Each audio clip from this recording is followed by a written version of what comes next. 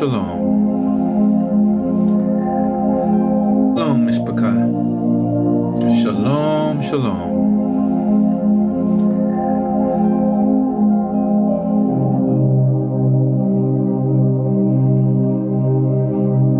We are going to be studying the true calendar. We are going to be studying the true calendar of the Creator. Your screen recorder's on. I hope you have some pen and paper. I hope you're ready with your fingers to screenshot things. I see my Aki Jeremy is already here. He's going to be my guest speaker. I'm cutting out. Oh yes, thank you. Let me put on my Wi-Fi. Give me a second. Let's let the Wi-Fi kick in. Thank you for that, Aki Quinton, as always. Without you guys, I would not know what I'm doing, I'm telling you. Shalom, shalom to all of you. So, we're going to be studying the true calendar. Some of you already know the true calendar. Some of you have never been introduced to the true calendar. And for those of you who don't know, even for those of us who do know, you're going to learn something as well today. We can always learn something new. So as I was saying, even though I was cutting off earlier, is that make sure, for those of you who have screen recorders, that your screen recorder is on. Those of you who are taking notes, make sure you have your pen and paper next to you, and make sure you have your fingers ready for screenshots. Our Aki Jeremy, and I believe Akodi Katrina, I don't know if she's available or not, to give us a presentation of their latest findings of the true calendar. This information is going out more and more. People are starting to research it for themselves. They're finding out the truth. Hallelujah. So let's wait for a few more people to come in, because I want everybody to hear this. We don't want to keep going back over the same information, even though that's going to happen here and there during our live cast. Oh, greetings from Macedonia. Philip Kalinsky. Nice to see you here, Ak. You're welcome to be here. And I want to welcome everyone else that is in here.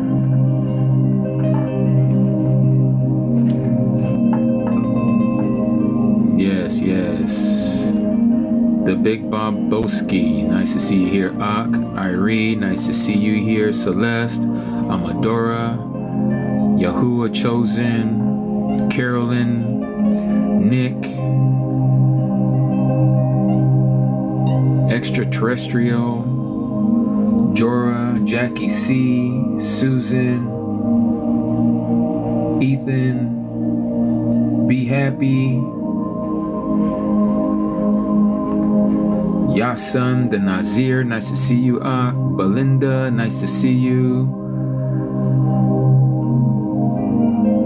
Let's see who else. Belinda, I think I sent you an email. I don't know if it was an email or if it was a private message. I can't remember. It might have been a private message about the calendar beads. Oh, speaking of, let me grab my calendar beads. Hold on one second, you all.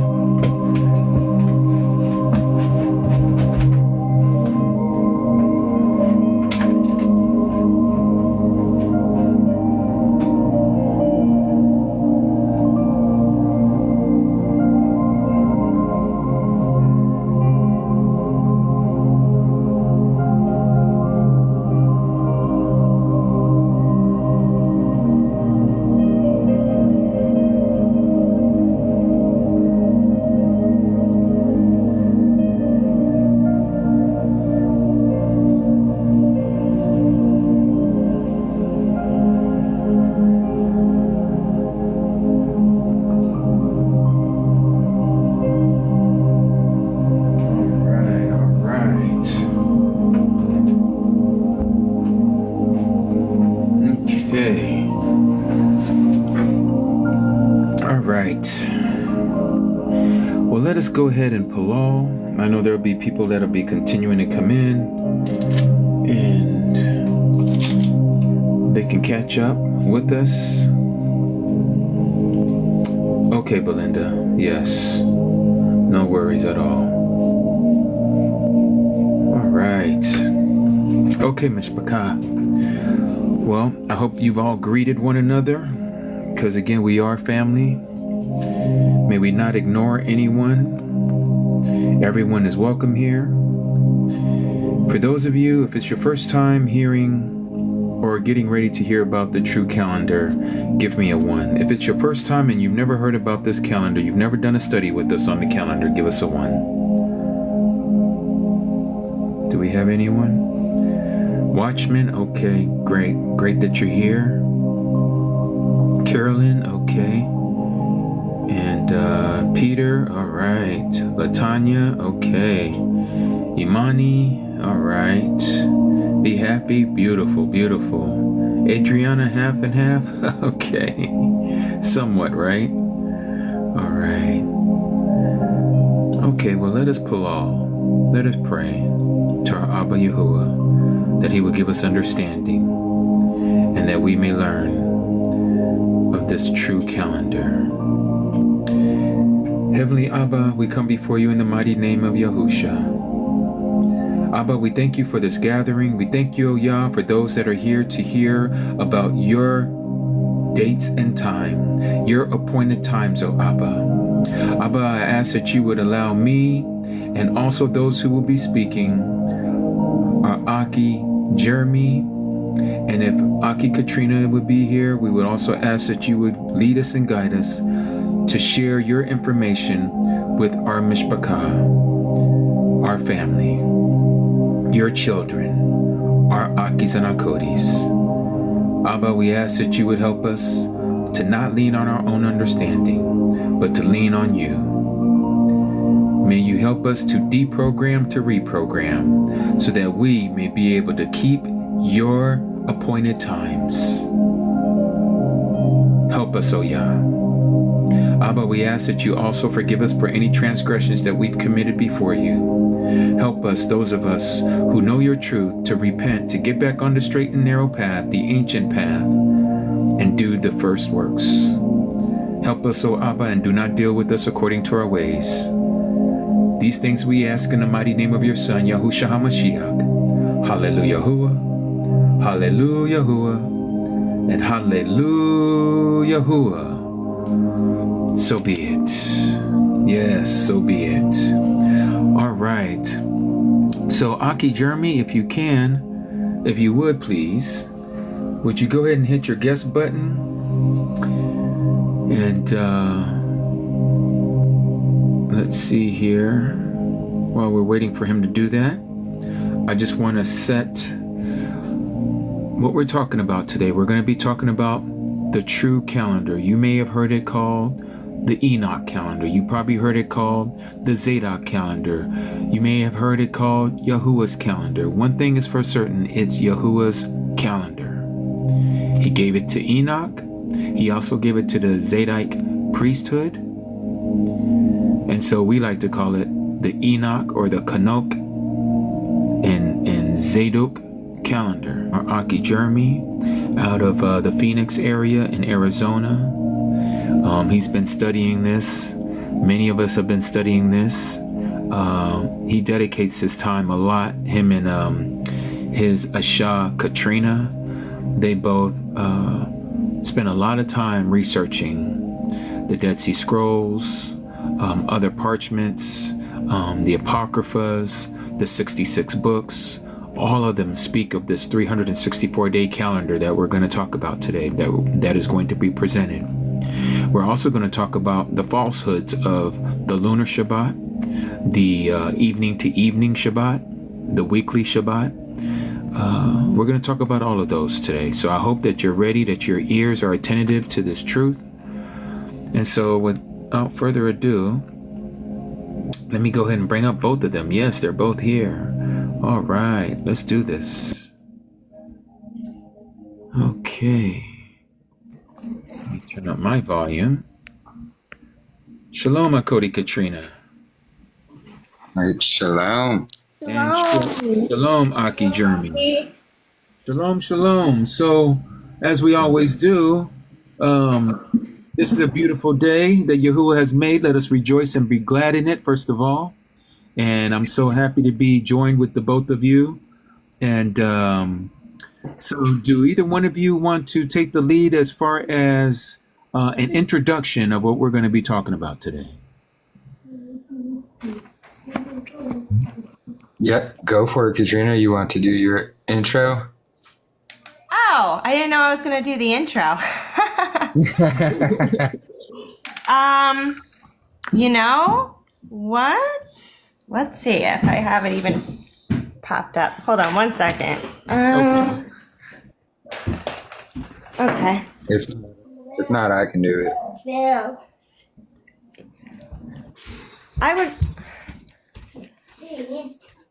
I'm so sorry. I don't have it written down, and if I leave this, it's all in my notes. Oh, I see. Okay. It's okay. Well, Jeremy, do you want to do you want to do it, Aki? Yeah, here. All right. Go ahead, Katrina. Were you going to say something? Oh, never mind. So, here, let me turn on my camera and I can show you here what we're looking at. All right.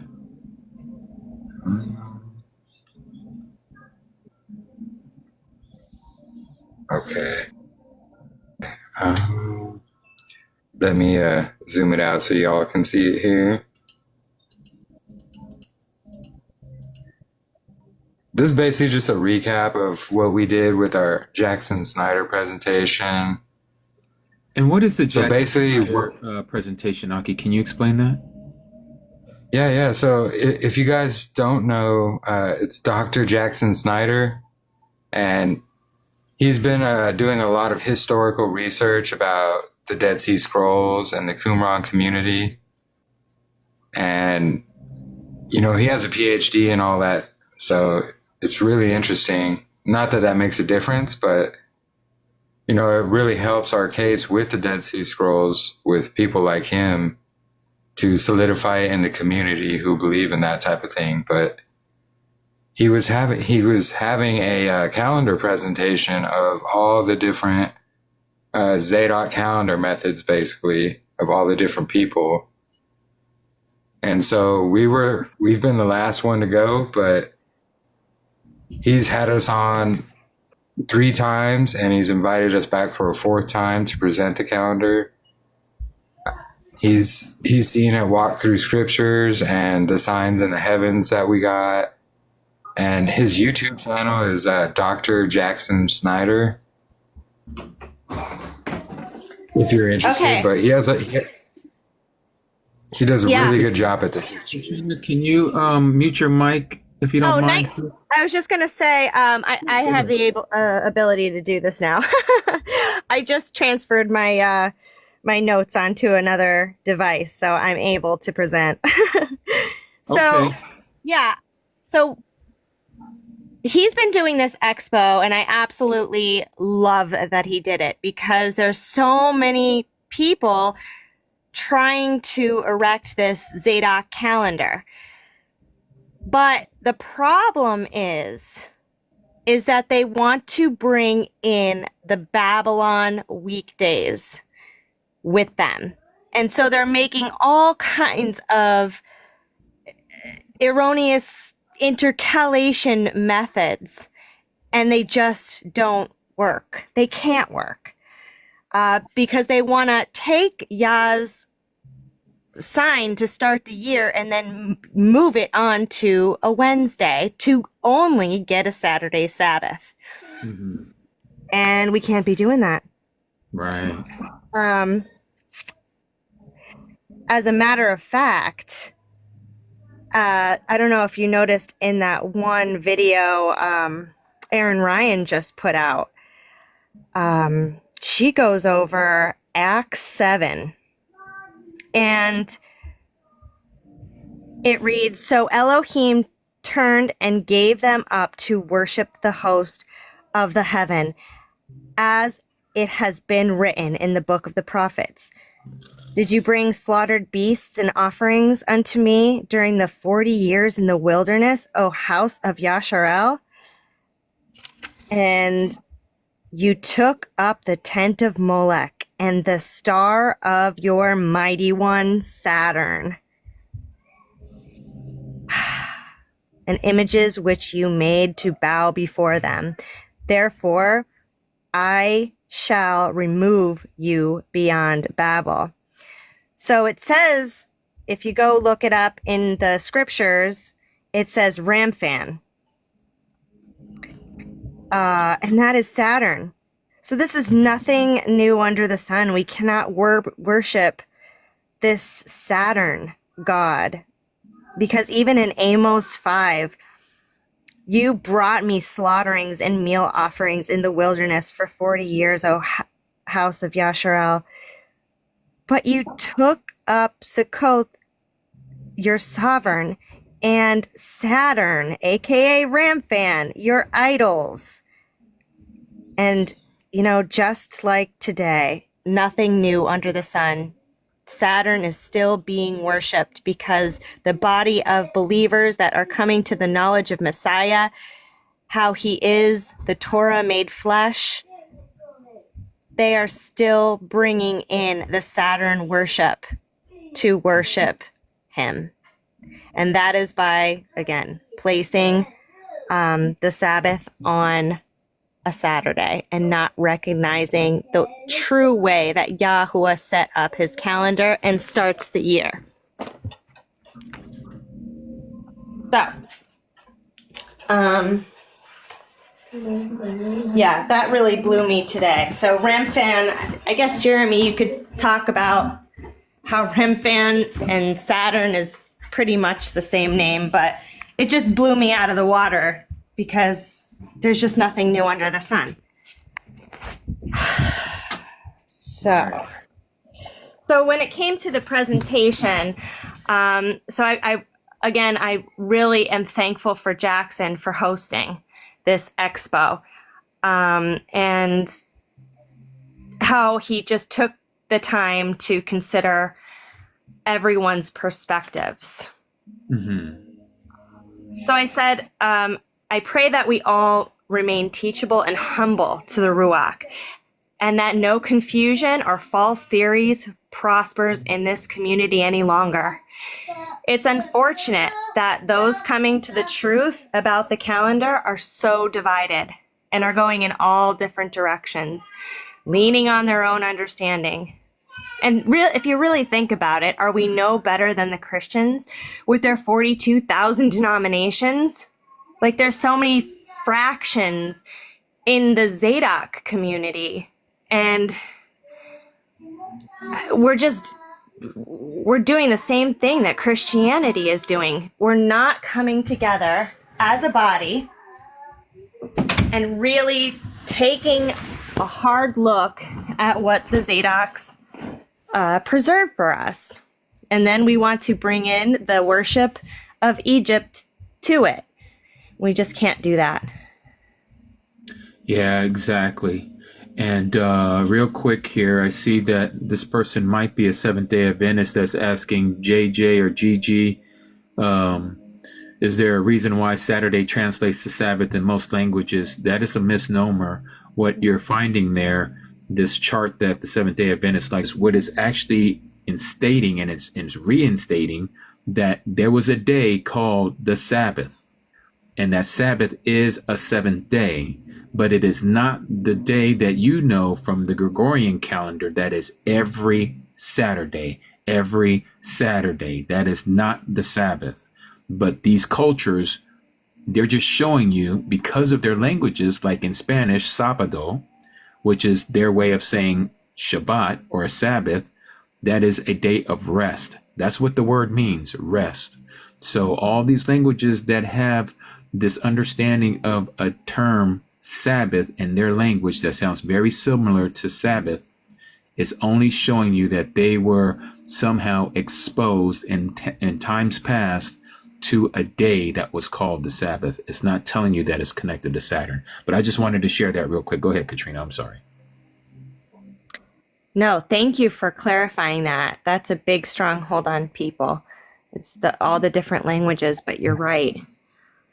So we And must. if I may add to that, Oh yeah. sorry, but if I may add to that, so that also stems from Roman, where they got their Saturn's Day, which they called Saturni or Dies Saturni, that started on the Roman calendar.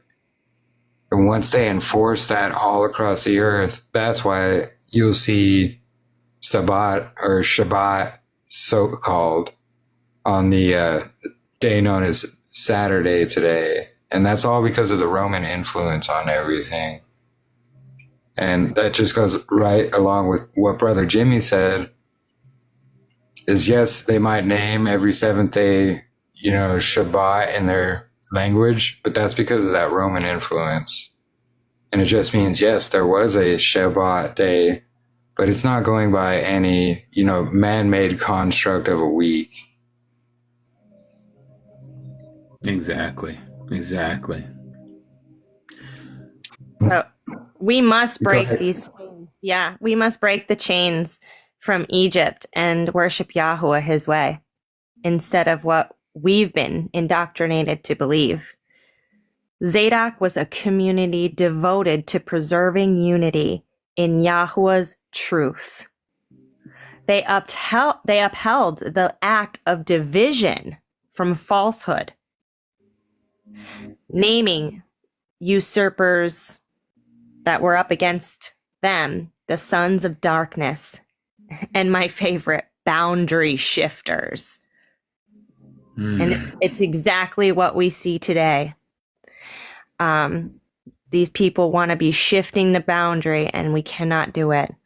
So the War Scroll talks about two opposing forces, the spirit of light and truth and the spirit of darkness and injustice. These two opposing forces will be at play until the end of time, when Yahweh will personally destroy all evil and those who align themselves with it. Our group has listened to all the presentations in the expo, and there's a lot that we can agree on. We understand, number one, that Zadok holds the authority on the calendar, as per Ezekiel 44. Jackson Snyder and Eddie Chumney does a phenomenal job with the history of exactly what happened to Zadok, and they also prove it through the canon of Scripture. So I highly recommend, if anyone is interested and they don't know about what happened to the Zadok community, please search for Eddie Chumney. How do you spell his last name? Eddie Chumney? Yep, CHUMNEY.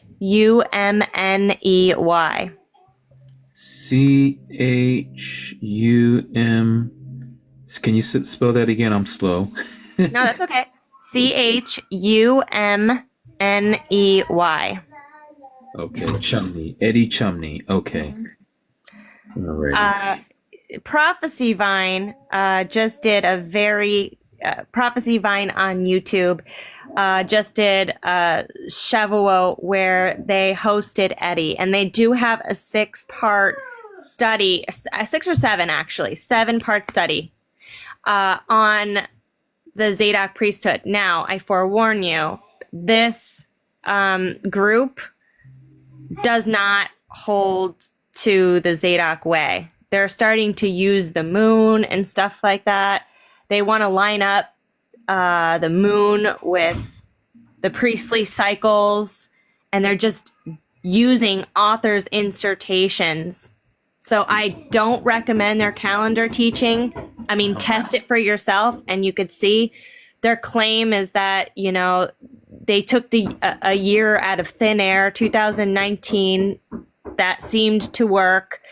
And they're saying that this priestly cycle is gonna line up 294 years after and before, but it actually doesn't when you do the work, when you find out. So, we've been they also hold to a Wednesday start, but they do have Eddie Chumney's presentation on their YouTube. So that part is worthwhile to check out, but their calendar falls short. And this is on YouTube, sis? Mm-hmm. Yep. A Prophecy Vine. Prophecy Vine. Okay. They just did a 7-part. Yeah, I could actually send you the link, and if anyone wants all those links, I could send it to you. Just private message me. I have them all saved. But that's a really it's a real foundational thing. You know, we kind of have to know exactly what happened. To be able to prove all things. Yeah. It's a really important aspect of the calendar. So we could also agree that Enoch and Jubilees are definitely scripture and are inspired. Right. And they give specific details on the calendar. Yeah.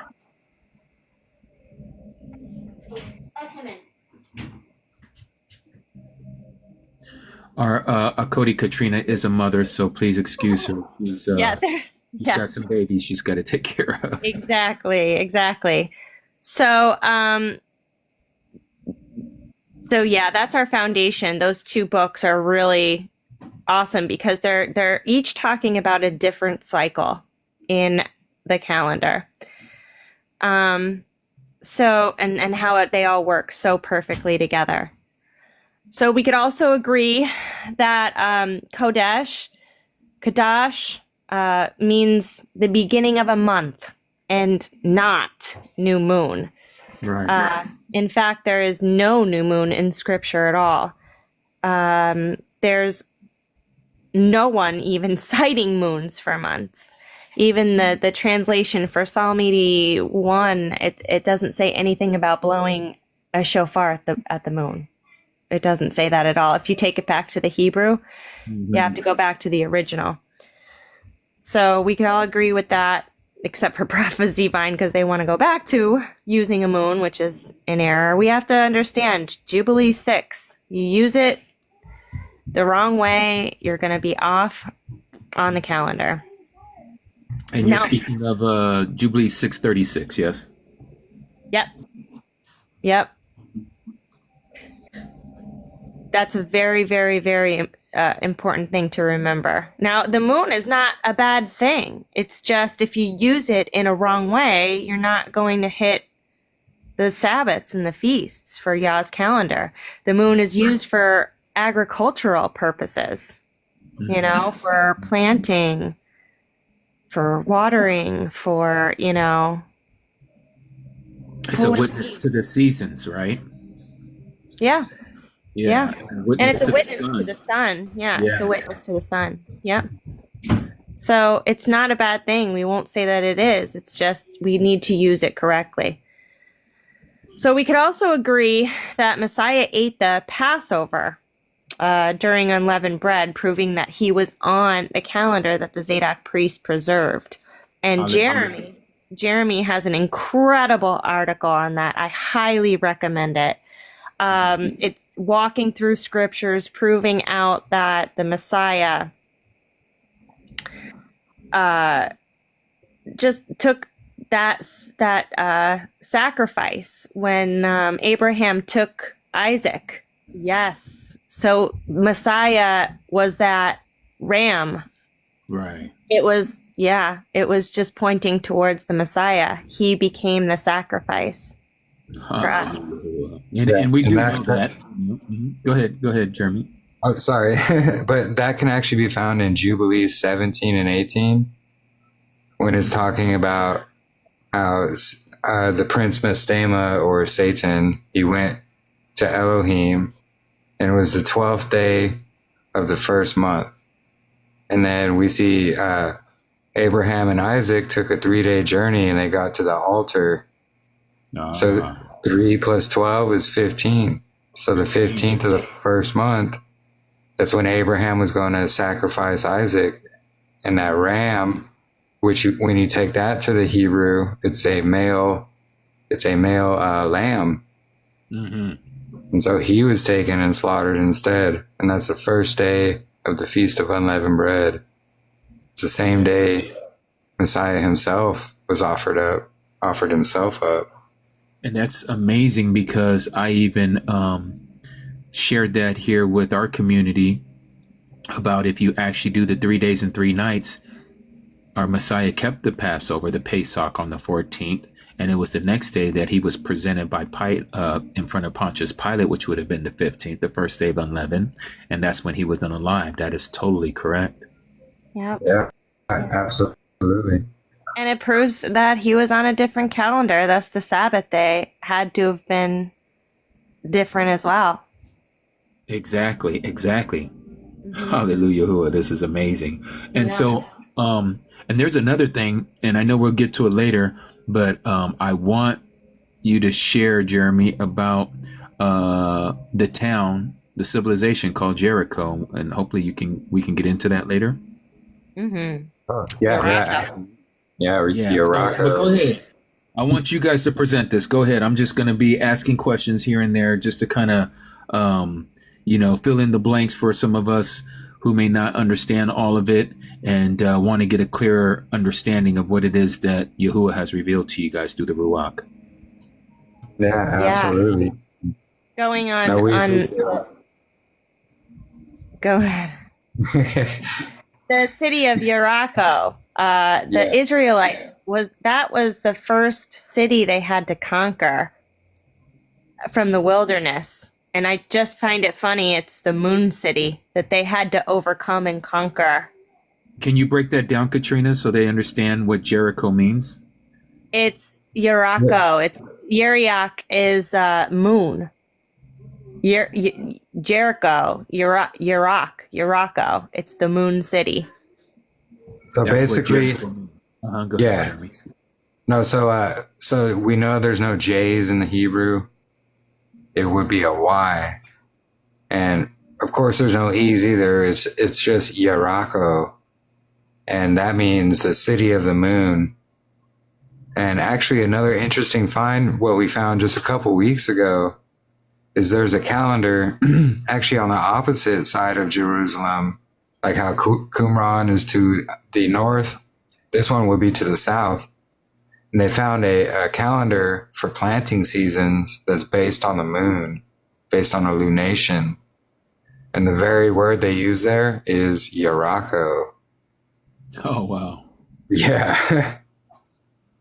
So not only was, the city of Jericho, it was one of the first cities to fall and go down because it was the city of the moon. And when you go and look at its outline, it was actually in the shape of a crescent moon. Do you happen to have because I remember you showing it to me. Do you happen to have it on hand? Here, let me see if I can find it here online.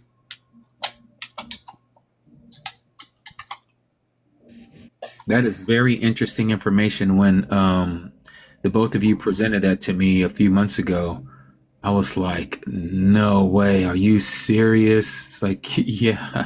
And you never think about it, but you're saying these words, in the Abrit, and you're like, okay, Jericho.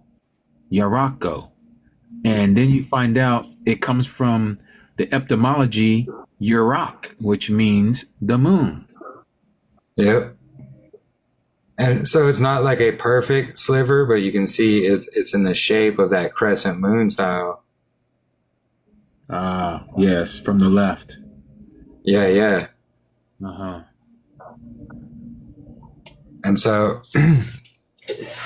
that was one of the Israel's first cities they had to conquer, and it was, taking down the moon. They had to conquer the moon.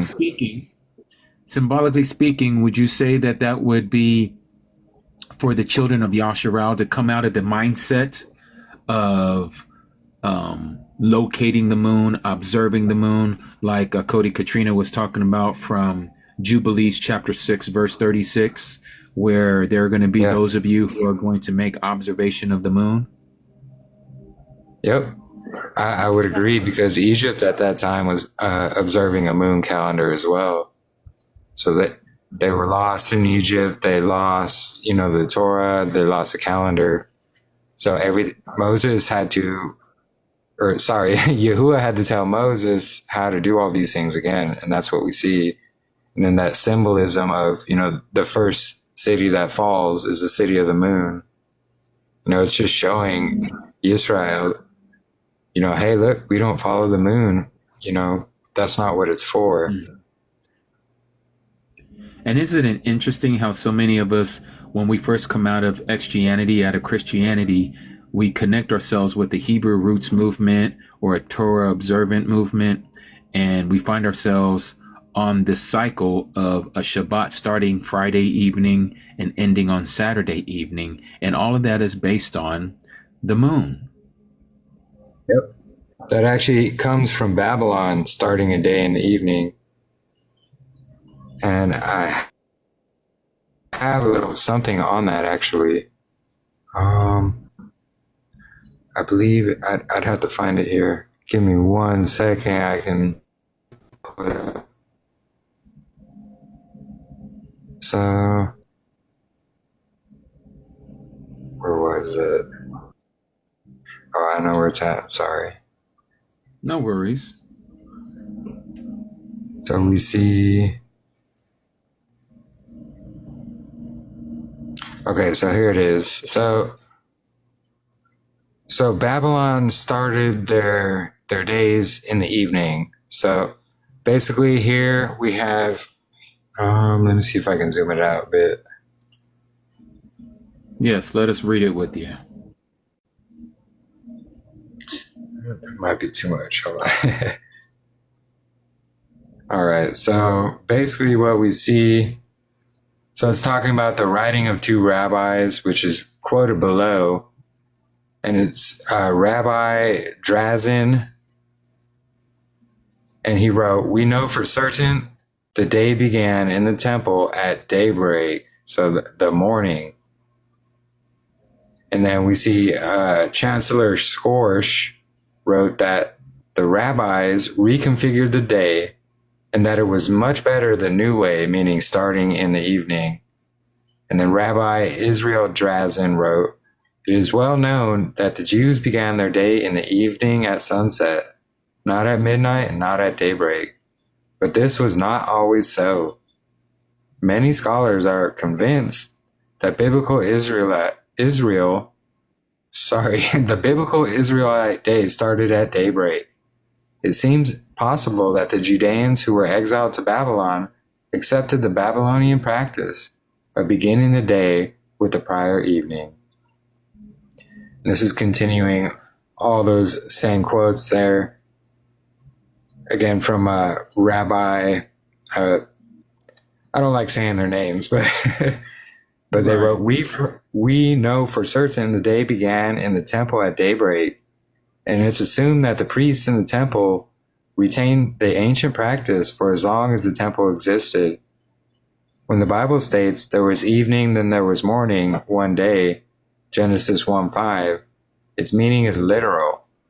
So Yahuwah completed what was stated earlier during the daylight period, and this was followed by evening, and when morning came, the day ended, one day. The Hebrew is Erev and Boker. The first means evening, and the second meaning morning, or the daybreak. So if I can show you real quick what we're kind of going over. Where is it? And this is my art, and I have all the scriptures here to support that. But let me get to the quick visual here. So in Genesis 1:3-5, we see Elohim said, "Let light come to be." So the light comes to be, which is the sun breaking the horizon there. Like when the bottom of it has broken the horizon and it's its full light. And then he saw the light that it was good, and Elohim separated the light from the darkness. And Elohim called the light day, and the darkness he called night. And there came to be the evening and the morning, the first day. So we'll see it begins when the light comes to be. Then we have the blendings, the darkness, and then the blending again. That's when it's going to end. And when the bottom of the sun has broken that horizon, that full light, that's when the day begins again. Mm-hmm. And so if you read through my article, right there in the second chapter, the Babylonian influence, I go through a lot, and I show how Babylon started their evenings during the day, and it's because they were following the moon. They also observed a floating Sabbath every seventh day after a sliver moon. So that's where the lunar Sabbatarian stuff comes from. Mm-hmm. But we see from Yahuwah, so basically in Genesis 1 through 5 is going to be before the counting of days begins, because we see that the counting of the days begins when the light comes to be, because that's going to be our standard for the rest of the 7-day week, is the light, and evening and morning, then the light, and so forth. But we see before the light coming to be, there was basically this time before the counting of days, or time before time, as you can see. And it's like flipping a light switch. So here's another visual. So we're seeing Genesis 1 through 2 is describing this basically division of time before time. And the light coming to be starts the counting of the days, and it continues on from there. So what we're going to see here in Jubilees chapter 2, verse 9, is Yahuwah, he appointed the sun to be a great sign for the days, Sabbaths, months, festivals, years, Sabbaths of years, Jubilees, and all the seasons of the years. So in that same chapter, Jubilees 2:21, we're going to see he created there a sign in accordance with which they should guard the Sabbath with us on the 7th day. And so this sign that they're talking about, he's already spoken of it in verse 9. It's the sun. That sign is going to be that spring equinox, the Tekufa, as it was called. And it's always going to be marking day 4 of the week. And this is the true menorah method. So if you can kind of see there, we see the fourth branch of the menorah. It's the longest, straightest branch. It's always going to mark day 4. So what it's doing right here is it's catching the sun rising on the day of the Tekufa, which is going to mark day 4 of the weeks, or the head of the months. And so this would be facing the sun, we would see that light shining, the glory of Yahuwah is shining in through the temple, and it's going to light up the Holy of Holies right here on the center on the Tekufa day, which is marking day 4 of the week, which fits the menorah perfectly.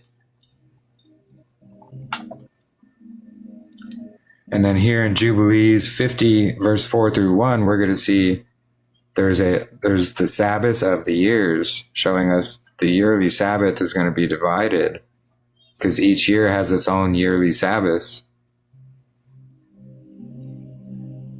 We're going to see the sun. Sorry, let me get that in view.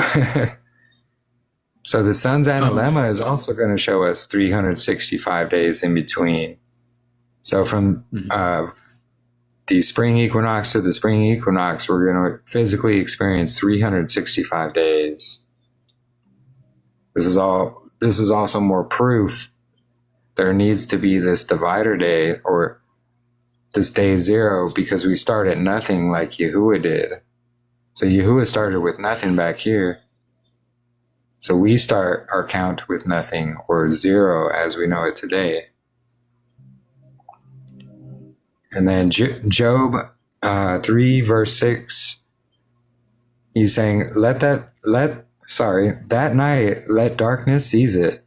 Let it not be included among the days of the year, and let it not come into the number of months.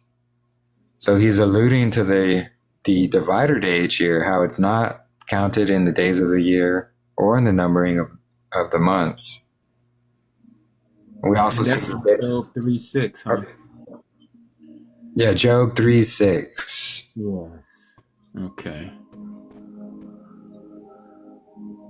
Let it not be included in the days of the year. Yep. Very clear. Yep. And So then that we would see be that. called the divider day, right? Yeah, exactly. Right. So basically, Job's day of birth was on this divider day. So he would be having a similar experience to, people who were born on the 29th of February today. Like, they don't have a birthday every year, quote unquote. Not that birthdays are important because we don't celebrate them. It's just an example that we use. And then, so we're seeing Genesis 5:23 through 24 is speaking about the days of Hanok. And it was 365 years. And that's showing us that yearly cycle of the sun, the 𝐤𝐄𝐄𝐄, the course of the sun over the year. That's always intrigued me there, Aki Jeremy, that Kanok or Enoch, the one who was given the calendar, his years on the earth was 365 days. I mean, what are the chances of that? There is no coincidences. So yeah, that's what he's showing us. He's showing us the cycle of the sun and actually the yearly count, because we start the 364-day count at 0, just like Yahuwah did. So a little bit of what Katrina was kind of showing earlier. So in the book of Jubilees, and we may have spoken about this earlier, but we're going to get into the wheel within the wheel, or the 2 cycles of the year that we see. And one of them is going to be the weekly creation count, which is 52 weeks of 7 days. That's going to equal 364. So Jubilees is going to describe this to us. And Enoch is actually going to describe to us the 364-day solar cycle of the sun, which is keeping track of the months, which is actually starting on day 4 of creation week. So this right here is actually going to keep creation week lined up on day 4 for the head of the months to begin as well. And it all flows together to keep everything in line. But what we see here basically, so Jubilees 127 is talking about, so right from Moshe, from the beginning of creation, which would be, day 0, and then the counting starts day 1, week of creation. And he's speaking about the divisions of the years from the time of creation. And so count it from the day of creation, and it's going to be all the days of the earth. So real quick, Jeremy, the division of the years, a dividing of the years, hence why the book is called Yobalim or Jubilees, the 50-year periods. Yep, precisely. And it's showing that the yearly cycle is divided as well, because the divisions of the years, showing that we can't have just this endless running 7-day cycle like people would like to do, because they are divided from the day of creation. And then here in Jubilees 6:30 through 33 is speaking about how the entire year, so in all the days of the command shall be 52 weeks of days, and these shall make the entire year complete, which is the 52 weeks of the 7 days. And then thus it's engraved and ordained on the tablets of the Shamayim. And there's no neglecting this command for a single year or from year to year. So we see year to year, and not once is adding 7 days to this count mentioned. And you should command the children of Israel that they shall observe the years according to this reckoning, 364 days. And this shall constitute a complete year. And they shall not disturb its time from its days and from its festivals, for all shall fall out in them according to their witness. And they shall not leave out any day or disturb any festival. But if they neglect and do not observe do not observe them according to his command, then they shall disturb all their seasons, and the year shall be dislodged from this order, and they shall neglect their laws. So basically what we're seeing here is just the straight up 52 weeks of 7 days every year from year to year. And he speaks about not neglecting this command, the specific command. Otherwise, the seasons and the festivals will all be disturbed and the years will be dislodged. So all the ones who add this, intercalary week, they're actually adding to his word because their foundation is a Gregorian Wednesday and a Gregorian Saturday versus the Tekufa that's marking day 4 from Yahuwah. So their understanding of reading the Dead Sea Scrolls, for those who don't understand what we're talking about here, is that it's mentioned in the Dead Sea Scrolls that the first day of the year starts on the 4th day of the week. Yeah. That is the day that the sun, moon, and the stars were created, as it says in Genesis chapter 1, verse 14. And what these people have done is that they understand that it says this in the Dead Sea Scrolls, that the first day of the year is on the 4th day of the week, but they're using it, like Jeremy is saying, they're using the Gregorian calendar, what we know as Wednesday, to be the first day of the year every single year, so that they will always have a Sabbath that will be on Saturday. And correct. It's wrong to do that, right? Because what's happening is they're not allowing the sun to be that sign, that when you see the sun being the sign, what we know as the spring equinox, the straight line shadow that happens twice a year, once in the spring and once in the fall. And what Jeremy is talking about here is in the spring, there's a straight line shadow, and that's going to happen, and that's going to mark the 4th day of creation every year on the spring equinox. That is the 4th day of creation of Yahuwah's week, not man's week, not Wednesday. And what these people Absolutely. Are doing, so let's say that the spring equinox happens on their Thursday. Well, they're going to wait all the way to the next Wednesday to start their first day of the year. Yep. And nowhere does it say that as instructions anywhere. And so now, like what Jeremy's saying, they wait a whole week to even begin their count. But go ahead, Jeremy. I just wanted to explain that to people. Yeah, no, thank you. And that's important to understand, because that's exactly what they do. Which, the Dead Sea Scrolls, they call them boundary shifters, which is exactly what they're doing. So they're shifting the boundaries. Exactly.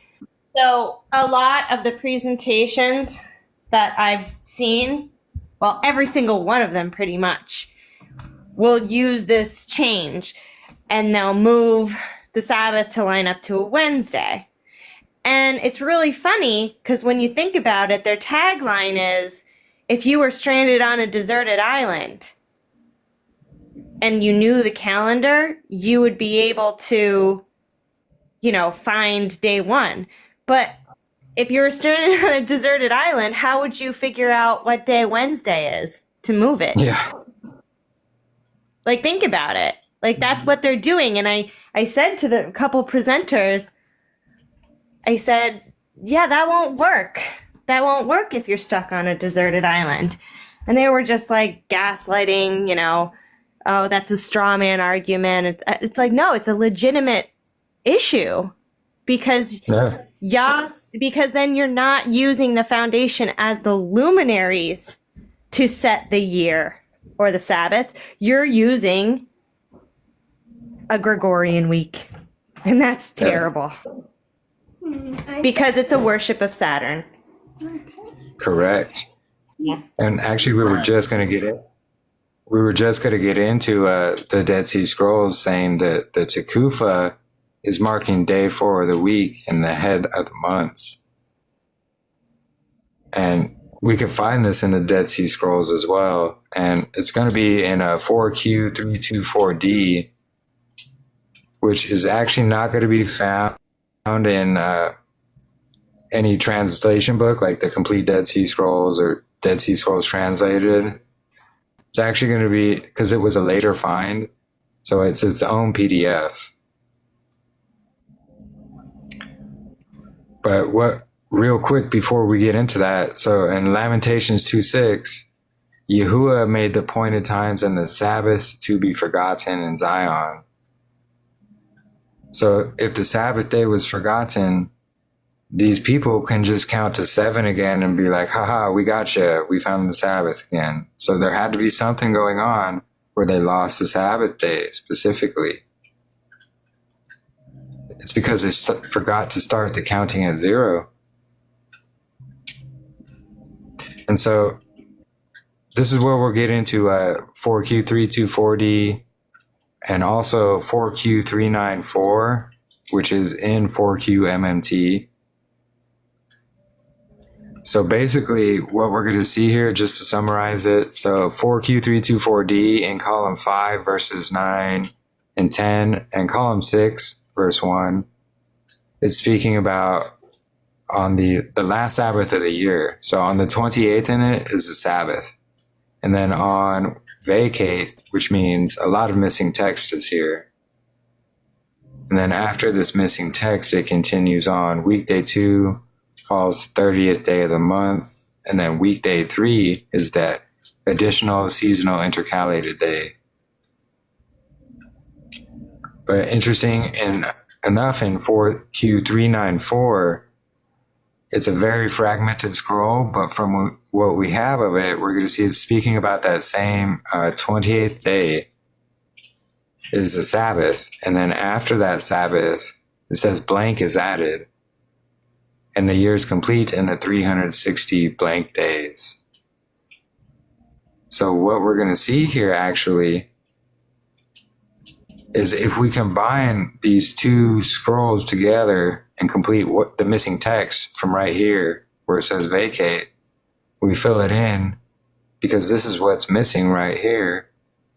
We're going to see on the 28th in it is the Sabbath.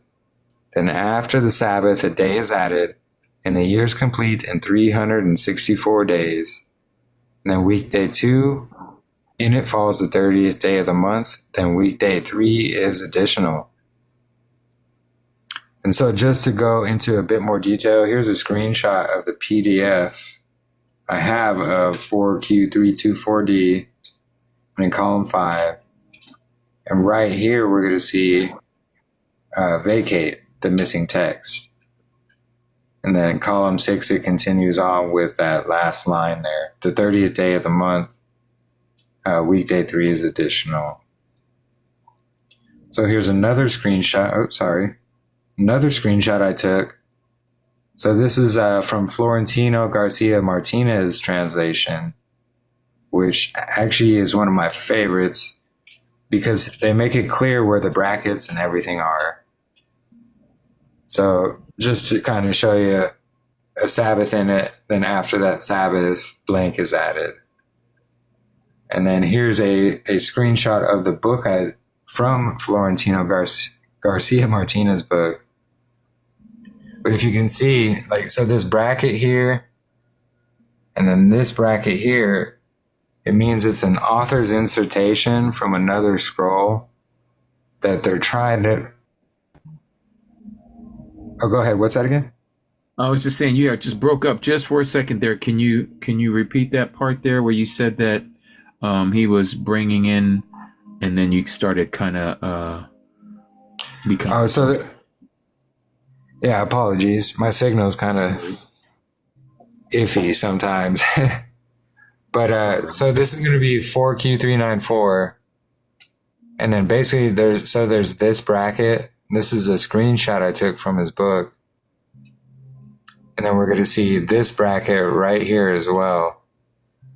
So everything in between that bracket, it's taken out of a different scroll that has nothing to do with this, but they inserted it in there to try to make it make sense. So if we remove these two brackets, this is actually what we're going to get up here. But we know this word Sabbath, so it's in brackets. But we see after that Sabbath is added. So what's it speaking about? That day is added after the Sabbath. Right. And it's found here in the Dead Sea Scrolls. And it actually took a lot to try and find this because what's his name? Can't think of his name. The complete Dead Sea Scrolls, 𤤄𤄅𤄄. He actually adds a whole lot into here to make it seem like, oh, well, it's talking about all these days, and then after that is added. Well, that's just not the case. And also with the complete Dead Sea Scrolls, he doesn't have the brackets in there. So he's not really clear on where his author's insertions are being made at. So a lot of people will read it and think that that's just what's in the scroll. That's not the case. What we're seeing is after that last Sabbath day of the year, like Jubilees is describing, this divider day is coming into play. And then the counting starts again. So we start at 0, and then day 1 week of creation is also day 1 of this weekly 364 day count for the year. And another. Oh, go ahead. Sorry. I was going to show so people understand real quick. Let me show them, and I'm going to bring you back up front here. Let me show them with the beaded calendar what 𝐤𝐄𝐄𝐄 is talking about, because some of you, like myself, you need to see it visually besides reading it in words. So on this calendar bead here, all the silver beads are a Shabbat, okay? And what our 𝐤𝐄𝐄𝐄 was talking about was the last month, the 12th month. There is no 13th month, as some of you probably heard. There is no 13th month. Again, there's only 12 months. You'll notice here that there's a black bead right after this last Sabbath of the year. This is the 28th day of the 12th month that Jeremy was just reading in the 324 Q document of the DSS of the Dead Sea Scrolls. The day that's added would be this black bead here on this particular calendar bead. So this day, even though it's added, we don't count it, and that makes the year complete with 364 days. Am I correct so far, Jeremy? Yeah, that's absolutely correct. Okay, and so then after that day, the reason why we can't separate it anywhere else in the week is because a week has to be completed with a Sabbath, and then you put this added day after the last Sabbath of the year, because now we're going into the creation week. This is the first day of the year. The first day of the week, second day of the week, the third day of the week, and just like clockwork, there would be the spring equinox, the fourth day of the week. That begins the year. Correct? Precisely. That's exactly it. Okay. So go ahead. And that's actually, it's going to keep creation week in line, because, we should be following our creator Yahuwah and starting our counts when he did, which was that day 1 week of creation. And then the created, which is the luminaries, that's going to bring in our monthly cycle, which is going to hold the feasts where they should be. And it's really beautiful once you get it, because I get it can be kind of difficult to understand the wheel within the wheel, or the 2 cycles. But hopefully I'll be able to explain more of that here as well. Yeah, and then so like Katrina was talking about earlier, how there's that group, they're going by moon phases of these priestly cycles, as they're called, that are found in the Dead Sea Scrolls. And one of the places that are found is, it's called 4Q320. And so they believe it's a moon phase because in the complete Dead Sea Scrolls, they insert new moon here, or sorry, full moon here. It's not the case. Full moon, no moon phases. The word 𝐤𝐄𝐄𝐄 does not even exist in any calendrical scrolls. So what they're doing is going by these authors' insertations who base their priestly cycles off moon phases because that's what they do in the Talmud. But that's not going to work with the Dead Sea Scrolls because they didn't go by the moon phases. It was a specific sign they were looking for, and it wasn't from the moon. So in 4Q320, it's talking about, because the first half is missing. So we don't know what's said there, but it continues on to say, to display itself from the east and shine in the center of the sky at the base of the vault from the evening to the morning. On the 4th day of the week, the sons of 𝐤𝐄𝐄 in the 1st month of the year. So if we think about it, this is why a lot of people, they'll try to insert moon because they're saying, oh, look, it's from the evening to the morning. Well, there's a couple problems with that is, one, the moon 10 days out of each month is going to be out during the day. So it's not always out from evening to morning. And two, the moon is not always going to be accurate, as Enoch specifies. It falls 10 days too short each year and even has its own course. So the moon cannot be bringing in the 4th day of the week. Right. But if we do read Enoch, we see there's going to be these 4 leaders of the heads of thousands of stars. So we're going to see here, Jubilees 12:16 is going to back up that. So let me just read it. It says, and in the 6th week in the 5th year, speaking about the Jubilees, so Abraham sat up throughout the night on the head of the 7th month to observe the stars from the evening to the morning, in order to see what would be the character of the year with regards to the rains. And he was alone and sat and observed. So we see even Abraham was looking at the stars at the head of the 7th month from the evening to the morning, which is the same language used here in 320. So we're seeing it's these stars, and specifically one of the leaders of the heads of thousands is talking about, that's shining in the center of the sky from the base of the vault or the horizon from the evening to the morning, which is going to mark the 4th day of the week. But we can also see, we can get a month, Aki. No, sorry about that. The only way we can get the understanding of a month, it has to be based on the sun and not the moon, correct? yeah, absolutely correct. So these are just those 4 leaders of the 1,000 described in Enoch chapter 82 that are going to head. They're basically the 4 seasonal intercalated days. So we're going to see that star showing on that seasonal intercalated day. Then it's going to bring in that head, that 4th day of the week, that head of the month, which actually happens 4 times a year. So each 4th month is going to be exactly like the 1st month. It's going to start on the 4th day of the week. And it's going to start off each season of the year as well.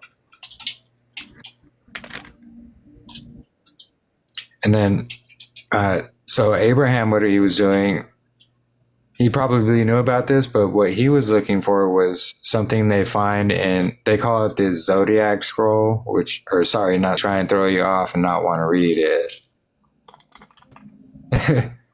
So it's called Astrological Physiognomies, which is 4Q186. But we're going to see what Abraham's doing is this very same method found in here is, the signs of the stars are going to determine, whether rain things like that are coming. So it's kind of, the Dead Sea Scrolls backing up Jubilees, and then Jubilees backing up the Dead Sea Scrolls right there. Mm-hmm. And then here's where we were going to get into Tekufa. So again, this is 4Q324D, and this is not going to be found in any specific translation because it's a later scroll find. But what we're going to see, so the beginning of the first month is on weekday 4, and then Tekufa is on this 4th day, marking the 4th day of the week. And the Tekufa, which we're going to get into, so these are going to be all the scrolls, all the verses in scriptures that we're seeing that are alluding to this Tekufa that happens. So Exodus 27:13. So the east side of the courtyard towards sunrise. Exodus 38:13. The east side towards the sunrise. Exodus 40:1-2. We see on the first day of the first month, you're to raise up the dwelling place of the tent of meeting. And 2 Chronicles, in the first year of his reign, in the first month, he opened the doors of the house of Yahuwah and repaired them. And the same thing, 2 Chronicles 29:17. So they began to set apart the first day of the first month, and on the 8th day of the month, they came to the porch of Yahuwah and set apart the house of Yahuwah in 8 days. And then on the 16th day of the first month, they had finished. So this is showing the significance between that 8-day period that happens between that last Sabbath of the year and the head of the year. And then, of course, 1 Samuel 25. And again, you're probably going to see in your translations, it'll say, tomorrow's the new moon. That's not the case. The word we see here is HaChodesh, and it's talking about the head of the months. So David went to Yehonathan and said, see, tomorrow's the head of the month, and out to sit with the sovereign to eat. We're going to get into why, because the heads of the months are also there are 4 Sabbath days ordained to Noah that are just like the weekly Sabbath day. But then he says of each season, correct? Yeah, correct. Mm-hmm. The 4 seasonal heads of months is what I've been calling them. Right. And would that be? Could you explain to them the word Tekufa as it pertains to that, Aki? Yeah, absolutely. So let me scroll down here. So Tekufa is actually found in our modern Bibles, and it's going to be Strong's Concordance H8622. And it's going to be meaning the circuit, cycle, a season, or revolution of the sun, or a course or a lapse of the sun. And so we're going to see in the Jewish encyclopedia itself, they define the 4 Tekufa that happen each year. So I won't say the Babylonian names, but the first Tekufa is going to be the vernal equinox. The second Tekufa is the summer solstice. The third Tekufa is the autumn equinox. And the 4th Tekufa is the winter solstice.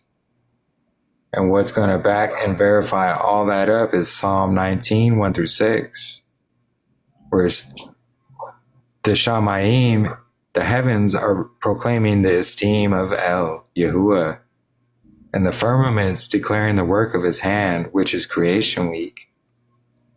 And then from day to day pours forth speech, and from night to night reveals knowledge, showing that a day and a night are separated, beginning in the morning. And there is no speech, and there are words. Their voice is not heard, speaking about the luminaries being the silent witnesses. And their line has gone out through all the earth, the Tekufa, that straight line shadow that all the earth can see, which marks day 4. And their words to the end of the world. And in him he put up a tent for the sun, And it's like a bridegroom coming out of his room, or the spring equinox, the Tekufa, marking day 4 of the week. And he rejoices like a strong man to run the path, the 364-day count. And it's rising from one end of the Shamayim, and its circuit to the other end, which is speaking about the solstices and equinoxes, the Tekufas.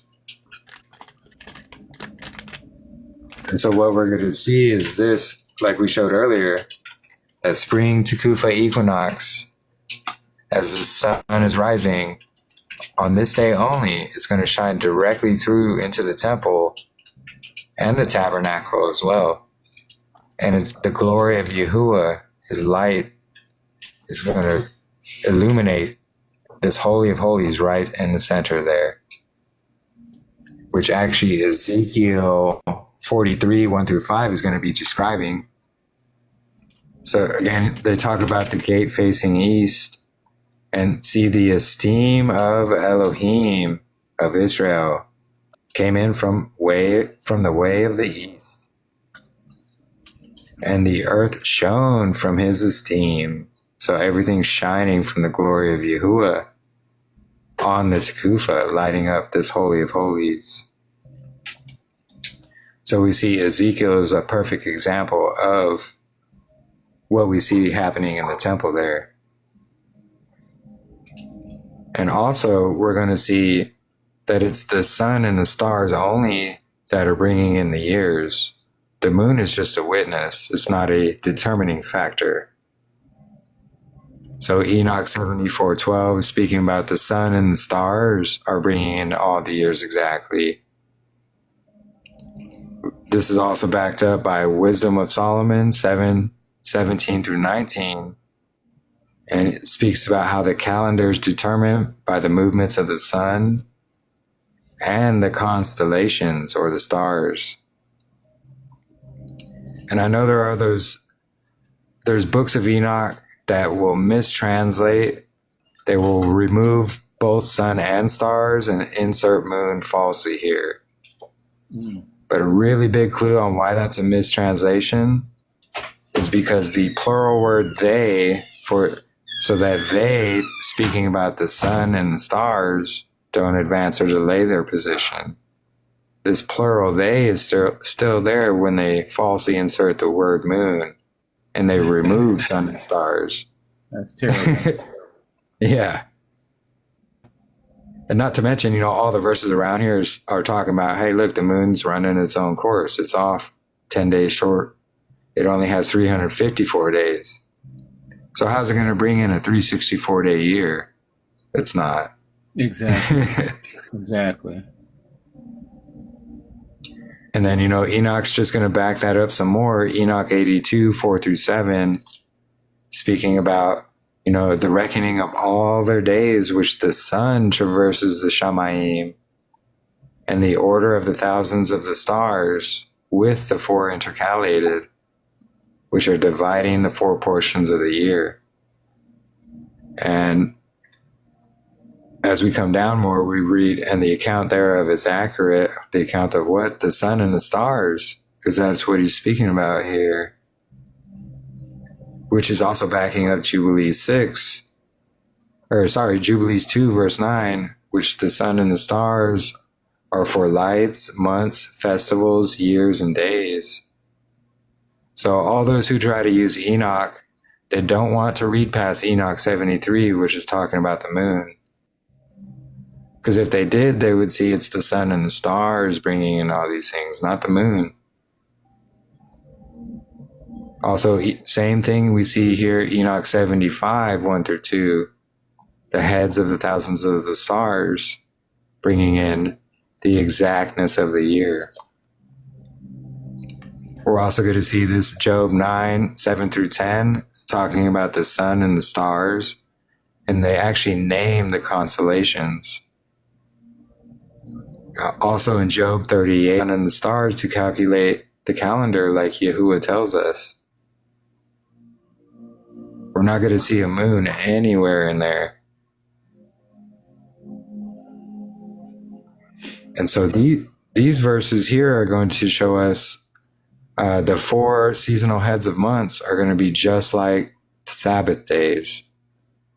And this is going to be actually, so the word HaChodesh, which is H2320, is going to be used 19 times specifically. And all of these 19 times, you'll see it's going to be mistranslated as new moon. And if you include Jubilees, it's the same word in Jubilees that they mistranslate to new moon as well. So we're going to see HaHodesh, which is meaning the heads of these 4 seasonal months. So starting in Ezekiel 46:1, it says, "Thus says the Adon Yahuwah, the gate of the inner courtyard facing east is shut 6 days of work, but on the Sabbath it is opened, and on the head of the months it is opened." So this is not new moon like you will probably see in all of your translations. It's speaking about these heads of the month. They mistranslated it as new moon to hide these 4 seasonal heads of months, which are the Noah days ordained by ordained by Noah and recorded as such by Yahuwah in Jubilees 6. Let me ask you, Aki, real quick on that. So are those right there in Ezekiel 46:1, is that only specifically speaking of the 4 heads of the month that begins those seasons, or is that the head of every month? No, so it's going to be these 4 seasonal heads of months. And we kind of did a little study about this, about the 19 occurrences of specifically HaHodesh, not just Hodesh, but HaHodesh. Uh-huh. And it's going to, pretty much all 19 of those verses are speaking about these 4 seasonal heads of months. Gotcha. And a lot of those verses are actually these same ones we saw up here. All these different ones right here. Ezekiel. Yeah, the Tekufas. And we noticed that, and it took us a bit to get it, but we see that they did it like that to hide these 4 seasonal heads of months, these Noah ordained days. Right. And it's that same word, HaHodesh. And we're going to see that same word in Jubilees. It's also mistranslated as new moon. That is, yeah. And so those are the ones spoken in Jubilees, what is it, chapter 2? It's I know it's Jubilees chapter 6. I believe it's in 6. chapter 2. Yeah, Okay. I know it's in chapter 5 as well. Okay. Yeah, because I remember those were all marked by the time of the flood with Noah. Yeah, precisely. Yeah.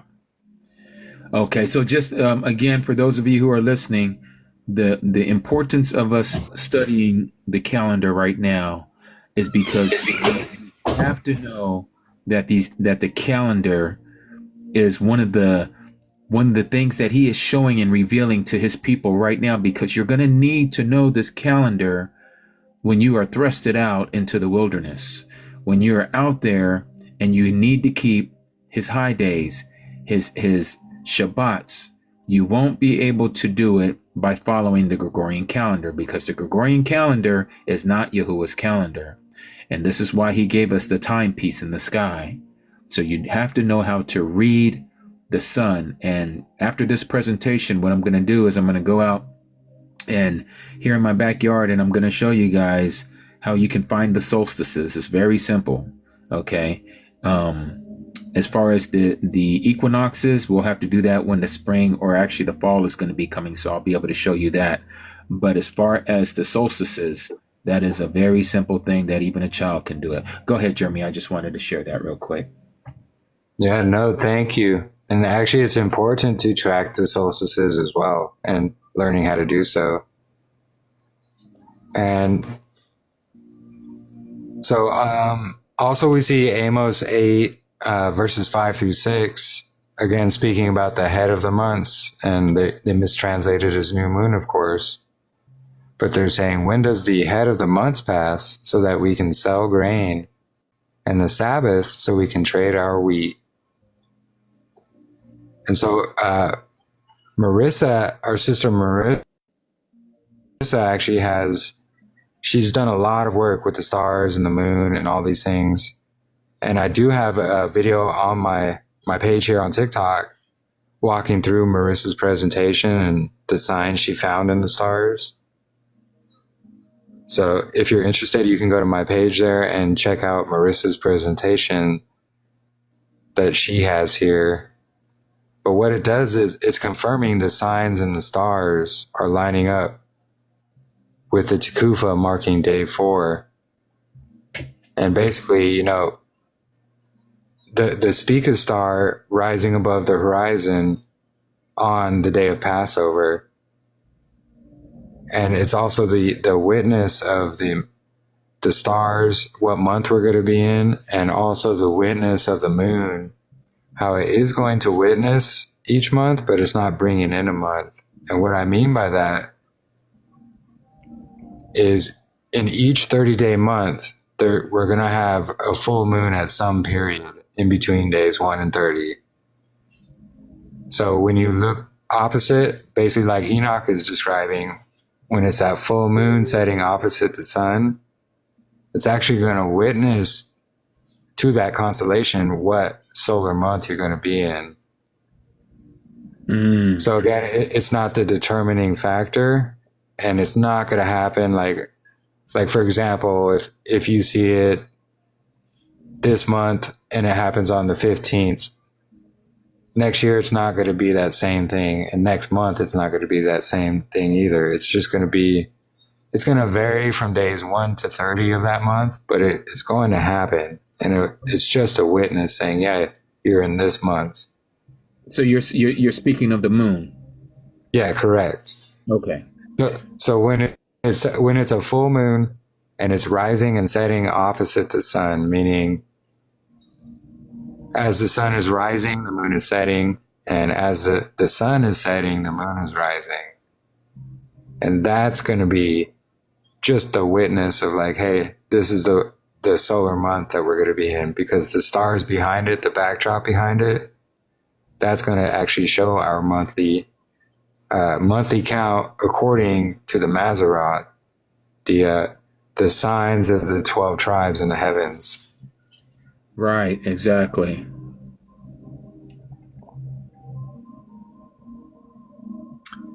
And so now we're going to get into Enoch and how he's describing that whole solar cycle of the year. And so what we're basically going to see is Enoch. So Jubilee is describing the 52 weeks of 7 days, that cycle. We're going to see Enoch describing the 12 months of 30 days plus the 4 seasonal intercalated days, which is also going to equal a 364-day count. And this is what Enoch is describing in his book. So we're going to see 2 different 364-day counts, or the wheel within the wheel. And it's going to give us this yearly overlap that we call it as well. It's the yearly overlap cycle of the weekly count and the monthly count. And each start on a different day of creation week. So our yearly divider day is before day 1 of creation week, as Genesis 1 through 2, Jubilees 1, and 4 Q3.94 have shown us. And then our monthly divider day, which is going to be this is a separate cycle. So this solar monthly count divider day is going to happen on the straight line shadow, or the Tekufa. So the yearly count of 364 of the monthly solar cycle starts at 0 as well on the 20th. On the 20th, we're talking about when it usually appears on the 20th of March? Correct. Okay. Correct, yes. So this is as they're looking towards the creation and not the creator. So they're using the creations count to try and fit the creator's counting on it, and it's really not going to work. But it is just, yeah. But it is justified because that's what Enoch is describing. And I know the two counts can be kind of confusing. And I've made a chart here. So let's see. So at the top here, we're going to have the Babylonian Gregorian date. And then we're going to have creation week's date, that count of 364. And then the monthly count of 364, which is really fascinating. So 315 or March 15th would be the 28th day of the 12th month, or day 364, the last Sabbath of the year on that 7th day. But in the monthly count, it's actually going to be our prophetic day 360, like we see Enoch speaking about, which occurs on the last Sabbath of the year. And then 316, March 16th, is going to be what Jubilees is describing, the Dead Sea Scrolls is describing our yearly divider day, or day 0, which in the solar cycle of the months is actually day 361. And then 317, which they mark as St. Paddy's Day, is actually going to be day 1 of 364 and day 1 of the week, creation week. And it's going to also be the 29th of month 12, just like we read in the scrolls there. So the count of the month picks back up after the divider day. Yeah, correct. Mm-hmm. It's because the creator cannot be broken up. The creation can. The creator cannot be. And then so 318, March 18th, day 2 of the week, and the 364, or the 30th of month 12, which is day 363 of that 364 count. And then we see that seasonal divider day, that 31st day of month 12, day 364 of the solar cycle, but day 3 of the week, and the creation 364 day count. And then March 20th, which is day 4 of creation week, also day 4 of the 364 count in this cycle, which is the Tekupa, the equinox, the head of the months. It's day 1 of month 1, but it's day 0 of this 364 count. Because we have to have these 2 divider days in each cycle for them to perfectly overlap. So the divider day we use for our year is just as specified through scriptures by us. So that bottom one, sorry to cut you off there, Aki. So that the bottom, the day 0 of day 1 of the 364 count, that's what I used to follow, not understanding that the first day of the head of the months, the middle count there on that row, is the actual count that we're supposed to be keeping, which is what he told Yasharal to keep a 364 day calendar count only. Correct? Correct. Yeah, absolutely. Okay.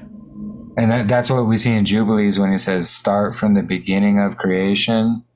Or it's because he's starting from day 1 of the week of creation. And then it goes on. And that's why it is justified that, we see some who are putting their day 0 here. And it's because they're not understanding this wheel within the wheel, or the 2 cycles. And when you put them together, that's actually how we get our prophetic 360-day year that, Enoch talks about, Daniel, Revelations. Right. The 12 months of 30 days exactly. And but I see that there is an issue if we're following the monthly count, because the monthly count, now you're going to be a day off as far as your Sabbath, your feast days, your appointed times are all going to be off by a day. Exactly. Exactly. And so so Enoch speaks about how when these 4 days are not reckoned in the reckoning of the year, it's that 360-day count. Uh-huh. It's because we have divider day would be 1, 2, 3, 4. So those 4 days are put here, and that's how we get the 360 prophetic year. But when they are reckoned in the reckoning of the year, this is what we get. So we get our 364 count. They're reckoned in the 4 divisions of the year of that solar cycle. Nice. And then the interesting thing, so like the darker blue is going to be the Sabbath days, and the lighter blue is the divider days. So we actually see between, day 7 and then day 4, it's going to be this Sabbath, divider day, regular day, divider day, Sabbath, which is a pattern in itself as well. Because that day 4 of the week is that seasonal head of months, which is one of the 4 ordained Noah days. And then we have the 1, 2, 3 days later is the weekly 7th-day Sabbath. So basically what we're going to see is this overlap. So this top bar here, as you can see, it's representing the 12 months of 30 days plus the 4 seasonal days, which is equaling 364. Same thing here with the weekly count. So the 52 weeks of 7 days is also equaling 364. Mm-hmm. But they overlap like bricks in a wall. So when the reason bricks in a wall are overlapped like that or overlaid, staggered, is because it actually provides a strength and rigidity versus, stacking them up like that, it'll easily fall over. Mm-hmm. But we can see they're equal. They're both 364 days. But like a hem in a garment, basically, you fold it over and you hem it up and it gives it that strength. That's what we're seeing right here with that overlap too. And it's also providing 2 witnesses for the entire yearly cycle of both counts. And then that third wheel, the wheel within the wheel within the wheel, that's where we get our prophetic 360-day year. And it really lines up beautifully throughout Enoch, Jubilees, Dead Sea Scrolls, all the scriptures, truly. Mm-hmm.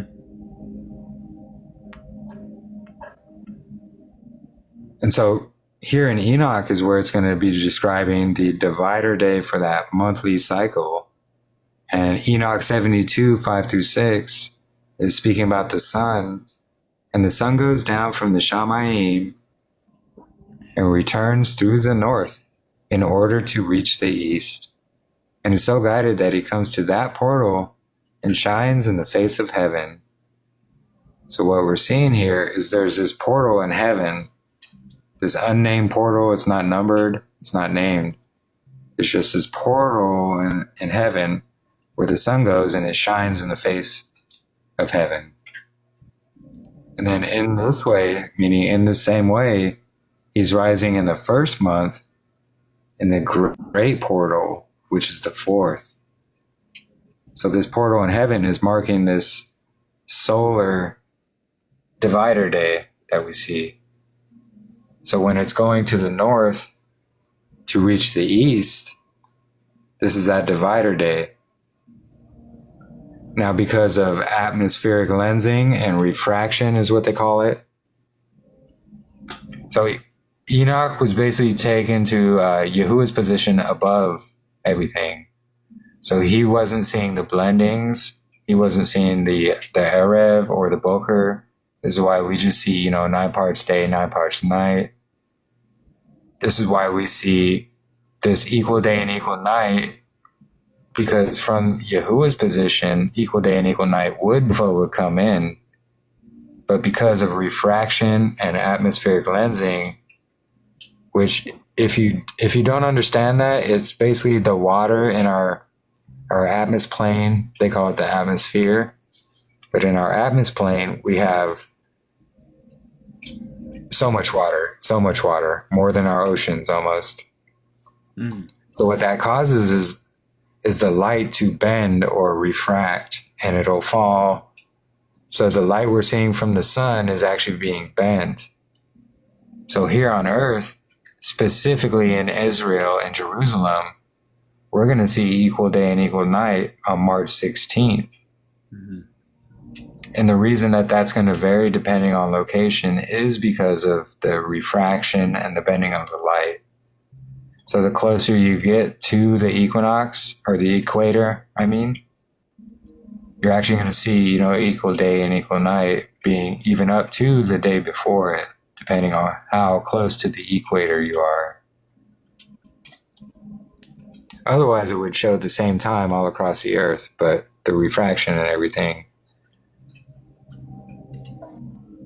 And then that's basically here what Enoch 72:32 is speaking of, is the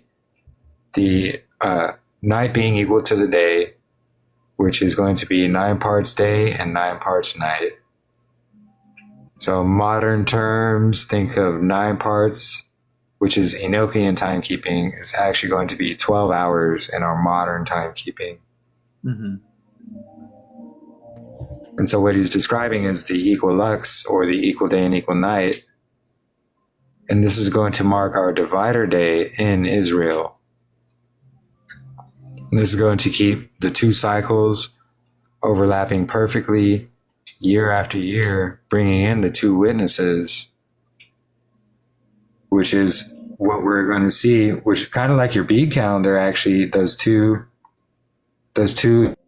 strings could represent these 2 pillars of the temple, which is Yakin and Boaz. Yakin means he shall establish. So he established in the beginning, Genesis 1:1-2, he established the heavens and the earth, although they were formless and void. And then these 2 pillars of the temple, they're going to be keeping in line days 1, 2, and 3 of creation week, because day 4 is going to be that Tekufa, that equinox, the straight line that we're seeing, and it means in its strength, Boaz. So what's in its strength? It's the glory of Yahuwah shining in the temple, the tabernacle, lighting up the Holy of Holies on the Tekufa, which is marking day 4 of the week. And I think it's so amazing how this just all works out beautifully through scriptures, through the Dead Sea Scrolls, through everything. Because here we see again in Genesis, creation week, it's our standard to start each year. Our counting starts at 0. This is why we experience a 365-day solar cycle, but we only do a 364-day count because we start at 0. That's how we have the perfect 52 weeks of 7 days that fit in to this 365-day count. But it's not a 365-day count because, if you 0 plus 364 is 364. So that 0 is not adding to the years. It's not adding anything. We experience it. We live it. It's just not counted among the days or the years or the months, just like Job himself had alluded to.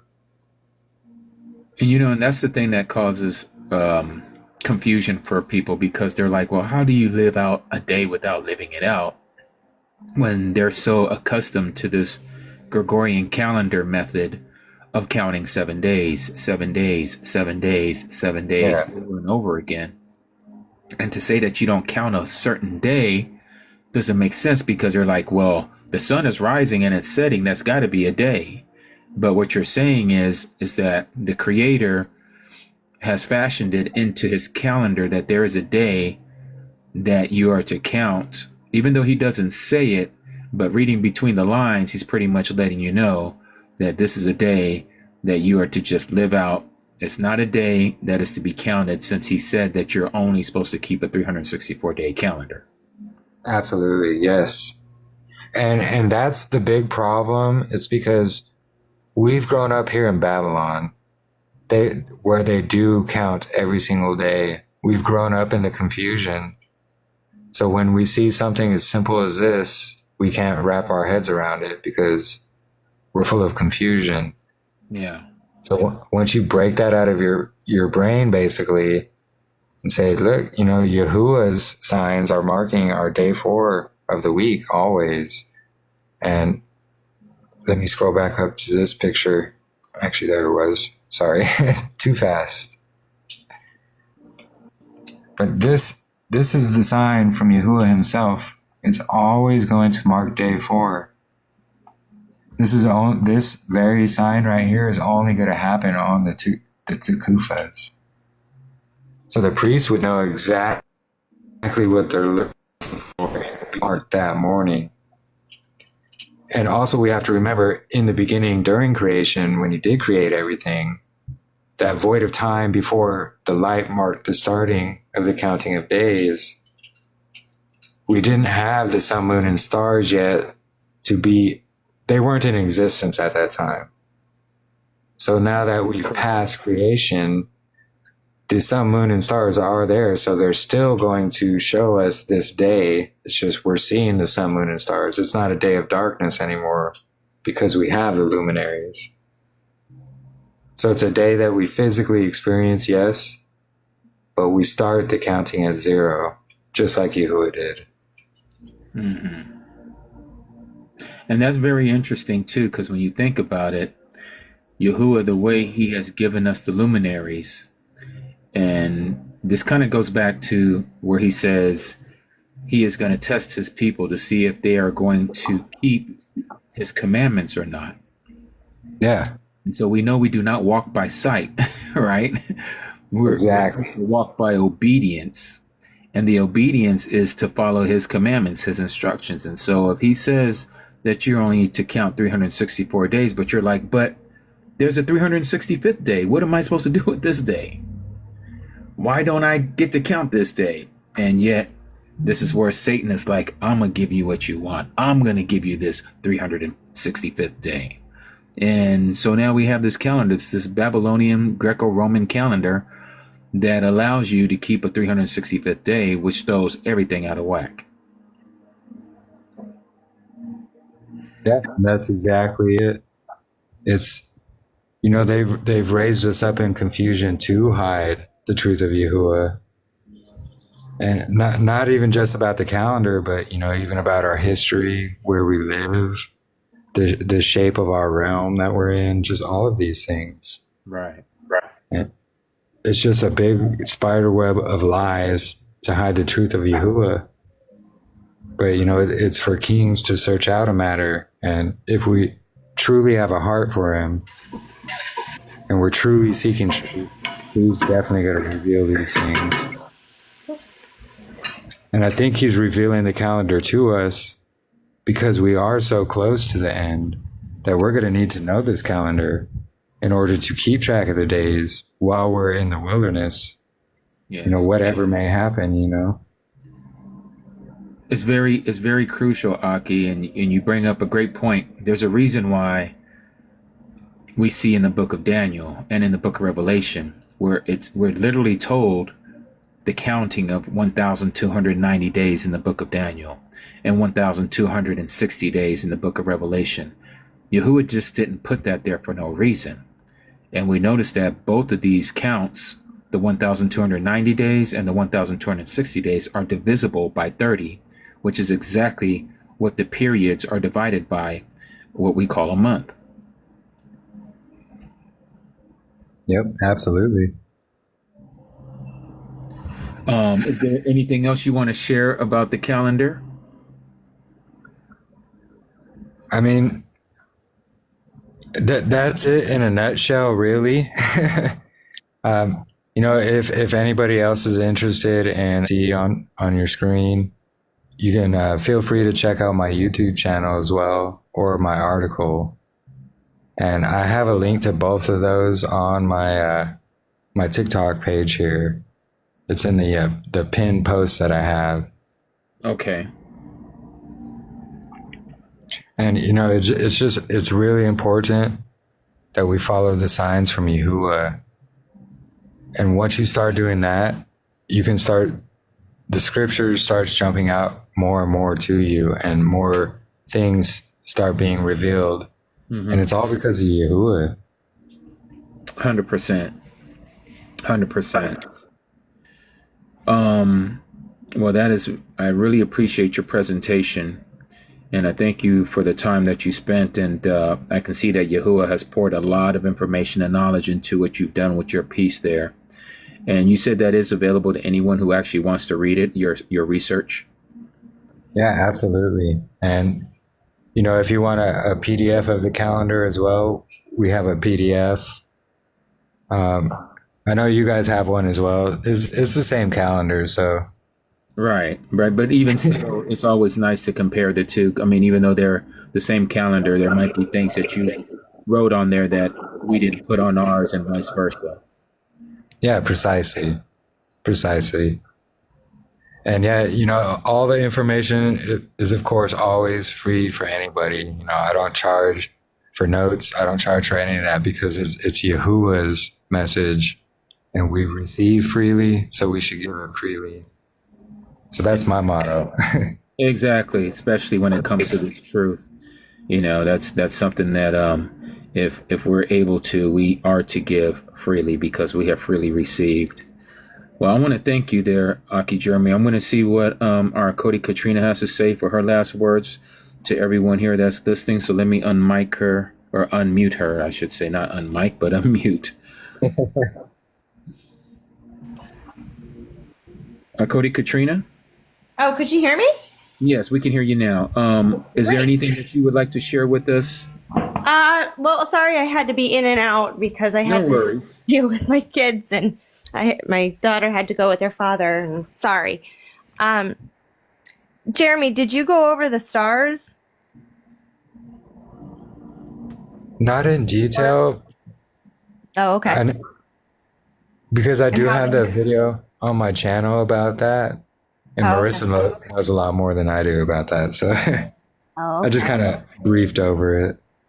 Yeah, that is just a wonderful confirmation to the calendar.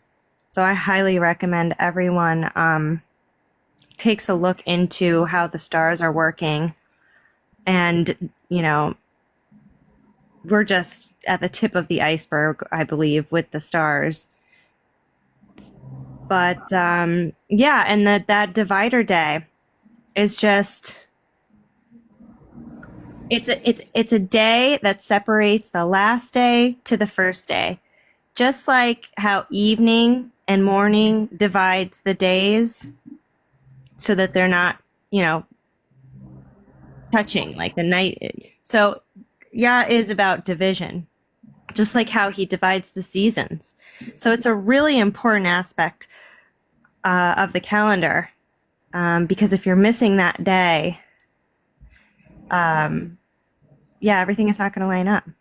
So, and revelations about this just keep coming every single day. So please, you know, follow, because I'm going to be making sure that I share everything that our group is coming to. So thank you, Jimmy, for hosting and having us. This is an amazing time that we are living in. It's just incredible what the Ruach is doing now. It truly is, because, you know, for those of us who have eyes to see and ears to hear, and we know it is given by Yahuwah, that he's given us eyes to see, to get the comprehension and the understanding. And I would like to tell some of you, if you don't get it right away, I didn't get it right away either when I first started studying the calendar, because again, we have to deprogram and reprogram our mind, because we're so stuck in this Babylonian concept. And what has been presented today is truly from Yahuwah.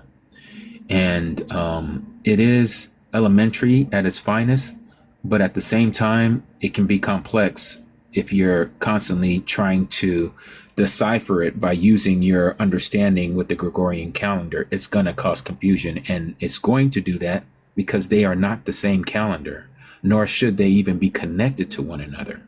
So what Katrina and Jeremy has shared with us, and what Yahuwah has revealed, they're getting the understanding. I'm getting the understanding. There's others that are seeing this. So we know this is a move of the Ruach. This is not one person's interpretation. This is given to us by the Ruach HaKodesh in this last time, so that we can have this set apart calendar. It's a calendar that's truly set apart. It's like nothing else out there. It's not your lunar Sabbath. It's not your evening to evening day Sabbath, where every Saturday is your Sabbath. It's totally contrary to all of those things. So I want to thank both of you for sharing your hard research and work and your dedication to learning about the true calendar and sharing it with us.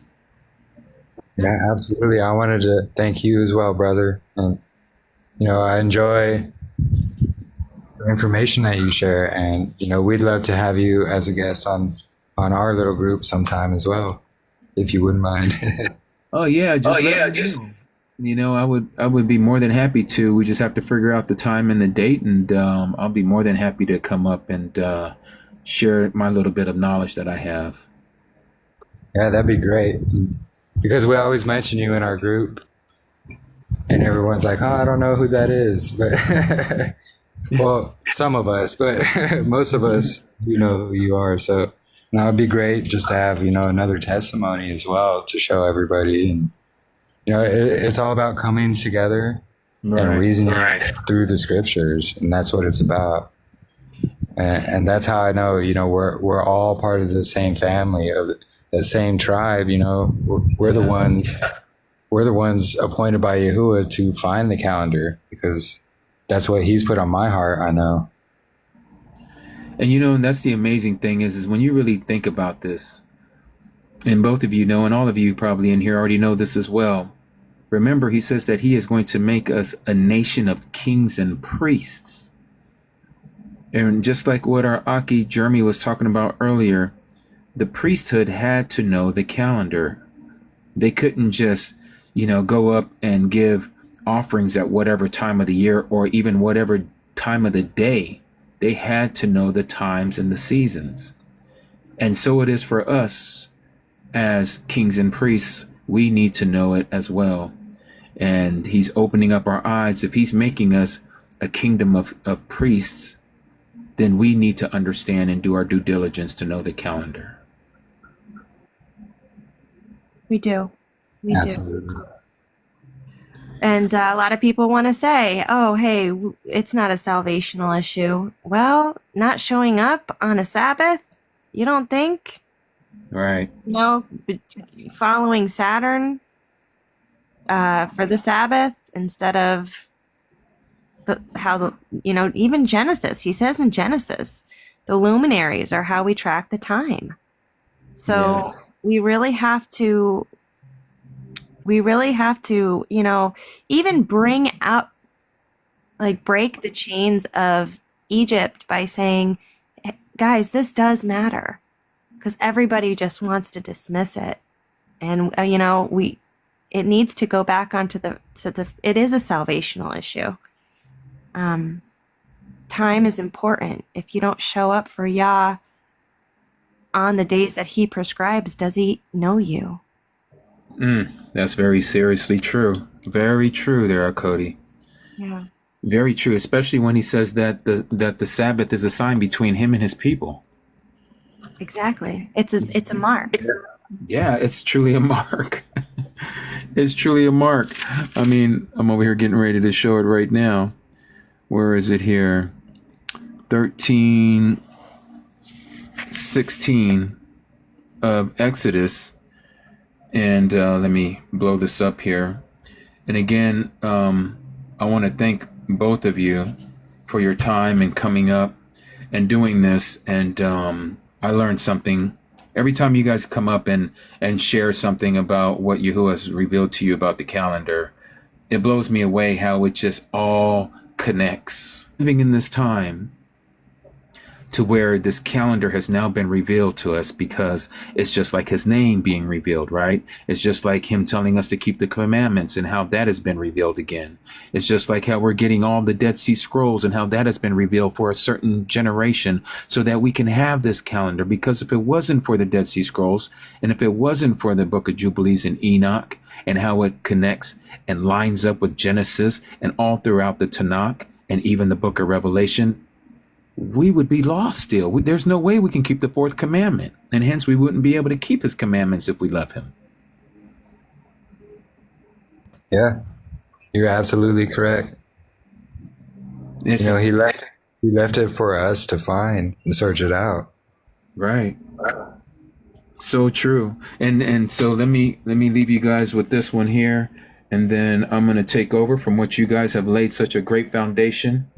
And I want to be able to show a little bit of how to keep the solstices, or to know how to find the solstices. So we're going to do a little thing in my backyard here in a second. But here it says in Exodus chapter 13, verse 16, "And it shall be a sign on your hand and as frontlets between your eyes, for by strength of the hand of Yahuwah brought us out of Mitzrayim, out of Egypt."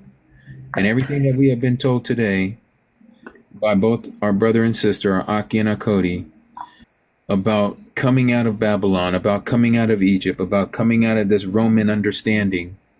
And you do see those Jewish people over there, and they have these black boxes on their forehead, and they got the strap on their right arm. That's not what we're talking about here. This is where they get that information from, why they put that box on their forehead. They're trying to take it literal when it's all spiritual. He's telling us to have this embedded in us. It should be in your mind to know his calendar. You should know it as you are with your hand. You should know these things. It shall be bound on you. And so we got to know this calendar, Mishpachah. We got to know this, family. Yeah, they're all about the physical. They have to show the physical, just like with the long tassels and stuff like that. But yeah, it's supposed to be internal. The change is supposed to come from within. And that's why they have to put on such a show. It's because they don't have it. Yeah. Because they're not the true Yeah. They're not Yehuda. the true ones. Yeah, they're not. It's those of us who are obeying and knowing the Messiah. We are the true, Mishpachah. We are the true Talmudim. And there is no way that Yahuwah is going to reveal this to a people that are not looking at it internally. We got to have that circumcised heart, right? I mean, that's what he says, that he's going to give us a clean heart, a circumcised heart. And we know that circumcised heart is not physical. It's not fleshy. It's spiritual. It's internal, like you say. Mm-hmm. Yeah. Yeah, truly. Well, we cannot wait for your solstice. Yeah. I want to learn that one. When are you tracking this? Well, so I'm going to do this right now just to show how it's done, but we should start tracking it, all of us, wherever you live right now, because we are how many days out right now from the summer solstice? 4 days? 4 days, 5 days? Now we know that the NASA, they usually like to say it happens on June 22nd, but I've noticed by keeping it throughout the years that what they call the summer solstice, or even all the takufas, is what we know it to be, the turning of the seasons. They don't line up with what NASA says it is, and they'll say, "Oh, today on Friday," because supposed to be on Friday this year. At least that's what I've been hearing on the news. And like here where I live, I think it happens at, they have this specific time, like 7 something in the morning or whatever. But they're using a different location for it, an international dateline, to say this is when it reaches the Tropic of Cancer, which is the highest point that the sun is farthest north. So the way I remember it is you have these, and those of you who understand the so-called globe model, even though we know that the earth is not a globe. So let me make these lines here real quick. Okay, so Let me do this. So we have this one, and we have this one, and then we have this one. So one is, and I'm just going to put TOC. I guess I have to do more than TOC. I'm going to have to put Cancer on this one because they would both be TOC. So you have the Tropic of Cancer. Then you have the equator. Okay, I'm just going to put EQ. And then you have the Tropic of Capricorn, as they like to call it. Okay, so I'm just going to put it like that. Now, here's the equator. We know this as the equinox. It's spiritual. It's internal, like you say. Mm-hmm. Yeah. Yeah. Truly. Well, we cannot wait for your, well, when are you tracking this? Well, so I'm going to do this right now just to show how it's done, but we should start tracking it, all of us, wherever you live right now, because we are what, how many days out right now from the summer solstice? 4 days? 4 days, 5 days? Now we know that the NASA, they usually like to say it happens on June 22nd, but I've noticed by keeping it throughout the years that what they call the summer solstice, or even all the takufas, is what we know it to be, the turning of the seasons. They don't line up with what NASA says it is, and they'll say, "Oh, today on Friday," because like supposed to be on Friday this year. At least that's what I've been hearing on the news. And like here where I live, I think it happens at, they have this specific time, like 7 something in the morning or whatever. But they're using a different location for it, an international dateline, to say this is when it reaches the Tropic of Cancer, which is the highest point that the sun is farthest north. So the way I remember it is you have these, and those of you who understand the so-called globe model, even though we know that the earth is not a globe. So let me make these lines here real quick. Okay, so let me do this. So we have this one, and we have this one, and then we have this one. So one is, and I'm just going to put TOC. I guess I have to do more than TOC. I'm going to have to put Cancer on this one because they would both be TOC. So you have the Tropic of Cancer. Then you have the equator. Okay, I'm just going to put EQ. And then you have the Tropic of Capricorn, as they like to call it. Okay, so I'm just going to put it like that. Now, here's the equator. We know this as the equinox.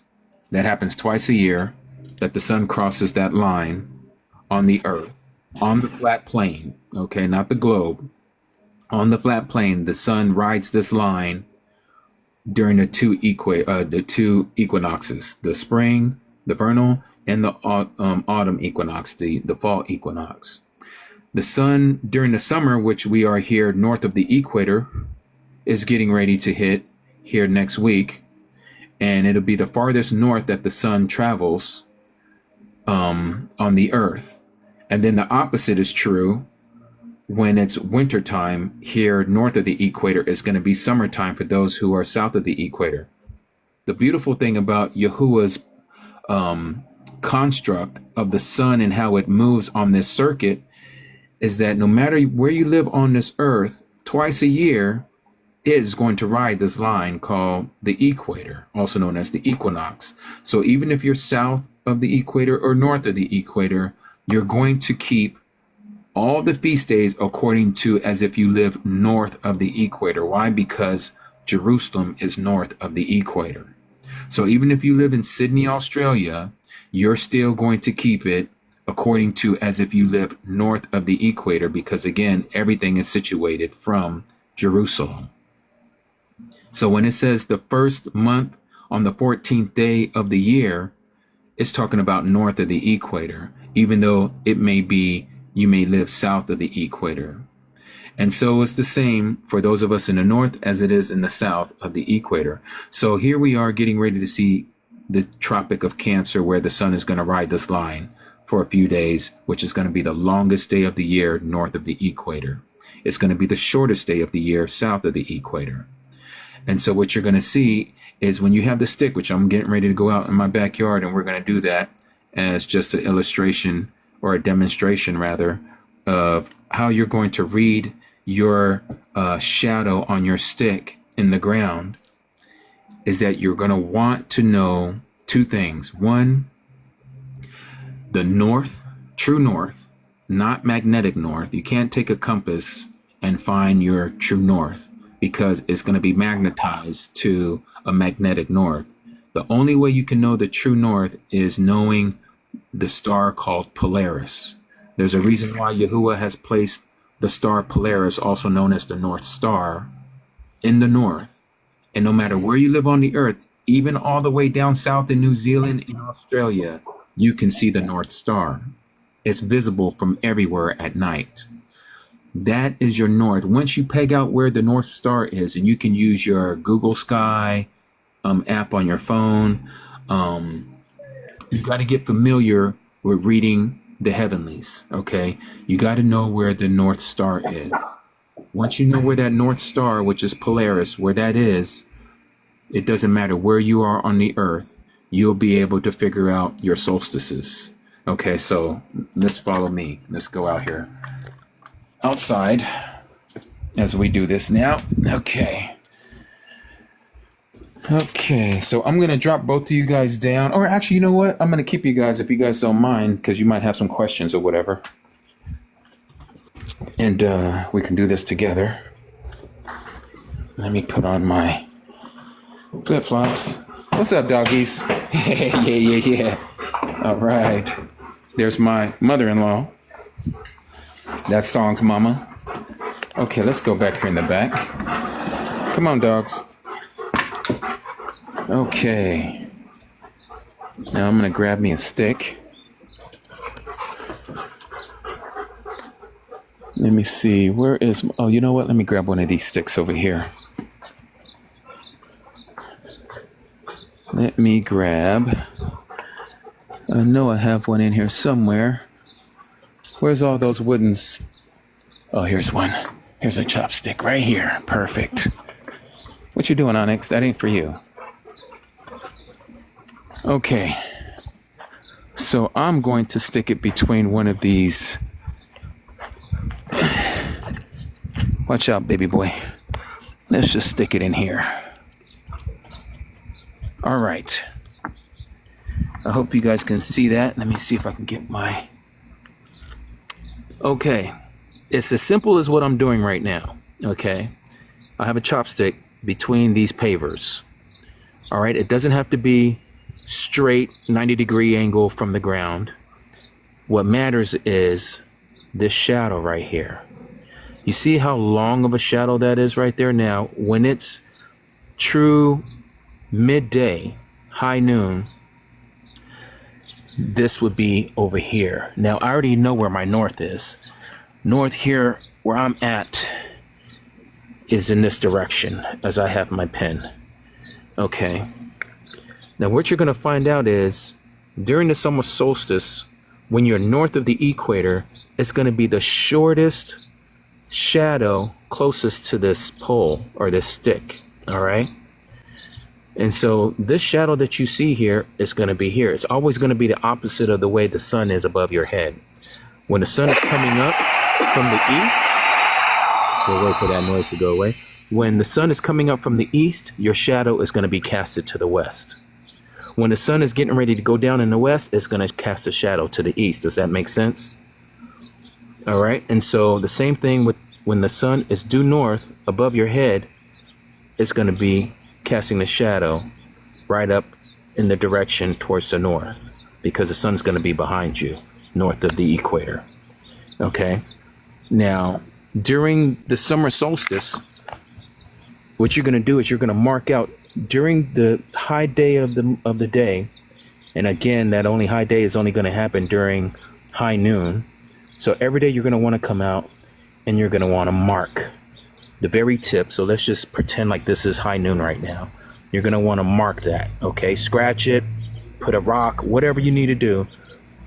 And then you're going to do the next day. And what you're going to find out is that shadow is going to recede closer and closer. It's going to get shorter as it approaches the solstice, the summer solstice.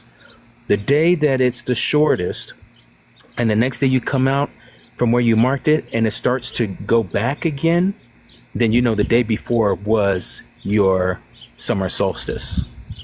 That's how you know what is your summer solstice. That day is going to be the day that you know is going to be the 4th day of the week.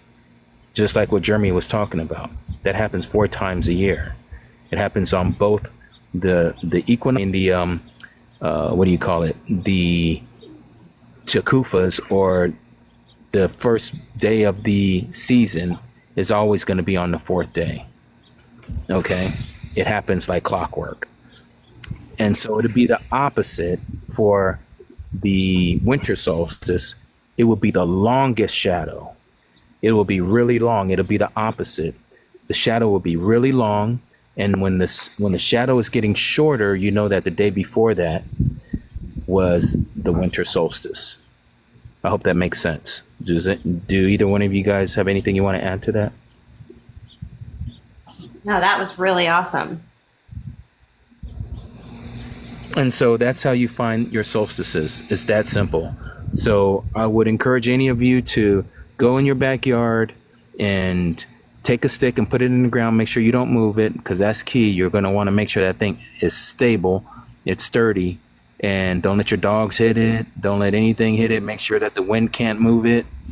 And so you can mark out your day. You can mark out the shadow of the sun on that stick. And it's literally that simple. All right. Okay.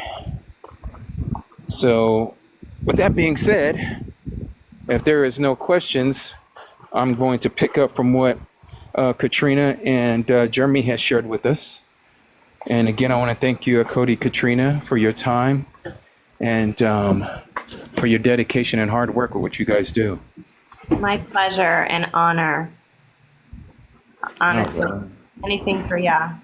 Yes, indeed. All righty, Cody. Well, you have a barak rest of your day. You too. You too, Aki. Thank you. You're very welcome. Shalom. Shalom. All right. So I am going to go back up here.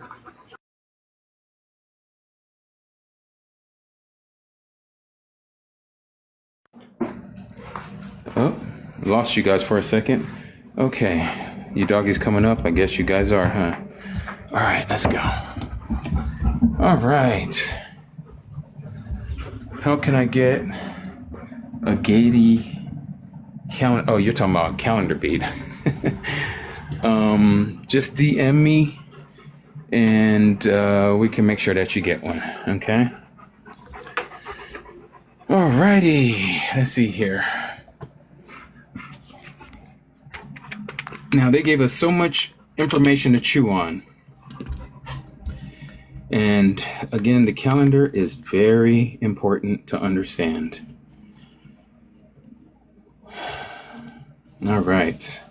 Yes, Cody Nilda, speaking of gathering on October 2nd, we've already paid the fee. We have the campground. This is a side note from what we're talking about as far as the calendar. We're going to go back to the calendar real quick.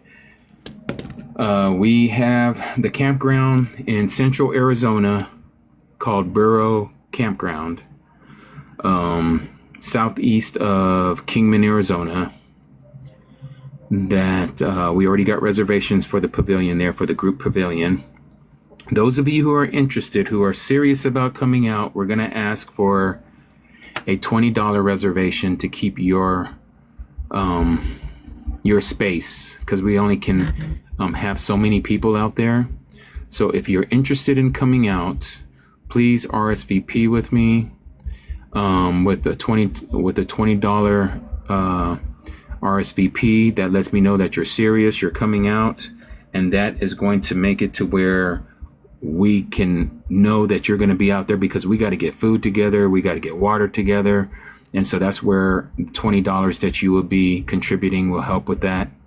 I've already paid for the campground already for the reservation. So any money that's coming in at this point is going to be for food and, just taking care of one another. Okay. And I will make sure that, no worries, Jeremy. No worries at all.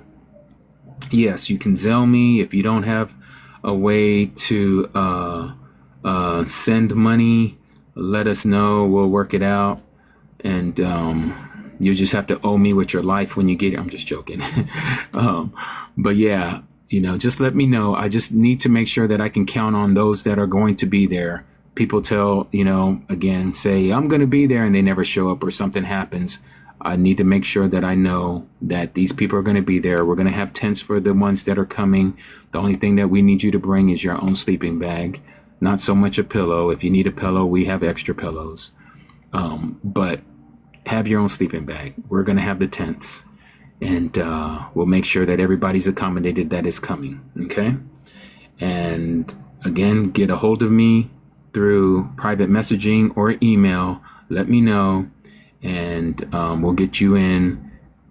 Sending in your $20 is going to make sure that you have your space available. And then all you have to do is just get here before October the 2nd. I'm going to talk to some of the mishpachah down in Phoenix. So you have two choices, because I can only take so many people in 2 vehicles. So if there's anybody extra, other than that, they're going to have to make their way to Phoenix, to their Sky Harbor airport. And hopefully you guys can tag along with one of our Akis or our Kodis that are going to be coming up from Phoenix to the same location. Okay. So just wanted to throw that out there to you. And that isn't until October. So we got a little bit of time. All right. Now let's go back to the calendar.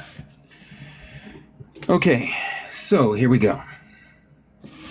Now what Jeremy and our Aki, Jeremy, and Akodi, Katrina was talking about, and I'm going to break this down visually, where he was giving us a whole lot of great information, as well as Akodi, Katrina, about those who follow the star Ranfan, okay, which is also Saturn, okay.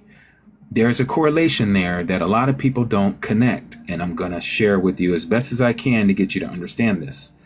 But before we do, through this calendar bead, I want you to understand that this is how we understand how to keep Yahuwah's calendar. I have it broken up with the 4 seasons of the year. If you have a calendar bead, you're going to notice that there are 3 beads at the very top. Okay. Hold on one second. Let me see who this is that texted me. Dr. Terry. Okay, Dr. Terry, I got you. And I did see that you returned my email, so I will look at that, and we'll take care of you on your calendar bead. It was supposed to go out today, but for some reason, my mailbox, etc. Lady that works there, one of my friends, she's off today for whatever reason. She has a reason to be off. We're just going to have to wait until the first day of the work week on the pagan calendar to send it off. So. But it'll be heading out to you on the day of the moon, also known as Monday. Okay. So again, you're going to see that there's going to be these 3 beads at the very top to separate the seasons of the year. The first 3 months is for spring. Second 3 months is for summer. The next 3 months is for fall. And the last 3 months is for winter. All right. Now, I don't have this up to date, so let me bring this up to date. Let me take off this tie down from the first month, and we're in the 3rd month. Tomorrow is the Shabbat. So this is going to be just under this silver bead here, which is this one. And so I'm going to tie it off right there. All right. So tomorrow is the Shabbat, that silver bead there. Now, with that being said, the key component that we was talking about today is this black bead right here. In fact, let me contrast that with this. Hopefully you can, nope, that's not too well of a contrast. Let me use this. Okay, so now you can see that. And let me bring it in so you guys can all see that very clearly. This is the last month. This is the last Shabbat of the year. Okay, the 12th month, the 28th day, the last Sabbath of the year. The very next day is the divider day that you heard them talking about. This divider day is day 0 that Jeremy was talking about, a day that we don't count. This is the day before Genesis chapter 1, verse 3, when Yahuwah said, let there be light. Then light occurred on the first day. Okay, that's that gold bead up here. That's the first day of creation. We cannot split up the days of creation. They have to stay 1 through 7. You cannot split that.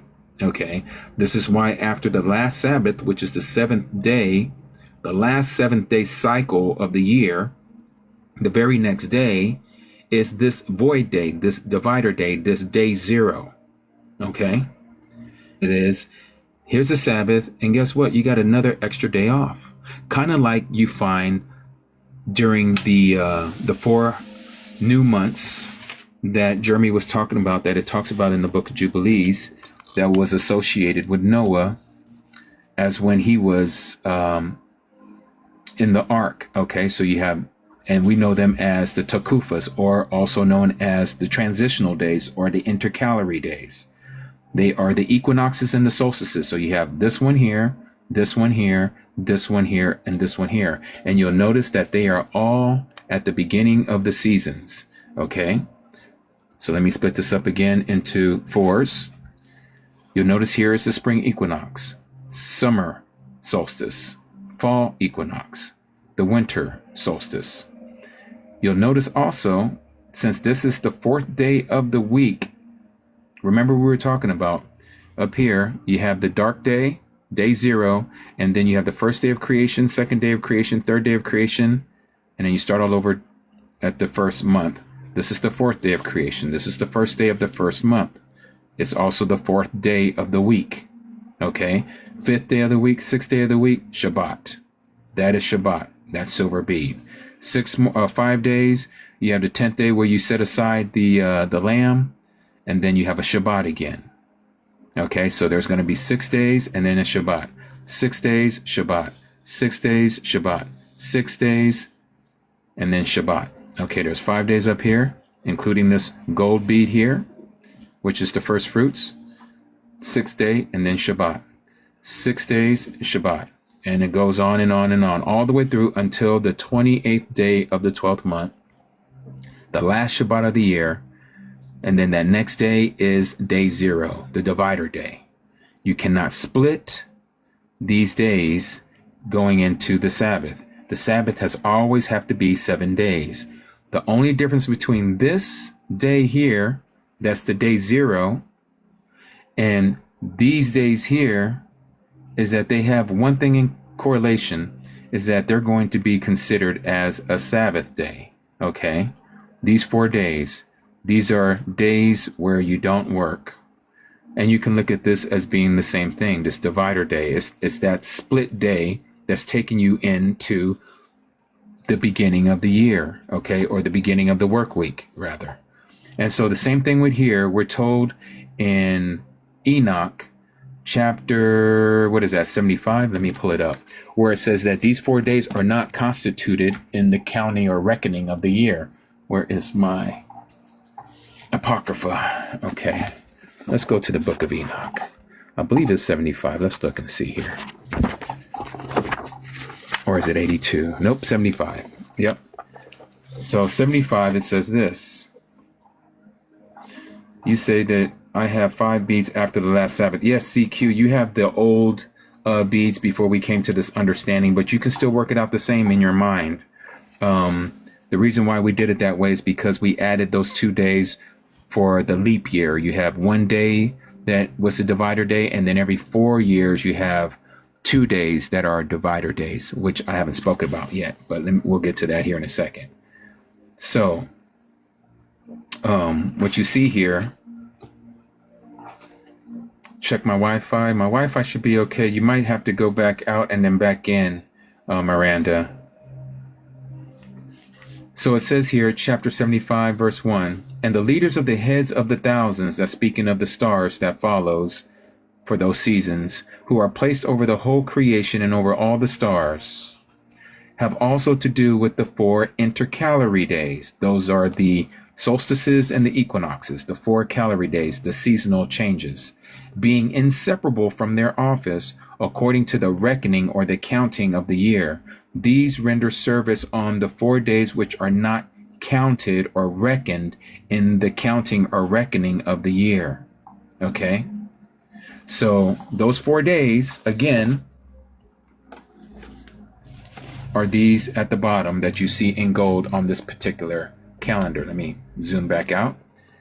And so you see here again, that would be your equinoxes and solstices. These 4 down here, okay? These are not counted when it has to do the reckoning of the year. Why? Because these are transitional days from one season to the next season. So the same is for this black bead. It's a transitional day from the end of the year of a creation week to the next creation day, or week, I should say. So you have your 6 days and a Sabbath. 6 days and a Sabbath. We cannot split the creation week. Hence why this void day, this day 0, has to come immediately after the Sabbath. So you do not separate the counting of the week. I hope that makes sense to those of you who are paying attention. If it doesn't make sense to you, let me know and I'll try to explain that again.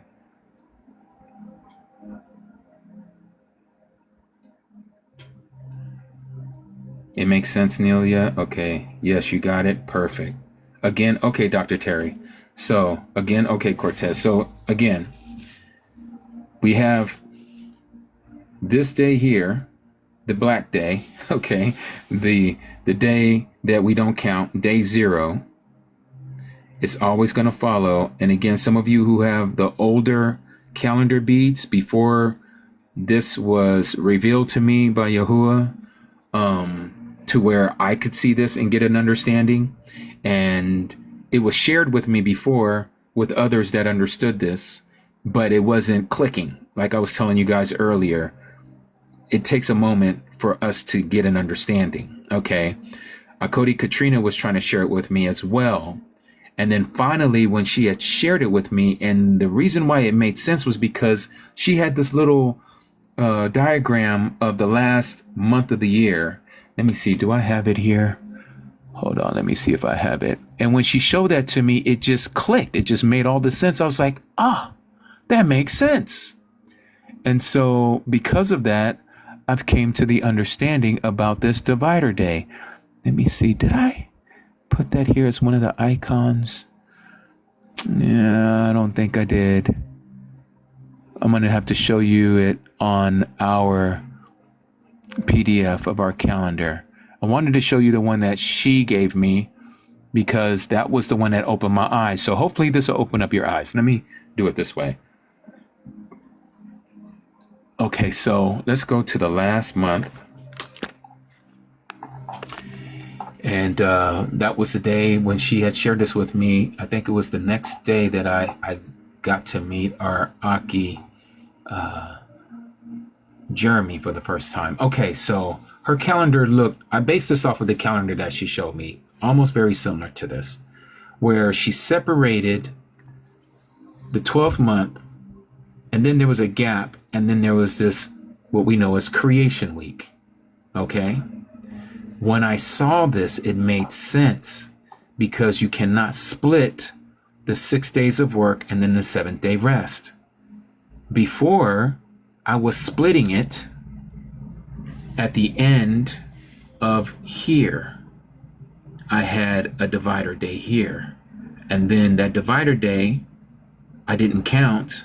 And then the 4th day, which would have been the spring equinox. But you can't do that because what I did was I split up the 6 days of work and then the 7th day rest.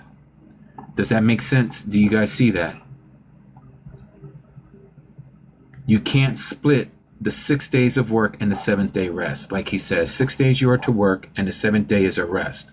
What I was doing was I was putting day 0 here instead of after the Sabbath day. So this right here, the separation between this 7 days, a series of 7 days, and this series of 7 days, I was putting it here instead of between this one and this one. And that's where I was making the mistake. And this is what we're finding out in the Dead Sea Scrolls, fragment number 324Q, if I remember that is the correct number. That's where we're told, and that's what Jeremy was trying to explain, that there is a separation between 28th day of the last month, which is a Sabbath, And then starting your first day count of the week, there has to be a divider day. That's what you see on our new calendars now that I didn't see before. And so now when we're making these calendars, you're going to see there's going to be a different color after the last Sabbath of the year. So you know that that is your day that you do not count. And every 4 years, you're not going to count that one day. And this is why we have this tie down right after that Sabbath. After that year, because the spring equinox, the straight line shadow on the fourth day isn't going to appear for 2 days.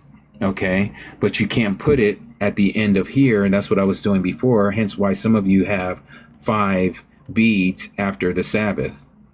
Okay. So what we was doing was we were counting the first day of the week, second day of the week, third day of the week, and then we had day 0. And then we would do the fourth day of the week, 5th day of the week, 6th day of the week. You can't do that because you're splitting up the creation week. And so every 4 years, we would have a second bead, hence why you had 5 beads up here on some of the older calendar beads. So all you have to do is don't count those in that way. And just remember, after the last Sabbath, one of your beads, you can say, okay, that is day 0. And then every 4 years, the second bead is day 0 again. So you have 2 day zeros, and then you have your first day of the week, second day of the week, third day of the week, and then fourth day of the week. So either way, you're going to get it. Okay. Yes, Celeste. It just takes a moment. All right. It just takes a moment, but you'll get it out. You'll figure it out. And this is where you're going to get this understanding a little bit more and a little bit more. Crystal, where do we get this information from? So again, from scripture, and let me take you guys back here to the Apocryphas. No worries there, Cody Nildia. Let me show you here.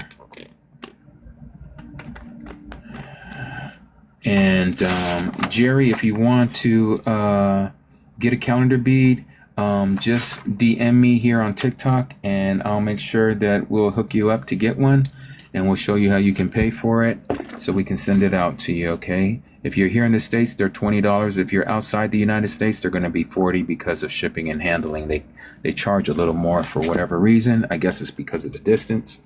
But if you live like in Jamaica or Puerto Rico, it's going to be the same as if you live in the States because they don't charge extra. Okay, and the same thing in Canada. Canada is the same as the United States. They don't charge extra. Carolyn, what is the Apocryphas? Those are called Apocrypha for the reason of that they're saying that is the hidden books, or books that they don't want you to know about. And so here in the book of Enoch, chapter 72, again, so you all know, the book of Enoch, the first book of Enoch, chapter 72, it talks about the sun cycle, okay? It talks about how the sun is how we get our months. And so here it says in chapter 72 of the book of Enoch, let's see, Crystal, you say, is it only in the Apocrypha or in like the Old Testament or New Testament too? So you'll see it in the Old and New Testament, but you have to understand, first of all, what has been read and reviewed, or I should say revealed is the word I was looking for, revealed to us through the Apocrypha. The problem is that many Christians have been told not to look at the Apocryphas because it's not canonized. Well, then you have to ask yourself the question, who canonized what you know as the 66 books of what is called the Bible? They're Masons. You ever heard of the 33 degrees of the Scottish Rite and 33rd degrees of the York Rite? If you add those two together, you get 66. They're the ones who gave you the 66 books. King James was a Mason. Okay? Yahuwah didn't give us 66 books. He gave us a whole lot of books, and they took a lot of them from us. But we have more than enough for us to be able to get salvation because it's written just in the Old Testament alone. The Old Testament alone, you can find salvation. You can find the calendar in the Old Testament. What the book of Jubilees and the book of Enoch does, it removes the veil of what they've been teaching us, that we thought that what we had was the calendar from the Catholics is all that mattered, and we didn't have to worry about the calendar. But the calendar makes all the difference if you're going to find a Sabbath, if you're going to keep all the high days, the appointed days of Leviticus 23. You cannot do it without knowing the calendar, because you're going to go erroneous to what you thought because of what has been taught to us by these so-called Jewish people who are following the moon like some wolves. And so they make their calendar based on the phases of the moon, and you won't find that anywhere from Genesis to Revelation. Nowhere. What you will find is the translators have inscribed and put into your books the word new moon. And so like Jeremy was talking about, and Katrina was talking about, and I'm about to talk about, is that you will not find the word Rosh Yerach anywhere in the Abrit, in the Hebrew text. You won't find it. You will not find the word new moon in Hebrew anywhere. What you're going to find is renewed period, or the head of renew. But you are not going to find new moon. Okay? So, again, let us read this.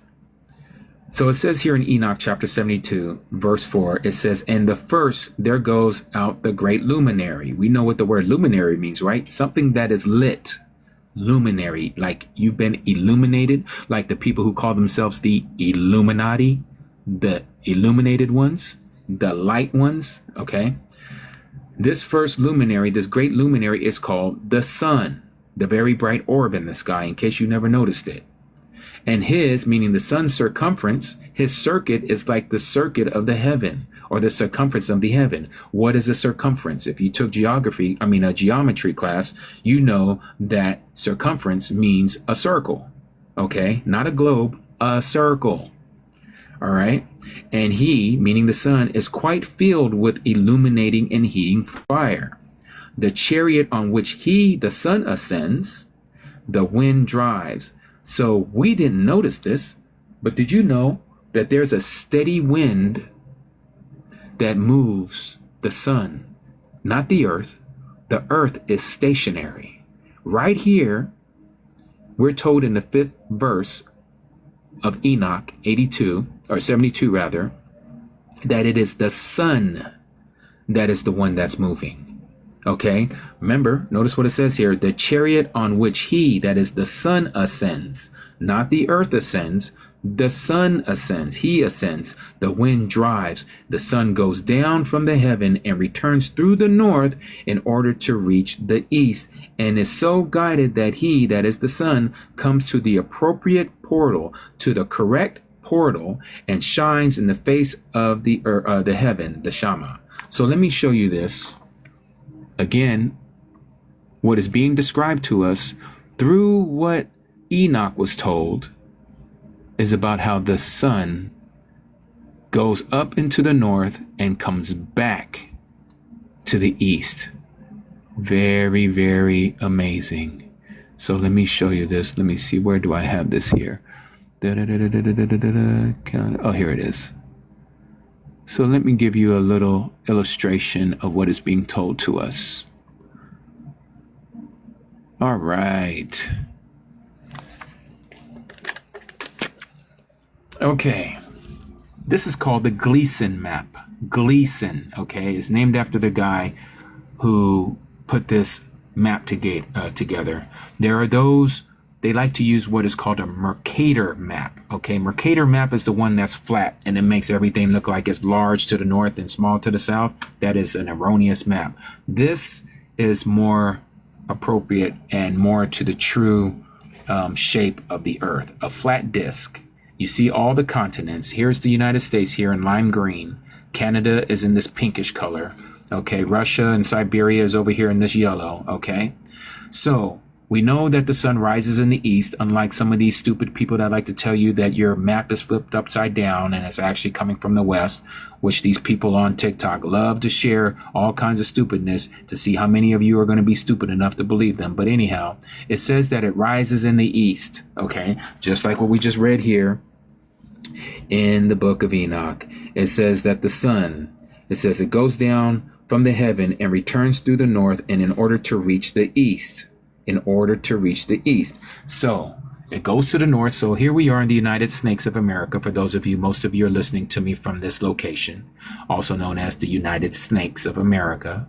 And the sun is coming from this direction, from the east, and it's going to the west, and it goes to the north of our position. We're here. So if you was facing north, if you was to go out of your house and face the appropriate portal, that's what you're reading right here. Okay, that's what he's saying here. The chariot on which he, the sun, ascends the wind and returns through the north in order to reach the east. Doesn't that make sense? How did Enoch know this? Because he was shown this. Enoch had no idea of any of this until the angel, I believe it was Uriel, took him to show him this. I can't remember who it was, but I think, yeah, Uriel, that's who it was. Uriel took him to show him. So he must have had a vantage point from off the face of the earth to see it from the Shama, from the heavens, to see the sun in this clockwise movement constantly. Just like this, 364 days a year. Just like this. It goes to the west to reach the north to return to the east. West, north, east. Coming back to the south. West, north, east. Returning. Okay? Where is Antarctica? It's all this here to the edge.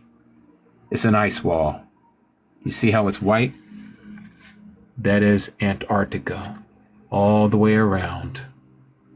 So people talk about, well, then the water is all going off the edge. No. But they won't let you see it because they won't let you go there.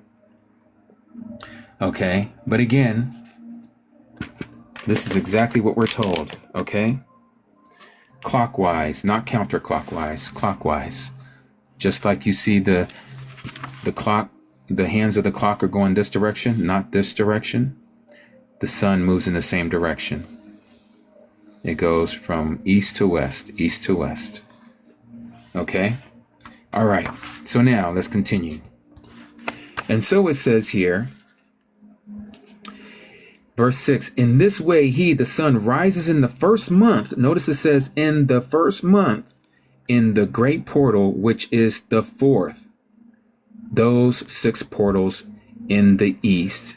And in that fourth portal, that is that fourth window from which the sun rises in the first month. Notice that it says the portal's in the east. The sun rises in the east, just like it does to this day, rises in the first month of the 12 window openings from which proceed a flame, that they are open in their season. Okay, so here it is. We see that the sun rises in that fourth portal. Remember how Jeremy was talking about the menorah and how you have the 7 candlesticks and the 4th candlestick is in the center. So I'm going to, since I don't have my menorah up here before me, I'm just going to do a quick, where did I put my pad? Oh, where did I put my pad? Where's my writing pad? That's interesting. Oh, it's underneath my scriptures. Okay. So let me do a little drawing of a menorah real quick.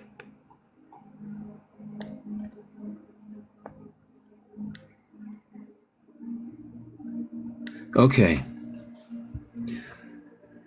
Notice here you have 7 candlesticks, just like it talks about in the book of Revelation. Okay, the 7 candlesticks is the menorah. All right. The 4th one in the middle is the only one that's straight. Hence, just like the 4th portal. Okay, these would be considered portals. All right. So here's the 4th portal. Excuse me, you have the 1st, 2nd, and 3rd portal. And then you have the 5th and then the 6th. There is no 7th portal. There's this many right here, just like this. Okay. Why is there no 7th portal? because in the way that this is situated, when the sun goes into each one of these, you have, remember, there's 12 months. Each portal is a month, and then it goes back down the chain. So 6 plus 6 is 12. Okay, that's why there's no seventh one. All right. So going back to Enoch, chapter 72, notice how it talks about this first month. It says, and in that fourth portal from which the sun rises in the first month is not using the moon to correlate it to the month. It's the sun that is being used to correlate for the first month. And it says, and when the sun rises in the heaven, he comes out through that fourth portal 30 sunrises or 30 mornings in succession, meaning it doesn't break.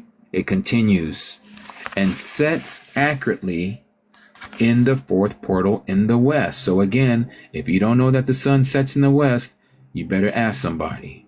It tells you right here that it sets in the west of the heaven.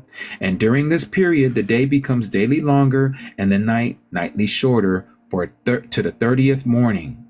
So here it is, as you see I put here in the margin, the fourth portal, the sun rises 30 days. That's the first month. It told us that was the first month right here. What does it say here? The sun rises in that first month, okay, out of that fourth portal, okay? This is why we know this, what we're being told here in the book of Enoch, chapter 72, is the very first month when, just like Yahuwah told Masha, and we're going to read that in Exodus chapter 12, verse 2, this is the beginning of months for you. That is the straight line shadow. That is the spring equinox. It's the only time of the year, or it happens twice a year, but here we're told, as we're reading here in Enoch chapter 72 about the first month, it's when the sun makes a straight line. Okay, that one day a year in the spring that it makes a straight line. That is coming out of this fourth portal. Okay, now, Exodus chapter 12 also speaks about this day. It doesn't tell you it's the spring equinox, but it's alluding to it by what is being told to Masha. And Yahuwah spoke to Masha, you may know him as Moses, and to Aaron in the land of Mitzrayim. So they were still in Egypt. They didn't leave Egypt yet. And he says, this new month, notice that it has the word moon here, but notice the difference in the text. Whereas these are straight up and down, this one is italicized. If you read the footnotes, it lets you know that the word moon has been italicized because that was added by the translator. Okay, meaning that was not in the original text in the Hebrew. They added that, which causes confusion. Because people start looking for the new moon. Well, it says in my Bible that it says the new moon. Yeah, but that's not what it says in the original manuscript of the Hebrew. It doesn't say new moon. It doesn't say Rosh Yarach. It says Rosh Kadash. Okay, so that right there shouldn't be there, because we just read in the book of Enoch that the first month is based from the sun. It doesn't use the moon anywhere in it. It says here again, what does it say about this first month? It says, in this way he, the sun, rises in the first month in the great portal, which is the fourth, those 6 portals to the east. Nowhere does it talk about the moon. Nowhere does it talk about the moon cycle and the phases of the moon anywhere here. In fact, in the whole chapter of 72 of Enoch, it never brings up the word moon one time. Not one time. Okay, and yet we're told that this is the reckoning or the counting of a month, is that the sun comes up 30 successional mornings right here, 30 mornings in succession. But you're going to still have those who get on TikTok. What's up, Mishpaka? I'm going to tell you, I don't know why you can't see it, but you're supposed to follow the moon cycle. They don't know what they're talking about. They're going against what has been shown and what has been revealed and what has been given to Enoch. Just like our Aki Jeremy was saying, there's a reason why his days of the years that he was here on the earth for Enoch, who never saw death, was 365 years. Do you think it has something to do with the solar cycle being 365 days? I believe so. I believe so. Has nothing to do with the moon cycle, because if you knew that the moon cycle, you know that it is 354 days in a year. The moon cycle is 354. And this is why every 3 years, because it's 10 days shorter than the sun cycle, it's going to be 10 days short, because again, we were told to keep a 364 day count only. So 364 minus 10 is 354. That's the moon cycle. Every 3 years, you're going to have an extra month called the 13th month. This is why you hear about these people on TikTok talking about they're supposed to be 13 months in a year. Well, you can't do 13 months every year, because now you're going to have a lapse of judgment of everything, because now you're adding 30 days to the year. And that's nowhere in scripture. But let men tell you that. But let's continue. So here in Exodus, it says, this is the new month, is the beginning new month for you. Okay? It is the first new month of the year for you. This right here lets us know it's spring. This day that this was spoken to Masha, by inference, we're being told, even though it doesn't say that this is the spring equinox, it says this new month is the beginning of new months for you. That lets me know, and it should let you know, that Yahuwah was telling Masha, today is the first day of the year for you. It's the beginning of the months for you. That is the spring equinox. That is what we say in the Abrit, in the Hebrew, Takufa, the turning of the year, the turning of the season. And so this is speaking of this right here, the very first day when the sun rises from that great portal, which is the fourth portal in the east. First day of the year. And it rises for 30 successional mornings or sunrises. Okay, let's continue. And so then we see it goes to verse 11. And the sun rises from that fourth portal and sets in the fourth and returns to the fifth portal of the east 30 mornings or 30 sunrises, and rises from it and sets in the fifth portal. And then the day becomes longer by 2 parts and amounts to the 11th parts, and the night becomes shorter and amounts to 7 parts. So what we're seeing here is that the days are getting longer, like it is right now. When the springtime comes, as we come out of winter, does not the days get longer? Of course, that's what we're reading. And so it's telling you the next month, which is also 30 days, that the days are getting longer and the nights are getting shorter. That's exactly what we're being described here, what we're reading. And so then it goes on here and it says, and it returns to the east, enters into the sixth portal, and rises and sets in the sixth portal 31 mornings or sunrises on account of its sign. What is that sign? It's the summer solstice. That's what you saw on the calendar bead when I was showing you about those seasons. Right here, remember, this is the spring equinox. We had the first month, 30 days, second month, 30 days, third month, 31 days. So here in this 31 month strand, there's going to be 31 beads all the way to the top. Okay, on account of its sign. Bam, right there. That's the 31st bead. Why? Because this is a transitional day. 30, 30, 31. 91 days in a season. If you do 91 times 4, because there's 91 days in each season, you get 364 precisely. 91 plus 91 plus 91 plus 91 is 364. So that very next day after the 31st day is a high day.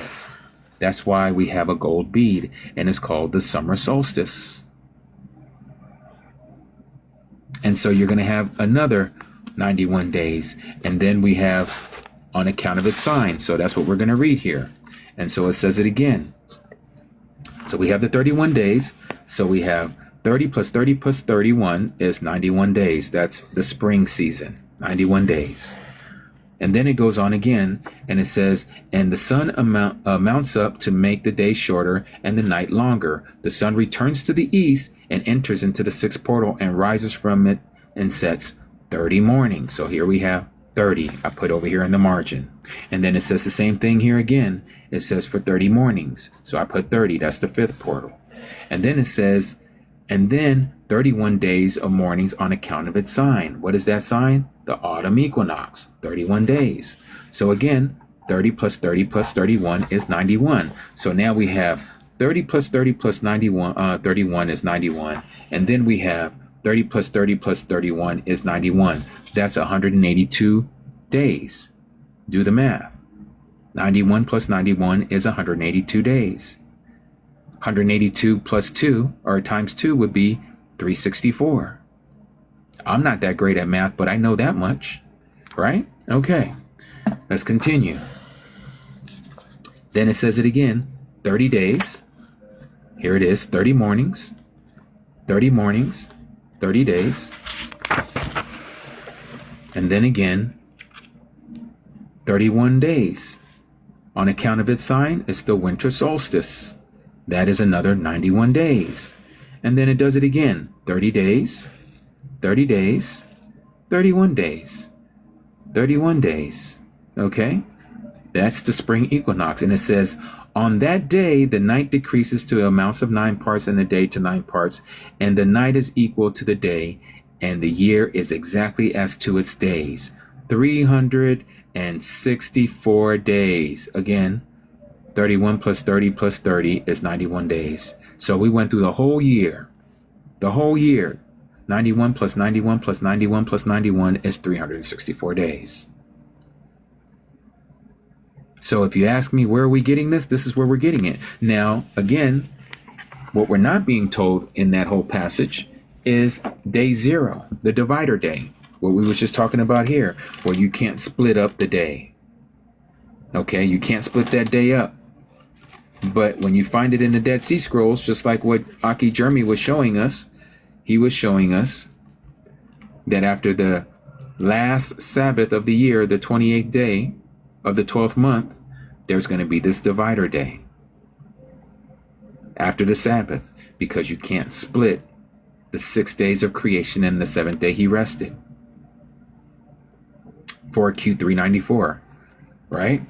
So let me show you that in this one that he says, 𝐤𝐄𝐄𝑅𝑚𝑒s, or vermin. How does it say it? Yeah, 𝐤𝐄𝐄𝑅𝑚𝑒s, where he says this, and we're going to look up that fragment number that our 𝐤𝐄𝐄 was just talking about. So let's go there, because I like to show you what we're reading, where we're getting this information from. The complete Dead Sea Scrolls in English. And again, there's some paganism in all of this, but nonetheless, we'll be able to find what we're looking for. Okay, so this is 394. Oh no, that's 319. 326. Hold on one second. Let me find it. That's not it. That's 320 fragment. I think I have it earmarked here somewhere. That's 400.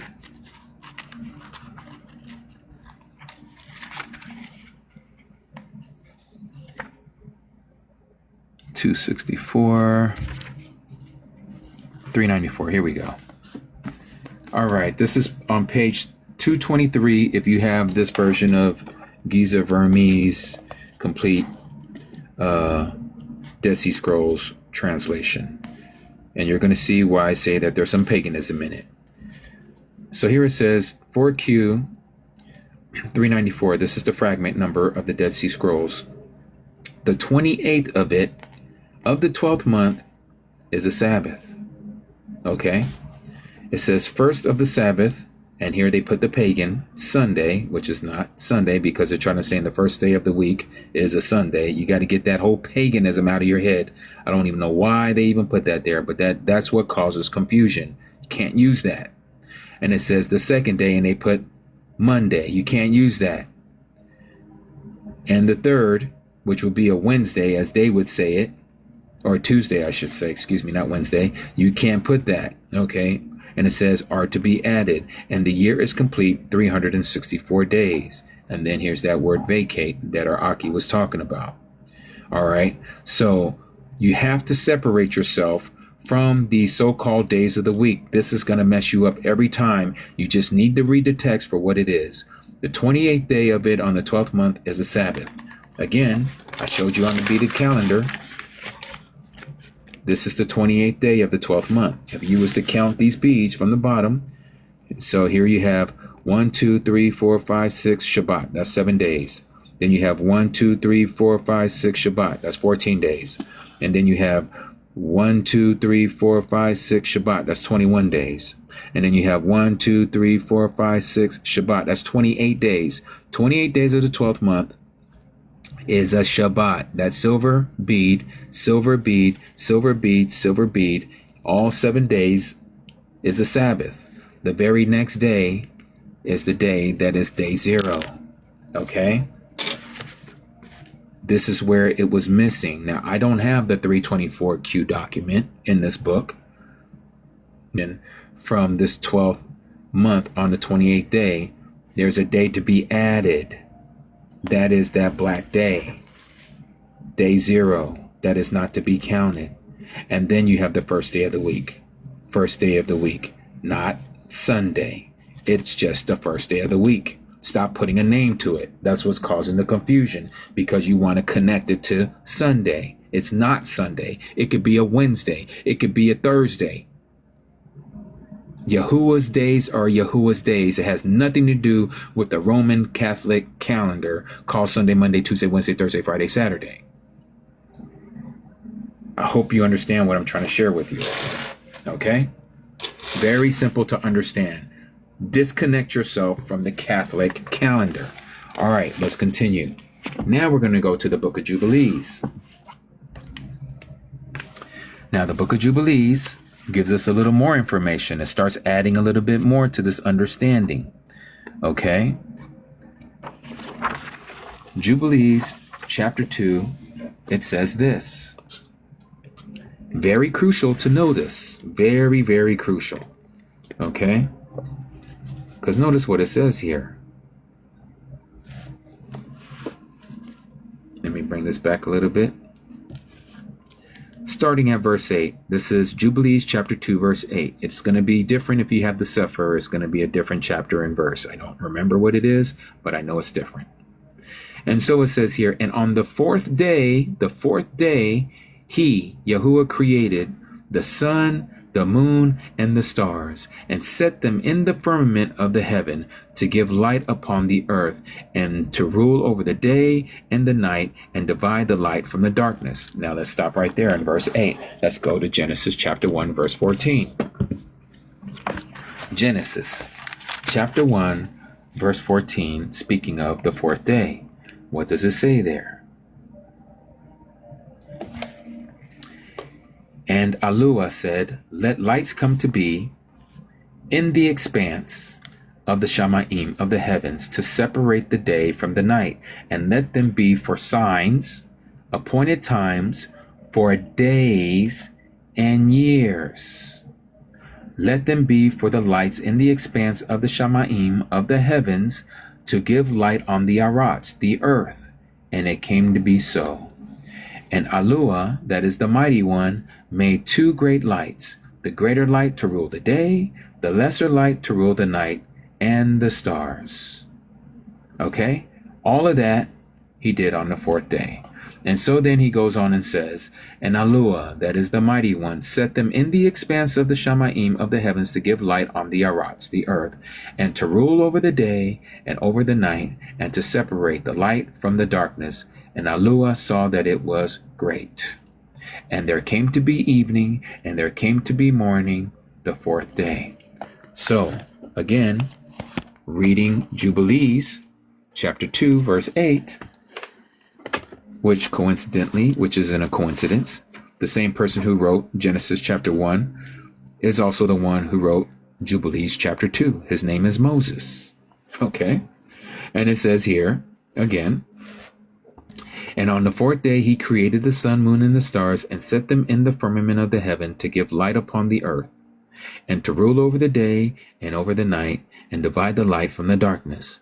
Very similar to what we just read in Bereshit, or Genesis chapter 1, verse 14, 15, and 16.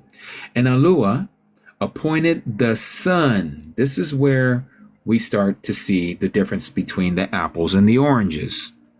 The apple is not the orange, and the orange is not the apple.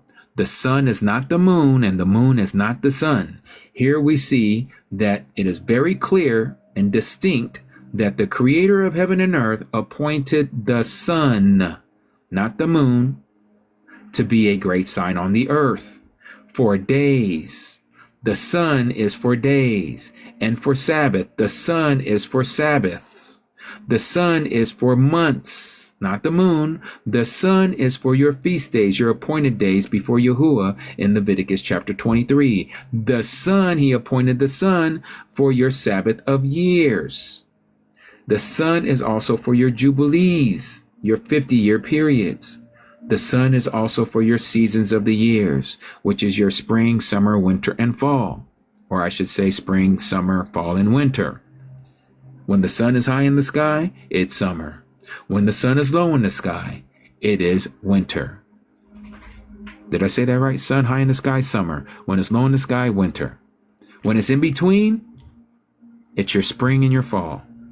That is your evening, right?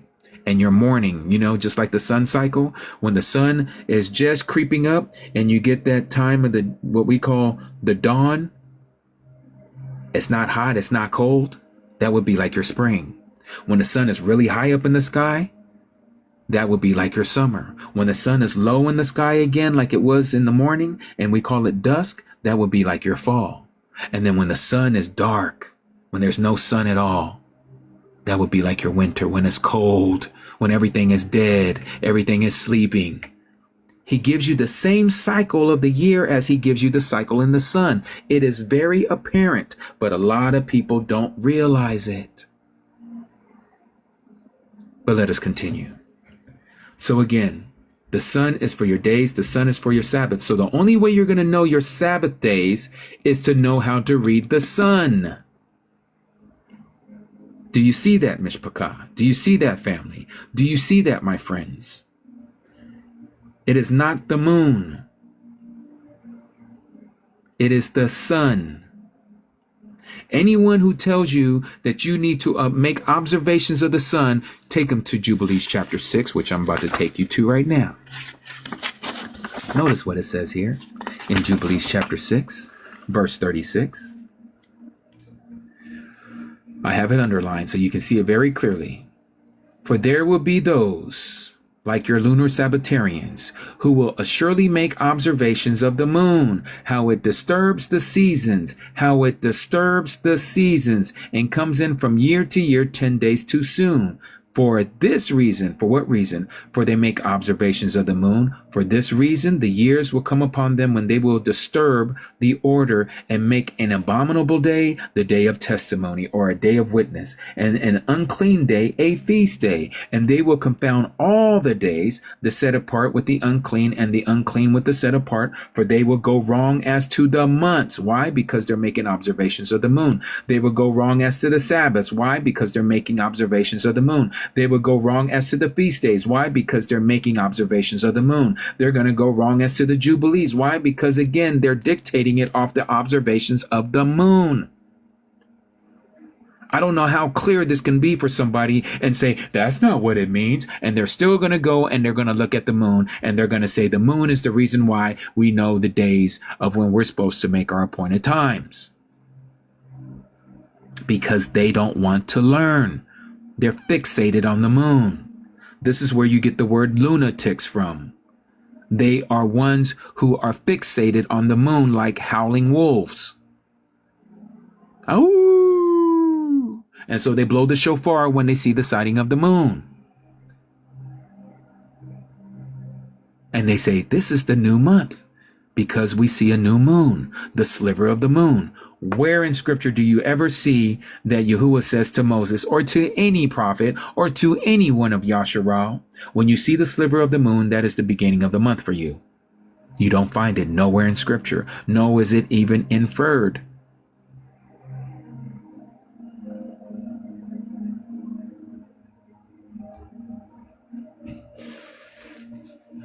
And so very clear.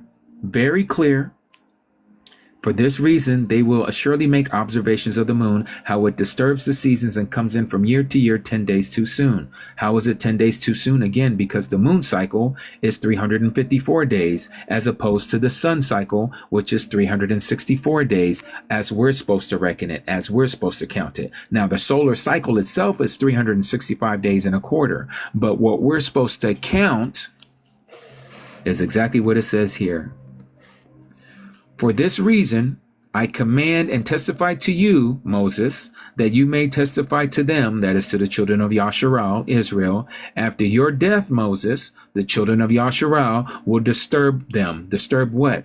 The feast days, the Sabbath, the months, the Jubilees. Why? Because they are making observations of the moon. And it says for this reason, so that they will not make the year 364 days only. Why is it not 364 days only? Because they're making observations of the moon and how it comes in from year to year 10 days too soon. Remember what I said, the moon cycle is the year 364 days only. For this reason, they will go wrong as to the new months. That's why I scratched out the word moons. It can't be new moons because this same paragraph is telling you that you're not supposed to make observations of the moon for your months. So how can it be new months? I mean, how can it be new moons? The people who even translated this are oxymoronic because they don't realize that you're not supposed to make observations of the moon. So how can you say new moons down here? It can't be new moons. It has to be new month. And so for this reason, they're also going to go wrong as to the seasons, and they're going to go wrong as to the Sabbaths, and they're going to go wrong as to the appointed times called festivals, the Moedim, and they will eat all kinds of blood with all kinds of flesh, which a lot of them still do by eating medium rare meat. You're supposed to cook your meat through and through to kill all the parasites, so that it will be well with you, so you don't get cancer, because you are a bunch of vampires sucking on blood, because life is in the blood. You're not supposed to be taking that in.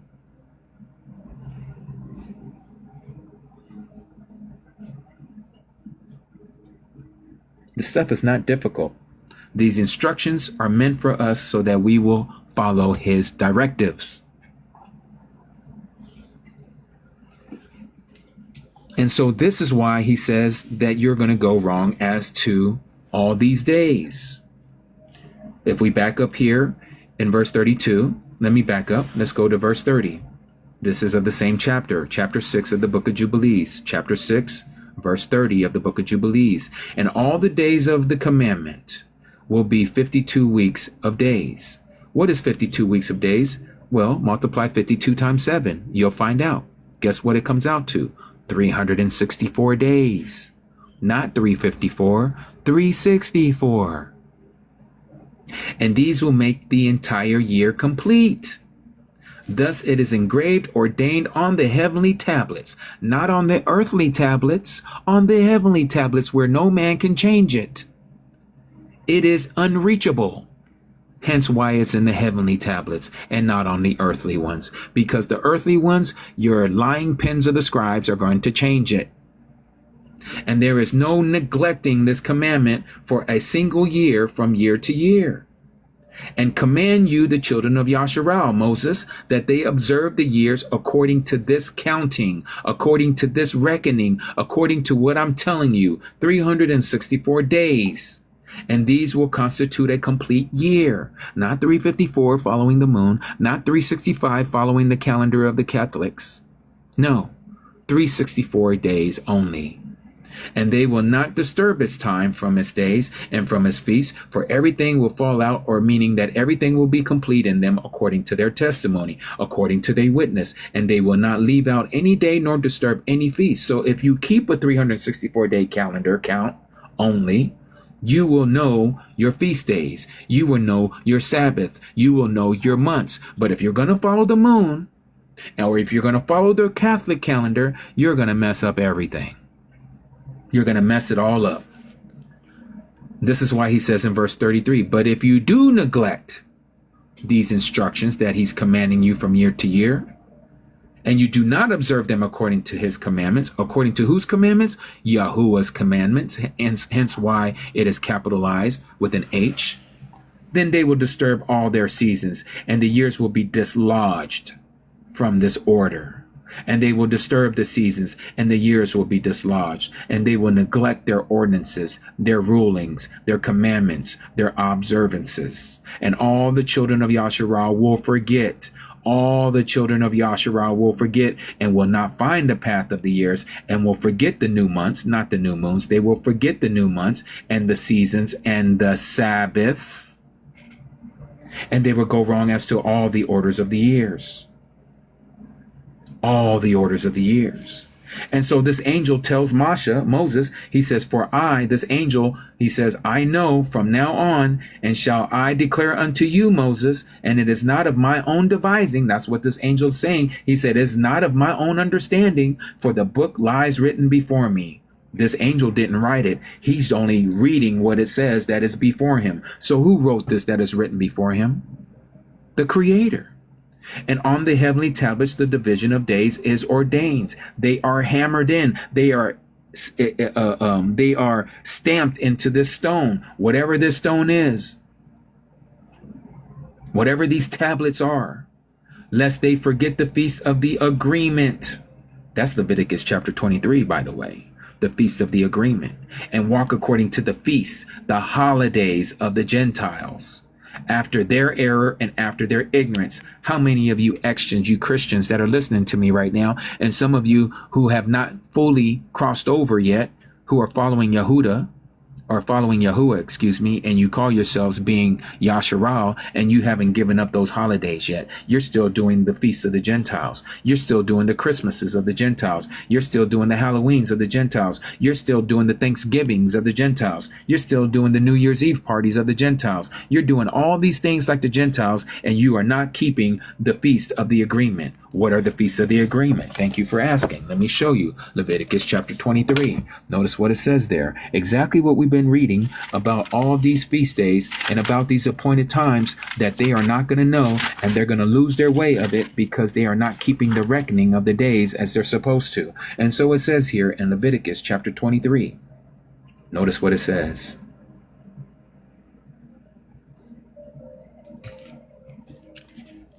And Yahuwah spoke to Moshe, the same one that we just read, in the book of Jubilees. And it says, saying, speak to the children of Yasharal and say to them, the appointed times of Yahuwah, not the appointed times of the Catholic calendar, not the appointed times of Christianity, not the appointed times of the pagans or the heathens. No, these are the appointed times, which are the holidays of Yahuwah, which you are to proclaim as set apart gatherings. My appointed times are these.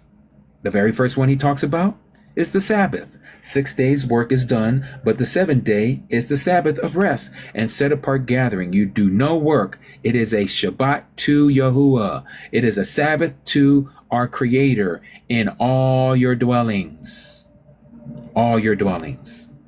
Now notice what the next one says, because we're not going to read all of them, but this is where you can find them. Leviticus 23. These are the appointed times of Yahuwah. Again, it belongs to him, not to man, not to your institution, not to Christianity, not to Catholicism, not to Judaism. It is to Yahuwah.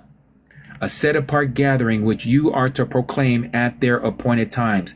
At their appointed times. If you don't know the calendar, if you don't know how to count your year according to the sun, you are not keeping these correctly. You are not keeping them on the right day. You're going to make an unclean day and you're going to call it a clean day. And it's not a clean day. It's a blasphemous day, because it's not the day that Yahuwah has set aside and said, this is the day that you're to worship me.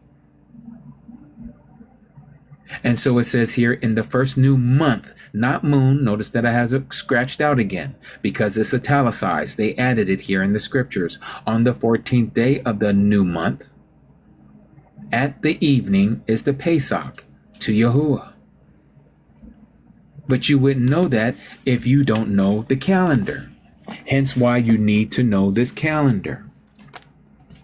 The only way you're going to know this calendar is knowing the sun cycle. You can't know it by the moon cycle, because if you do it by the moon cycle, you're going to do this again.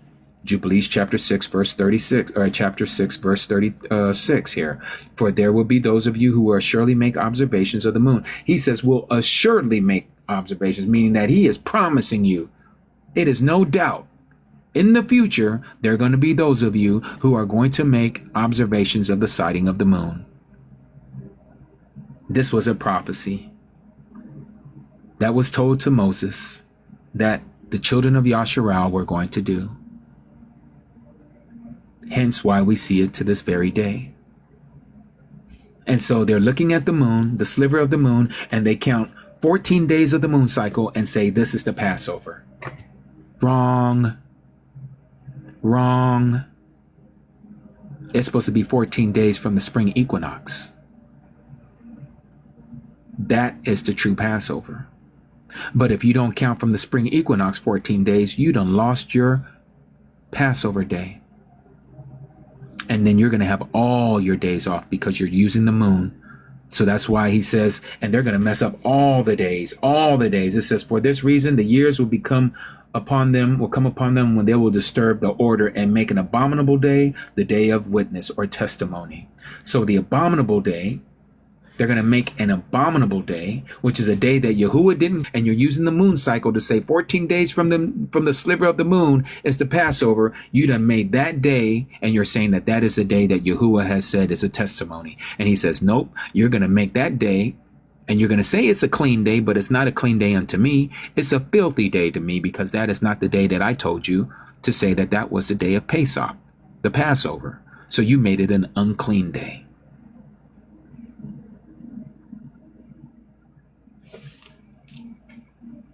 I'm going to tell you another reason why you cannot keep the moon cycle as a day to say that that is the way you are to reckon your time. Let me show you.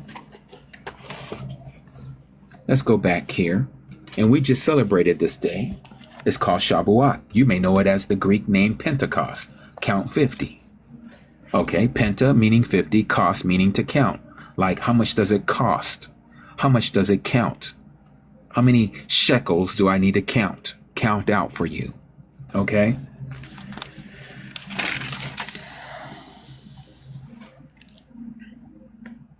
Let's do this. Leviticus 23 verse 15. And from the morrow, the day after the Sabbath, from the day that you brought the sheaf wave offering, you shall count for yourselves 7 completed Sabbaths until the day after, the morrow after the Sabbath, you count the 50th day, or the 50 days. Then you shall bring a new grain offering to Yahuwah. Notice it says, you shall count for yourself 7 completed Sabbaths until the morrow, or the day after the Sabbath. You count the 50 days, or the 50th day is after the 7th Sabbath. So 7 times 7 is what? 49. There's 7 Sabbaths that need to be completed. 49. The very next day after the 49, that's going to be your 50th day. Now let me show you this on the lunar cycle. It doesn't work. Let me show you why. Let me pull up this erroneous calendar. Where is it here? Michelle 𝐤𝐄𝐄 is one of the hottest names in men's and women's fashions today. You expect a lot from 𝐤𝐄𝐄. All right, so hold on. Let me pull this up here. Okay. This is the luni-solar calendar. Okay? Let's do this. Now, this is what's going to happen when you do this here. This is the luni-solar calendar. The new moon, they call it the first day. Okay? But notice something. They don't count that day. They just call it the first day. This offsets the rest of their so-called Sabbath, hence why it's on the 8th day, 15th day, 22nd day, 29th day. If they counted that day, then it would be the 7th day, the 14th, the 21st, and the 28th, right? Multiples of 7. But they don't count this day, right? Okay. So then they go, 1, 2, 3, 4, 5, 6, Shabbat. 1, 2, 3, 4, 5, 6, Shabbat. 1, 2, 3, 4, 5, 6, Shabbat. 1, 2, 3, 4, 5, 6, Shabbat. They don't count this day. They don't count this day. So you got 2 days in a cycle of the moon that are not counted. So how do you keep 7 completed Sabbaths if you don't count the first day of the week and you don't count the last day of the week of the month? The first day of the month and the last day of the month is what I meant. You don't count neither one of these days, but you count these. So how do you keep, without breaking this commandment, that you're supposed to count 7 completed Sabbaths? You can't count 7 completed Sabbaths if you ain't counting the first day and you ain't counting the last day of the month. You're breaking what he tells you to count for the Shabuat or the Pentecost. Do you see this?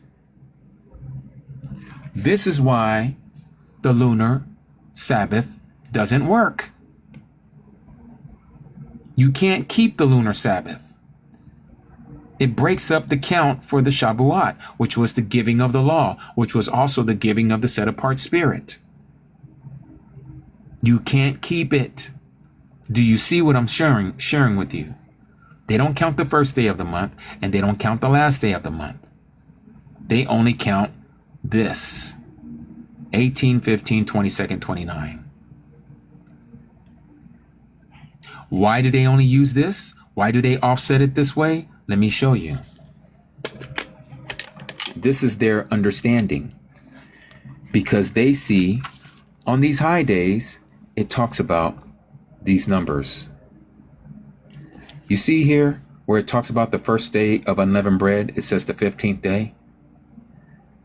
It says here, and on the 15th day of this new month, which they'll say new moon, is the festival of matzah, the festival of unleavened bread to Yahuwah. 7 days you eat unleavened bread.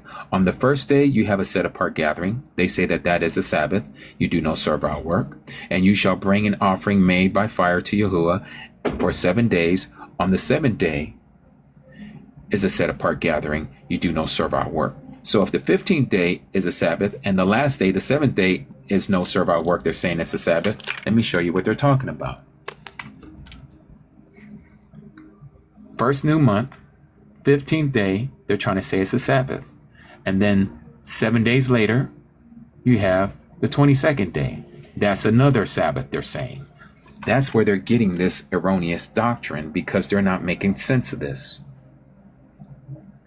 But if you look at Yahuwah's calendar, let me show you how that's broken up in Yahuwah's calendar. Let me bring up our calendar. Let me show you how this works. Every day is a day unto itself. No days are going to be shared with another day. The Sabbath will always be a Sabbath. And the first day of unleavened bread and the last day of unleavened bread is always going to be their own specific days. They do not share their days with a Sabbath. Here's all the Sabbaths. First month. There's the 15th day. Here's the Sabbath. Here's the 22nd day. There's the Sabbath. They don't share any of this time together. Passover is on its own day. The first day of unleavened bread is on its own day. The last day of unleavened bread is on its own day. You don't make it fit what you want it to fit and say the 15th day and the 22nd day is a Sabbath. It tells us that those days are days that are set apart. You are to do no work on those days. These are what is called high Sabbaths. They are not your weekly Sabbaths. Do you understand what I'm sharing with you? These days are called high Sabbaths. When you hear anywhere in Leviticus where it talks about you are not to work on those days, that is not your regular weekly Sabbath. That's why he tells you this. 6 days you are to work, but on the 7th day is a Sabbath of rest, a set apart gathering. You do no work. It is a Sabbath to Yahuwah. A Sabbath to Yahuwah in all your dwelling. Here, he tells you On the first day of unleavened bread is a gathering. You do no servile work. On the seventh day of the set apart, there is a set apart gathering. You do no servile work. These are not weekly Sabbaths. These are high rest days. These are separate from this Sabbath. This is why he says this. Let me show you. After all the instructions about all these set apart days, he says this. These are the appointed times of Yahuwah. This is after he done went down the whole list of all the different high days that you're supposed to keep. And then he ends it with this.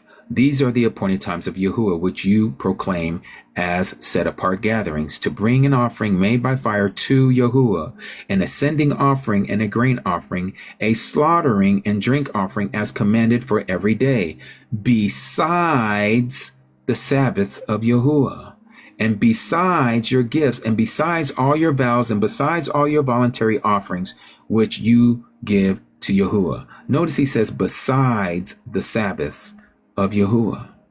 These are the weekly Sabbaths. You are to do these appointed times. What are these appointed times? Let's go back over it. You got the Passover. You got the Feast of Unleavened Bread. You got the Feast of First Fruits.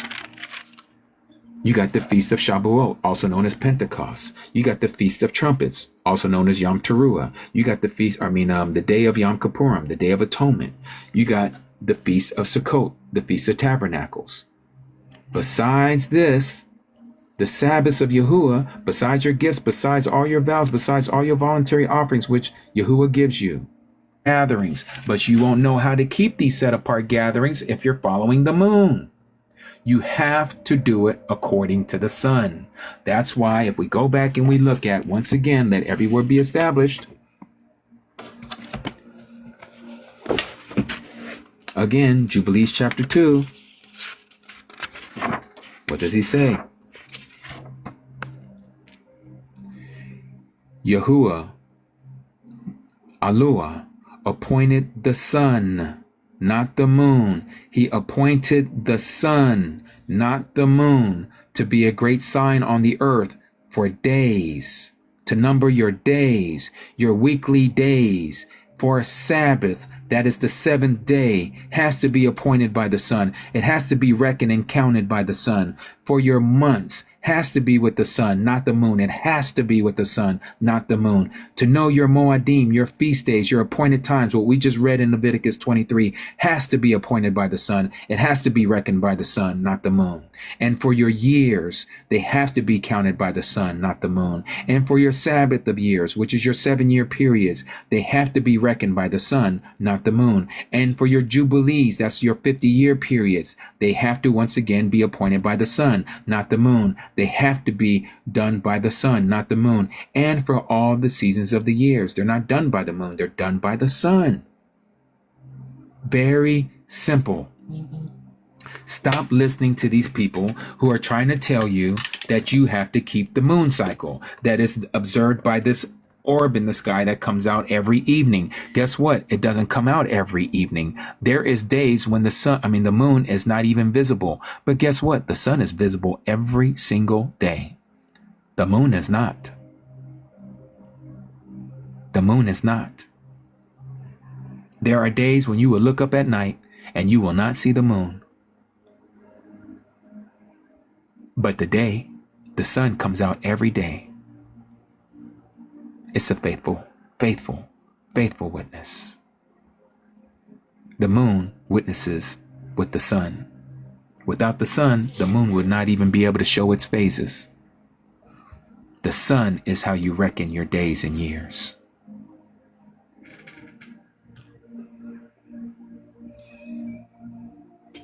The moon will open up and come out of one portal one day, and it'll come out of another portal another day. But the sun, like clockwork, literally clockwork.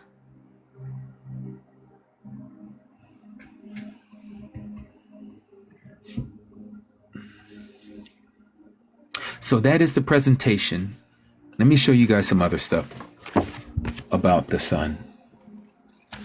Do you know that the Zadok priesthood, the ones that Jeremy and Katrina was talking about earlier, over there in the Qumran caves. Let me show you guys a few little things about these people. Let me close this up. Let's get rid of this pagan calendar here. Let's open this up.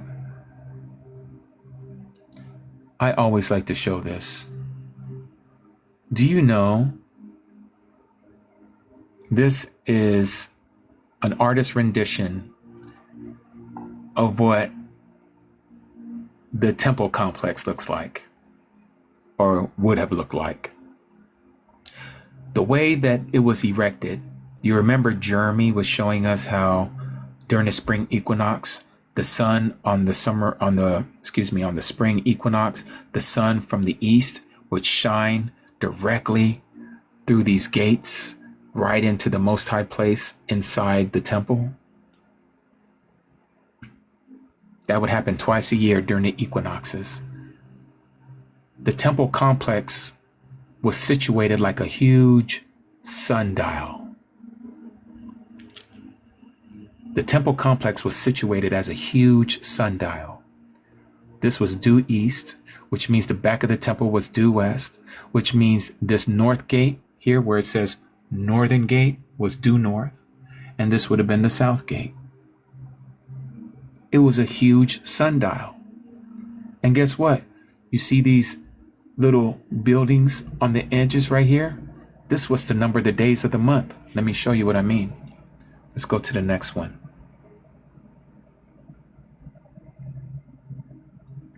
So this will be a bird's eye view of the same thing that you just saw. Okay? Here's the temple. These are the gates. This is facing east. That's facing west. That's north and south. You see the numbering here? Let me see if I can get that to focus. A, B, C, D. Those are that's the takufa, or the turning of the year, or the turning of the seasons. So they would do this. They probably put something here for the first day of the month, and they would move it every month for 30 days. And then they would take whatever was here every 3 months, and then they would move it over here to this corner. And they would keep this counting going on. First month, second month, third month. Okay, let's move this over here. Now we're going into the summer. Fourth month, fifth month, sixth month. Okay, now we're going to put it over here. Now we're going into the fall. Seventh month, eighth month, ninth month. Okay, now let's move it over here. Now we're going into the winter. 10th month, 11th month, 12th month. Oh, it's time to get ready for the spring equinox. Let's move it over here. And they would do it all over again. The temple was a huge sundial. It was to keep time. This is how they knew how to keep their times of appointments before Yahuwah, and told all the children of Yasharal, this is when you're supposed to gather together for this time of appointment. Pretty fascinating, isn't it? We wouldn't have known this if it wasn't for things that Yahuwah has left with us. So today, this is what the Temple Mount looks like. There's an east gate over here. They call it the Golden Gate. Here's the Dome of the Rock. You've probably seen pictures of it. It looks like a golden dome that the Muslims cherish. That is not the Most High place. They say, oh, that's where the rock is. That's where the Most High place is supposed to sit, is right on that rock. No, it's not. It's north of it. It's right here. It lines up directly from that eastern gate.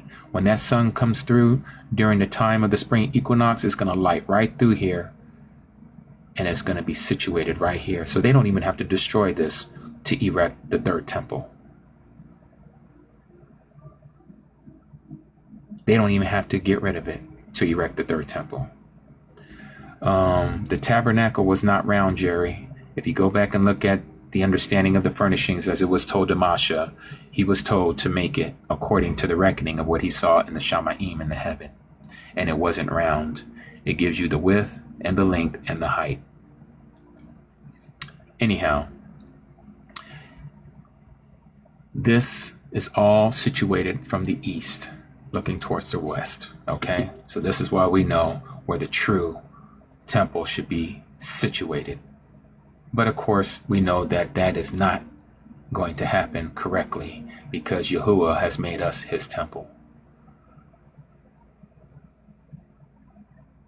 Now this, what you're looking at, is a picture of where they found the Dead Sea Scrolls. This is the Qumran caves. And you can see here, they numbered the cave system. Oh, let me go back. They numbered the cave system.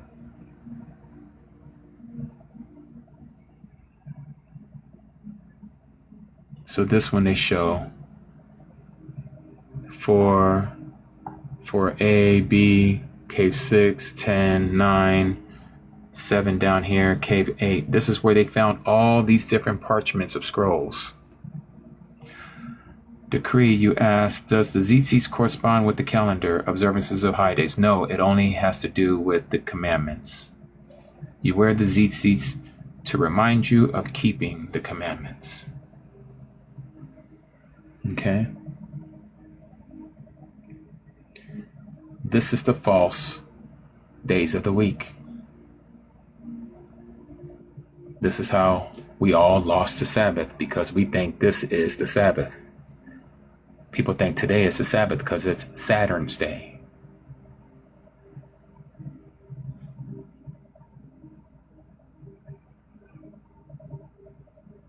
Very sad. Very sad, because we've all thought that that was the truth for so many years. Also, you can see how old it is and how brittle it looks.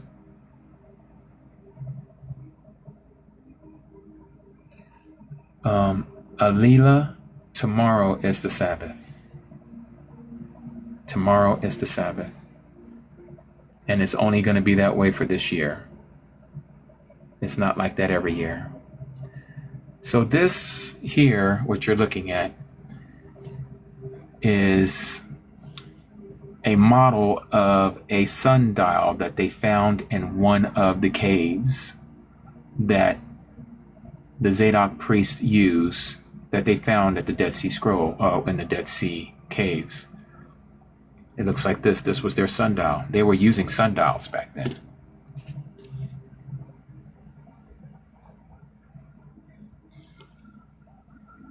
Roger, the Sabbath starts when the sun rises, and it ends the following day when the sun rises. It's from morning to morning.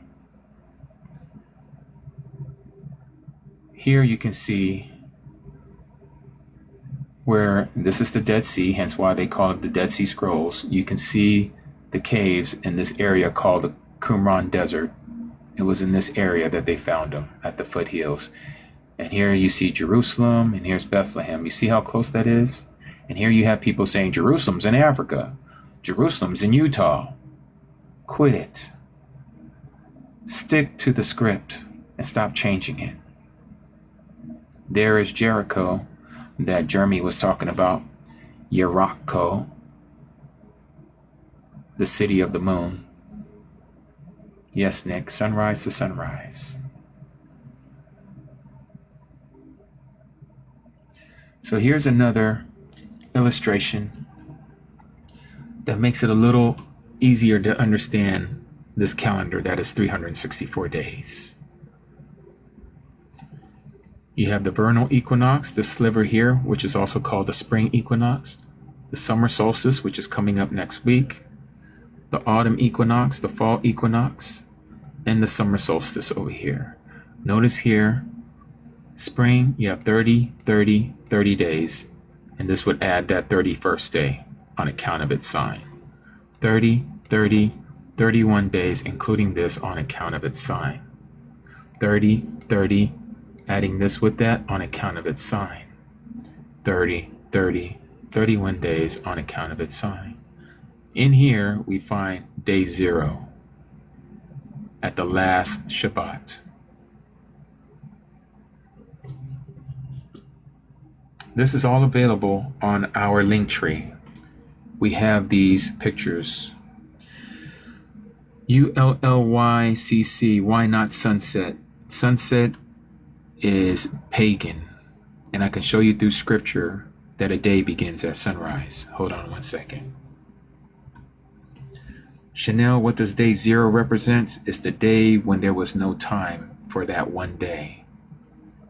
And I'll show you that also from scripture.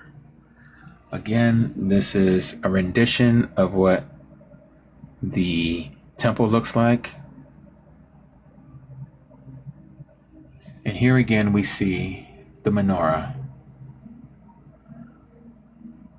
So we see the first day of the week, second day, third day, fourth day, fifth day, sixth day, seventh day of the week. We also see the 7 feast days represented on the menorah. We can also see the 4th day is also the 4th portal, okay, that the sun comes out of. Also remember, the sun was created on the 4th day, and it comes out of the 4th portal. And to remember the Sabbath is the 4th commandment. All that is not by accident. The number 4. All right.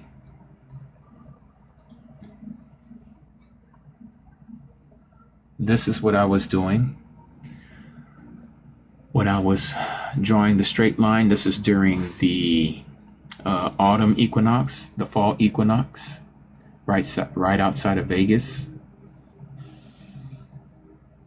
You can see where I was charting the movement of the sun, and I was marking the times. So you can see I was playing connect the dot here from the very beginning, going all the way out. Okay.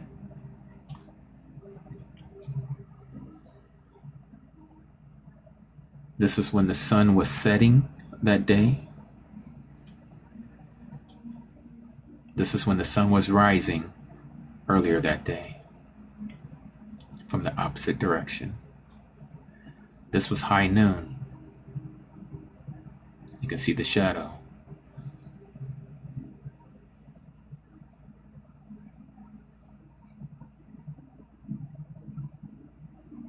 This is what the table looks like from the side. I just had one of those lifetime plastic tables, drilled a hole and stuck my chopstick through it. You can see the bottom of the chopstick down here going through the table, piercing through to the top. And that's how you can see here, that's the shadow as the sun was rising that morning. It's rising in the east, which is in this direction. And so it's casting a shadow to the west.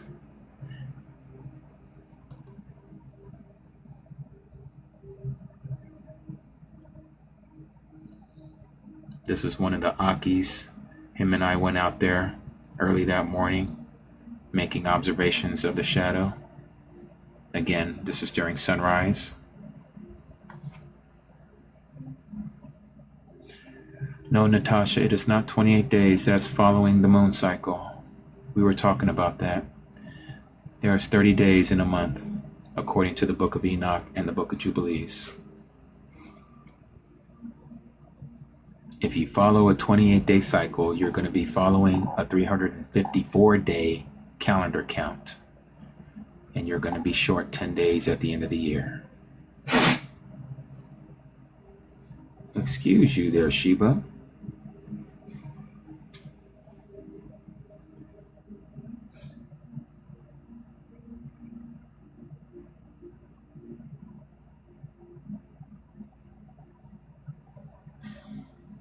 So these, what I'm showing you, are all when I was out there, and this was our campground. Okay, so this here shows you again, according to the book of Enoch, chapter 72, the sun, the 12 months, the 6 gates, the portals. Again, there is no 28-day cycle. That is following the moon. If you find yourself doing a 7 plus 7 plus 7 plus 7 and say, well, 7 times 4 is 28 days. That's not what Yahuwah gave us. Yahuwah gave us each month is 30 days. 30, 30, 31. 31 because that one extra day is on count of its sign called the summer solstice. 30, 30, and 31. What's the count? The fall equinox on account of its sign. 30, 30, 31. Why the extra day? Because of the winter solstice on account of its sign. 30, 30, 31. Again, why? Because of the spring equinox on account of its sign. This adds up 91, 91, 91 plus 91 equals 364 day count. Okay? And it's showing you the portals that it goes through. So the first month is in the 4th gate for 30 days. The second month is in the 5th gate for 30 days. The third month, it's in the 6th gate for 31 days. And then it stays again in the 6th month because now it's turning to go back towards the center again. So in the 6th month or the 6th gate, it's going to be in there for 61 days total. And it goes back here for the 5th month, 30 days. 6th month, 31 days. And then 7th month, 30 days. 8th month, 30 days. 9th month, 31 days. And then it stays in the first gate altogether 61 days. And then it starts heading back towards the center again. Okay?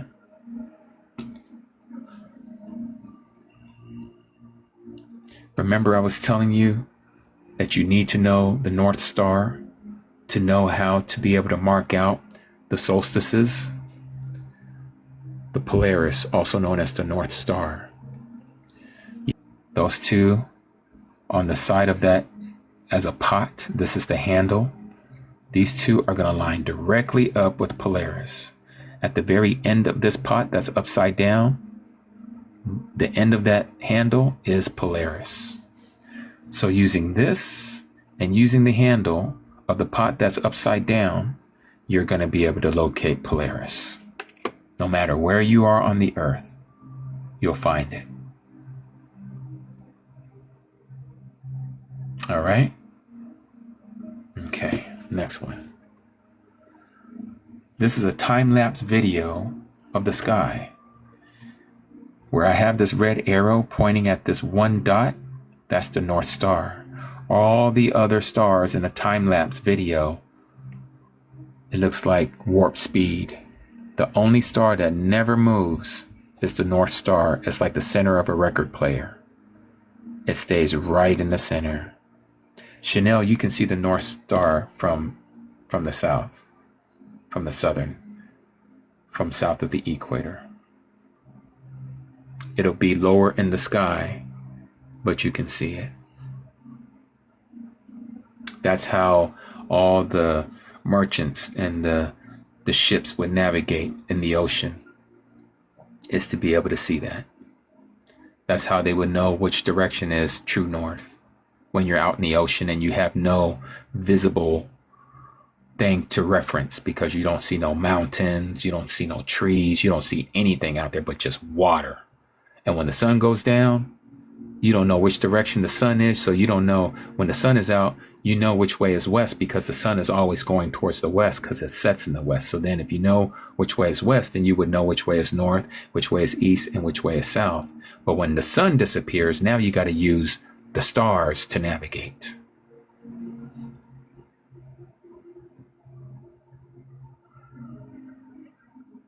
Okay, this is more stuff that I was doing.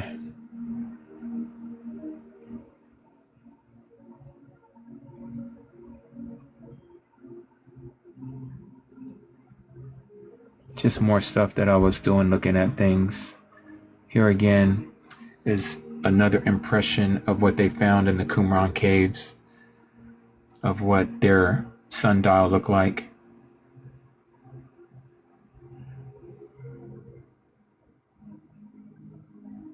All right.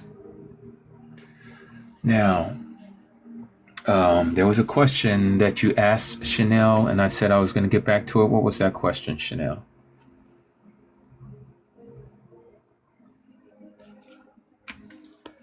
I can't quite remember.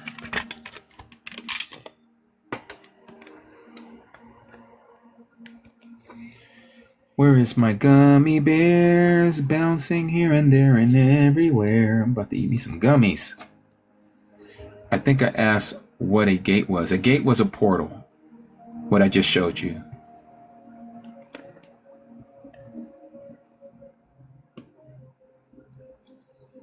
Ahmad, I need 2 barakah from Yahuwah ASAP.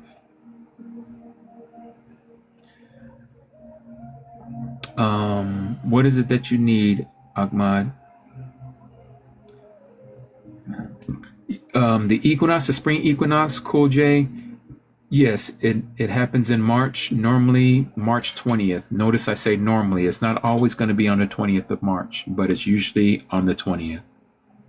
Yes, Aki Manuel, you remember how we do it. Gummies. Oh, not that kind of gummy, by the way. Gummy bear. I'm not doing THC. Carolyn, what about when the sun was stopped for Joshua? Yes, that's a very interesting day, right? Family in the hospital and doesn't look great. Oh, wow. Okay, Ahmad, we're definitely pull off for that.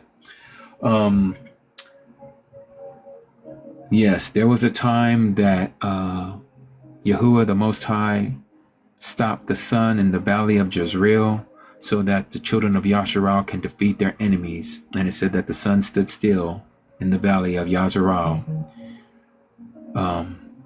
That whole rest of the day. It was evening and it stayed evening for a very long time. We also know from King Hezekiah, I believe it was, in the book of Isaiah, that Yahuwah had turned the sun back 10 degrees backwards.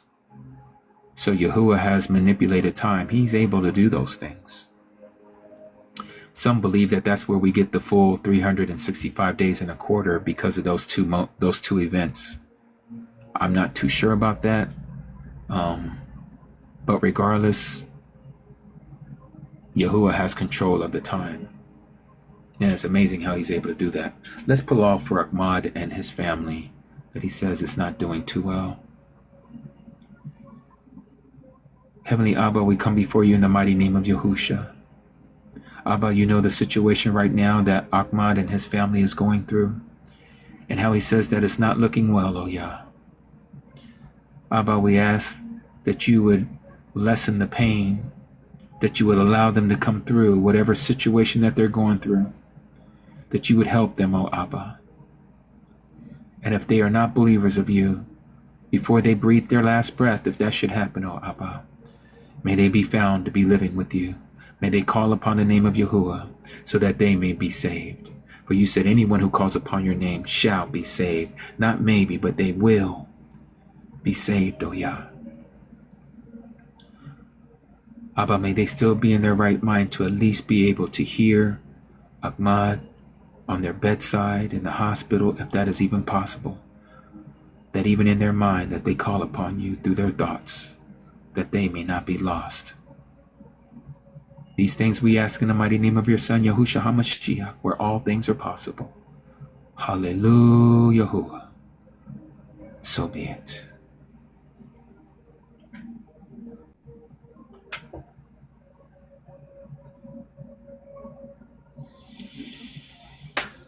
All right. So I hope you guys learned something today about the calendar and how important it is and why we need to keep it. Again, go out into your backyard or even on your balcony or wherever you have where you can get a nice sunlight of midday. Go out at night tonight. If you have to use Google Sky or whatever app to locate the Polaris star, aka North Star, find it, mark it on your ground somehow, some way, with a marker on the sidewalk, whatever, so you know when you're facing that direction, you draw a line from Polaris straight down to your feet somehow, some way, where you can mark that down in the ground. where it will not be erased, so that you, when you put your stick in the ground or on a plate or however you want to do it, make sure it doesn't move. Make sure it's facing in that direction. And when midday comes, mark out that point. Don't use 12 o'clock in the afternoon. That is not midday. When that shadow, I'm using my finger, when that shadow, let's say that this is the line that you made that's facing the Polaris star, the North Star. When the shadow of your stick lines exactly lined up with that line, that is midday. Here in Las Vegas, it's usually around 12:40 in the afternoon right now at this time of the year. So you can't go by 12 o'clock in the afternoon. That is not midday. Stop using man's numbers. Stop using man's methods. You have to go by the sun. You have to go by the sun. Okay? When you go by the sun, you're going to get your true high day, your true noonday. When that line, Doma, lines up with the star of Polaris that you made a line through the night, when you come out, when the sun comes out and the sun casts that shadow of your stick onto that line, you know that that is midday. You're going to take a marker or something, etch it into the sidewalk, whatever you got to do, whatever that shadow is, you're going to mark it off. The next day at noonday, the same location, you're going to see that that shadow is going to regress a little bit more. Mark it off. The next day it's going to get a little lower. Mark it off. When you get to the true summer solstice, it is not going to go back any lower. That next day that is the summer solstice. That day was your summer solstice.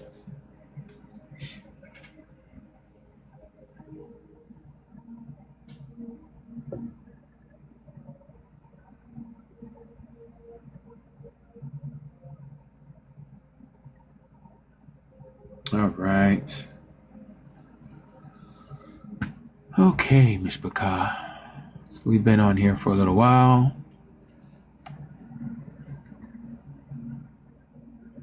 It has been wonderful.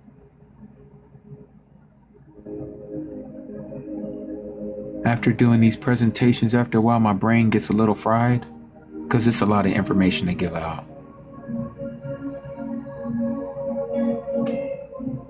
Okay, let's see. Yep, stellarium is very useful. Yes, Lester, you can use stellarium to find your true north. It helps you to see the constellations in the sky. What if you live in an apartment complex, Mavis? I suggest you find a place outside of your apartment complex where you can go somewhere. There's a place think about it. There's got to be somewhere where you can mark out midday. You can do it. It's if you want to do it.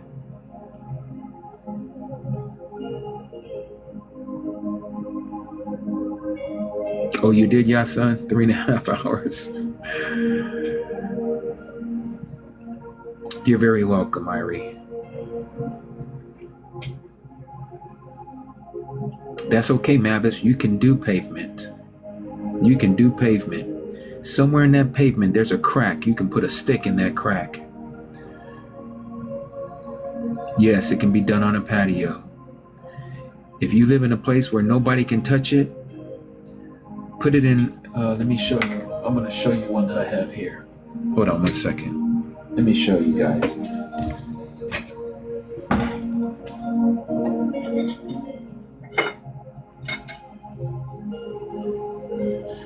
So I went to Home Depot and I bought one of these planter water catchers, that you put underneath the vase. It's made out of clay, ceramic. I made my little markers here.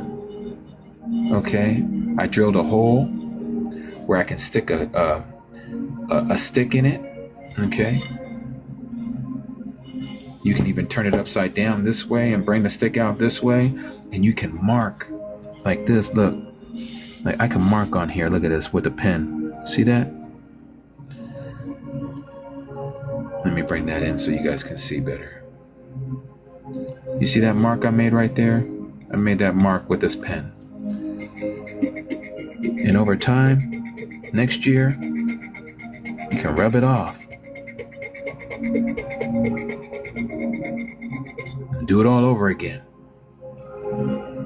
There's all kinds of ways. You just gotta be eventful, you know? Just, it's easy. Don't make it difficult. Can you do it indoors by a window? Unless you're facing north, yes. If you're facing north and you're getting a great shadow of the sun, or actually, how would that be? No, you would have to have a window that is south. If you're north of the equator. If you're south of the equator, then you would have to have one from the north. The window must be in the north. Yep. Crayon will work too, exactly. So there's all kinds of ways you can do this, Mishpachah. Use your imagination. You cannot use a compass. The compass will not give you true north. It's going to give you magnetic north. Which means that it will mess up your reading, because your reading has to be true north to get high noon. Again, if you live south of the equator, you're going to be looking for the longest shadow.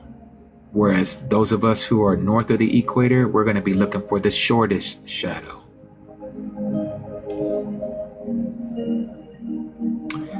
Fuchsia is the Garden of Eden, the North Star. No, the Garden of Eden has been taken. We will not see the we will not see the Garden of Eden again until Yahuwah brings his kingdom down. You're very welcome there, Aki Bob. Nice to see you here, Ak. I know it's a lot of information that was given to you today. This is why I was asking some of you to record and to jot down your own notes. Go back and look into these things.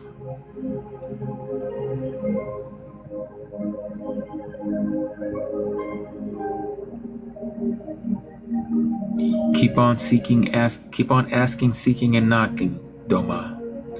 Keep on asking, seeking, and knocking unto Yahuwah.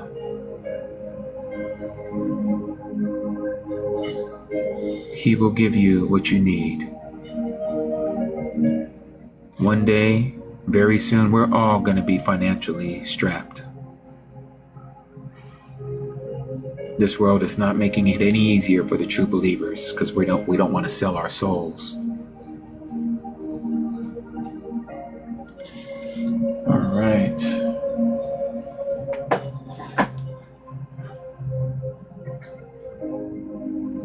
You cannot use a compass, Papa Smurf. You cannot use a compass. It's going to give you the wrong north. Compass is going to give you magnetic north, not true north.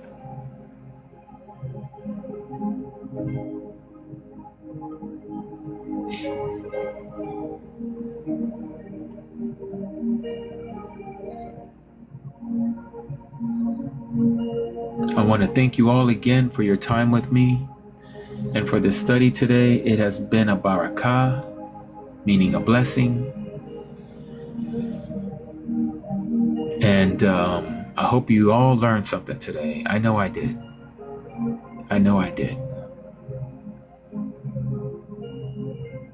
Yes, tomorrow, Aki Al, we will be on YouTube. 1 o'clock Pacific, 2 o'clock Mountain, except for Arizona, 3 o'clock Central, 4 o'clock Eastern on YouTube. Yeah, Ambassadors 7595. Find me there on YouTube. If you're not following, go find me on YouTube, follow, and click the notification bell so that you will be notified. They do a lot better job than TikTok when it comes to being notified when I'm on.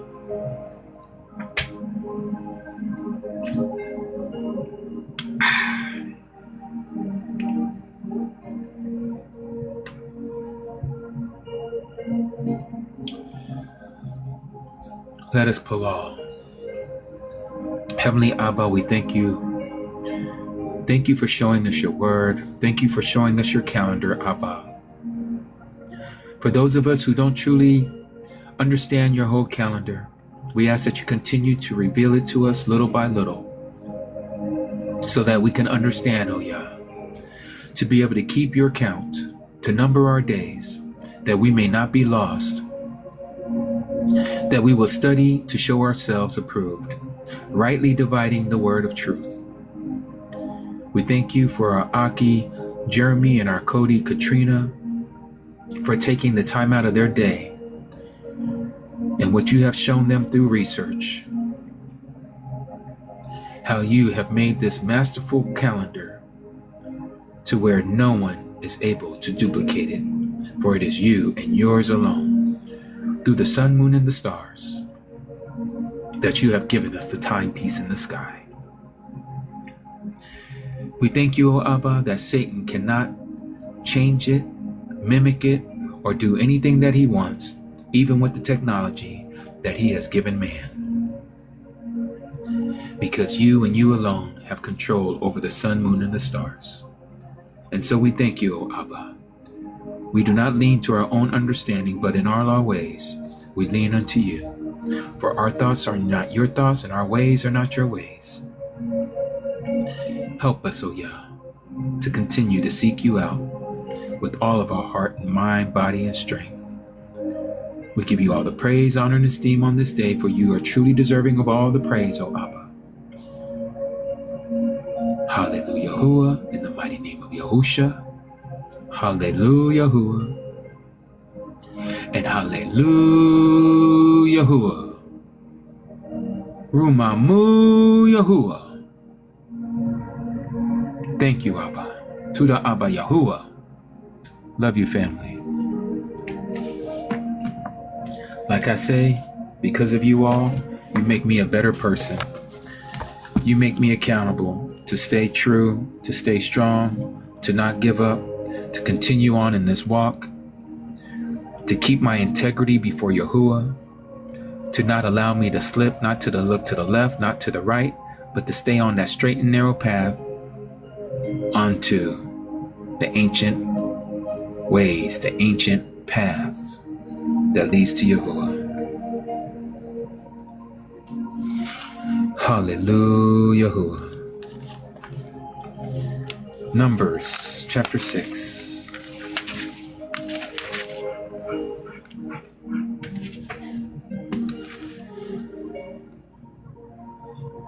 Verse 22. And it reads, hold on one second, here we go. And Yahuwah spoke to Moshe, saying, speak to Aaron and his sons, saying, this is how you barak the children of Yasharal. Say to them, Yahuwah barak you and guard you. Yahuwah make his face shine upon you and show favor to you. Yahuwah lift up his face upon you and give you shalom. Thus they shall put my name on the children of Yasharal, and I myself shall barak them. Hallelujah.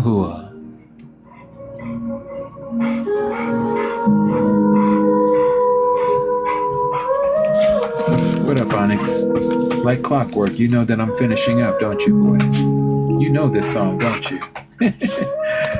You know this song, huh, baby boy? Yes, yes. Calm down, calm down. Back up. May he make his face shine upon you and be gracious to you. No music later today, Jorah. Hopefully next week. Upon you and give you shalom.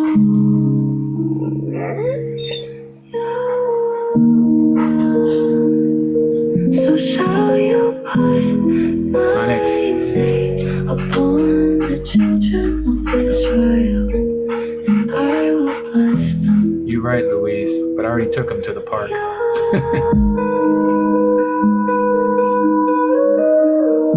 Too hot out here to go out to the park.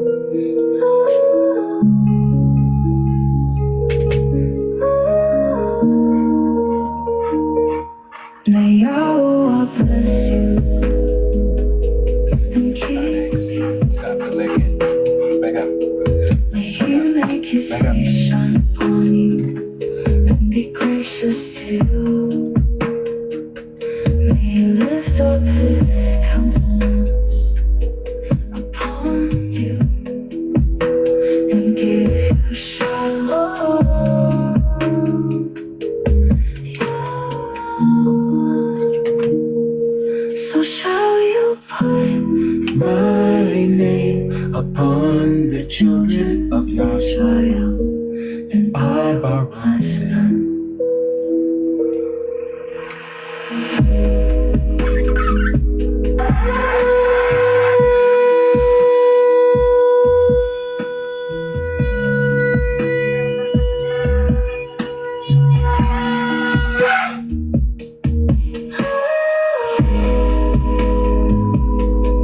𝐤𝐄𝐄𝐄.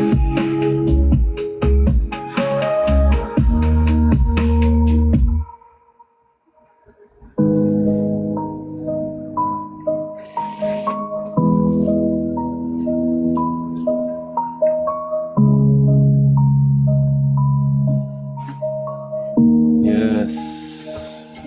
May Yahweh bless you and keep you.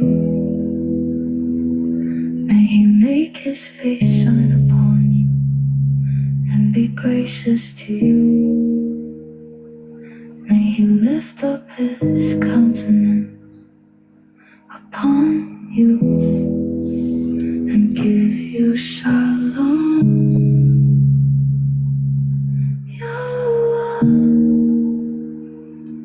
So shall you put my name Upon the children of Yahshua, and I I will bless bless them. them.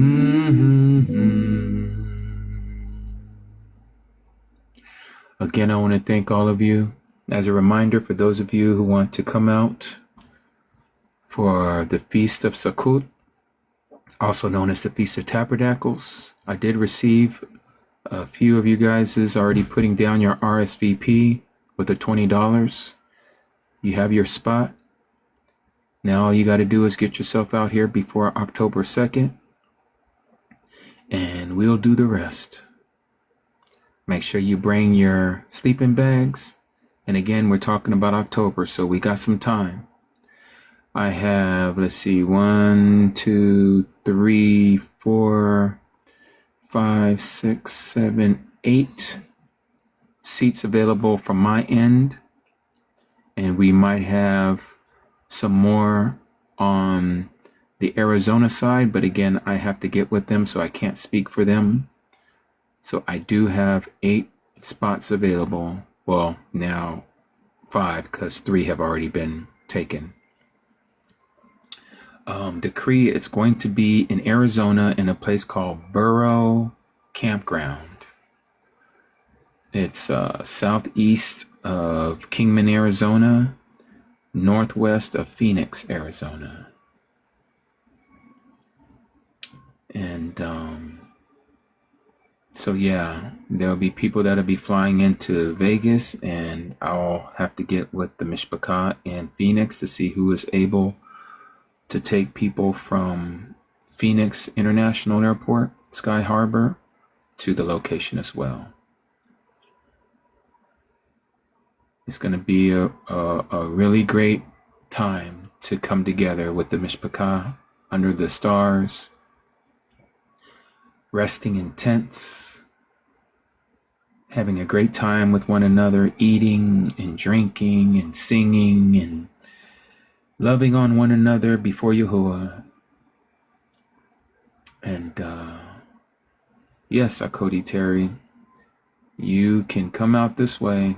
And my wife is going to be driving the minivan, and I'm going to be driving my pickup truck. So like I said, we'll have space available for 8 people. And my doggies are going with me.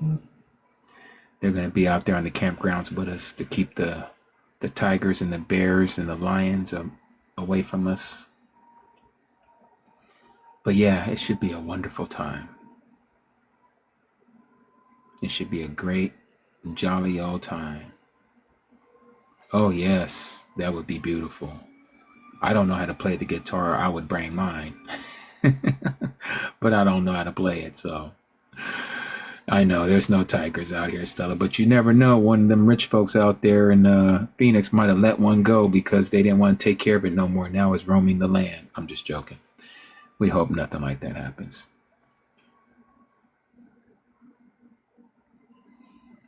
Yes.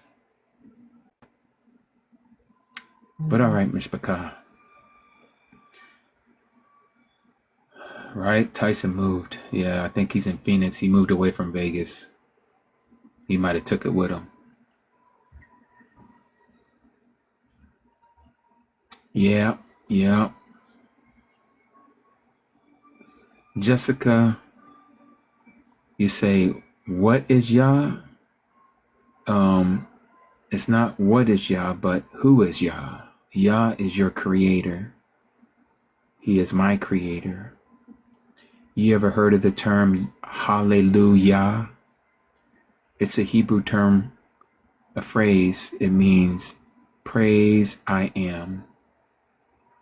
Praise I am. Hallelujah.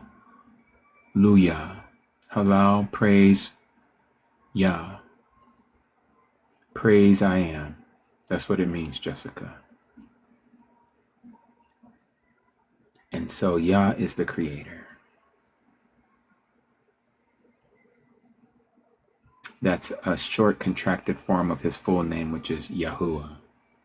You're very welcome, Jessica. Well, okay, Mishpachah.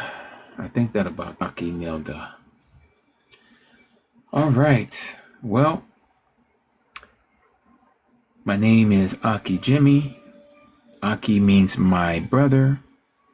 So I can just say Ak Jimmy, which is brother Jimmy, aka Ambassadors of Yah, also known as Ambassadors of Yah. I want to thank all of you again for being part of this study today, the presentation of the true calendar of Yahuwah. Hope to see all of you tomorrow in our observant of Shabbat, our service of coming together in our appointed time before Yahuwah during his Shabbat, which is tomorrow. The Sabbath is tomorrow. It is not today. That's what we were talking about all day today.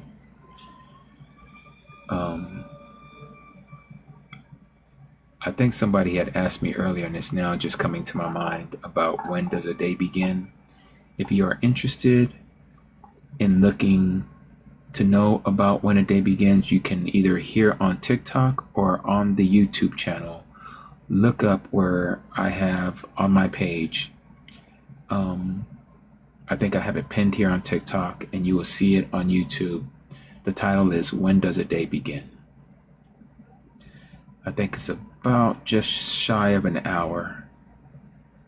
And I take you through the scriptures, giving you evidence and proof that the day begins at sunrise. Again, it's called When Does a Day Begin? Okay? Okay, Mishpachah.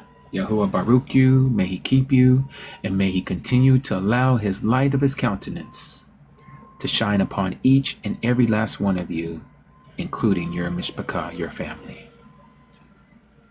Shalom, Mishpachah. Shalom.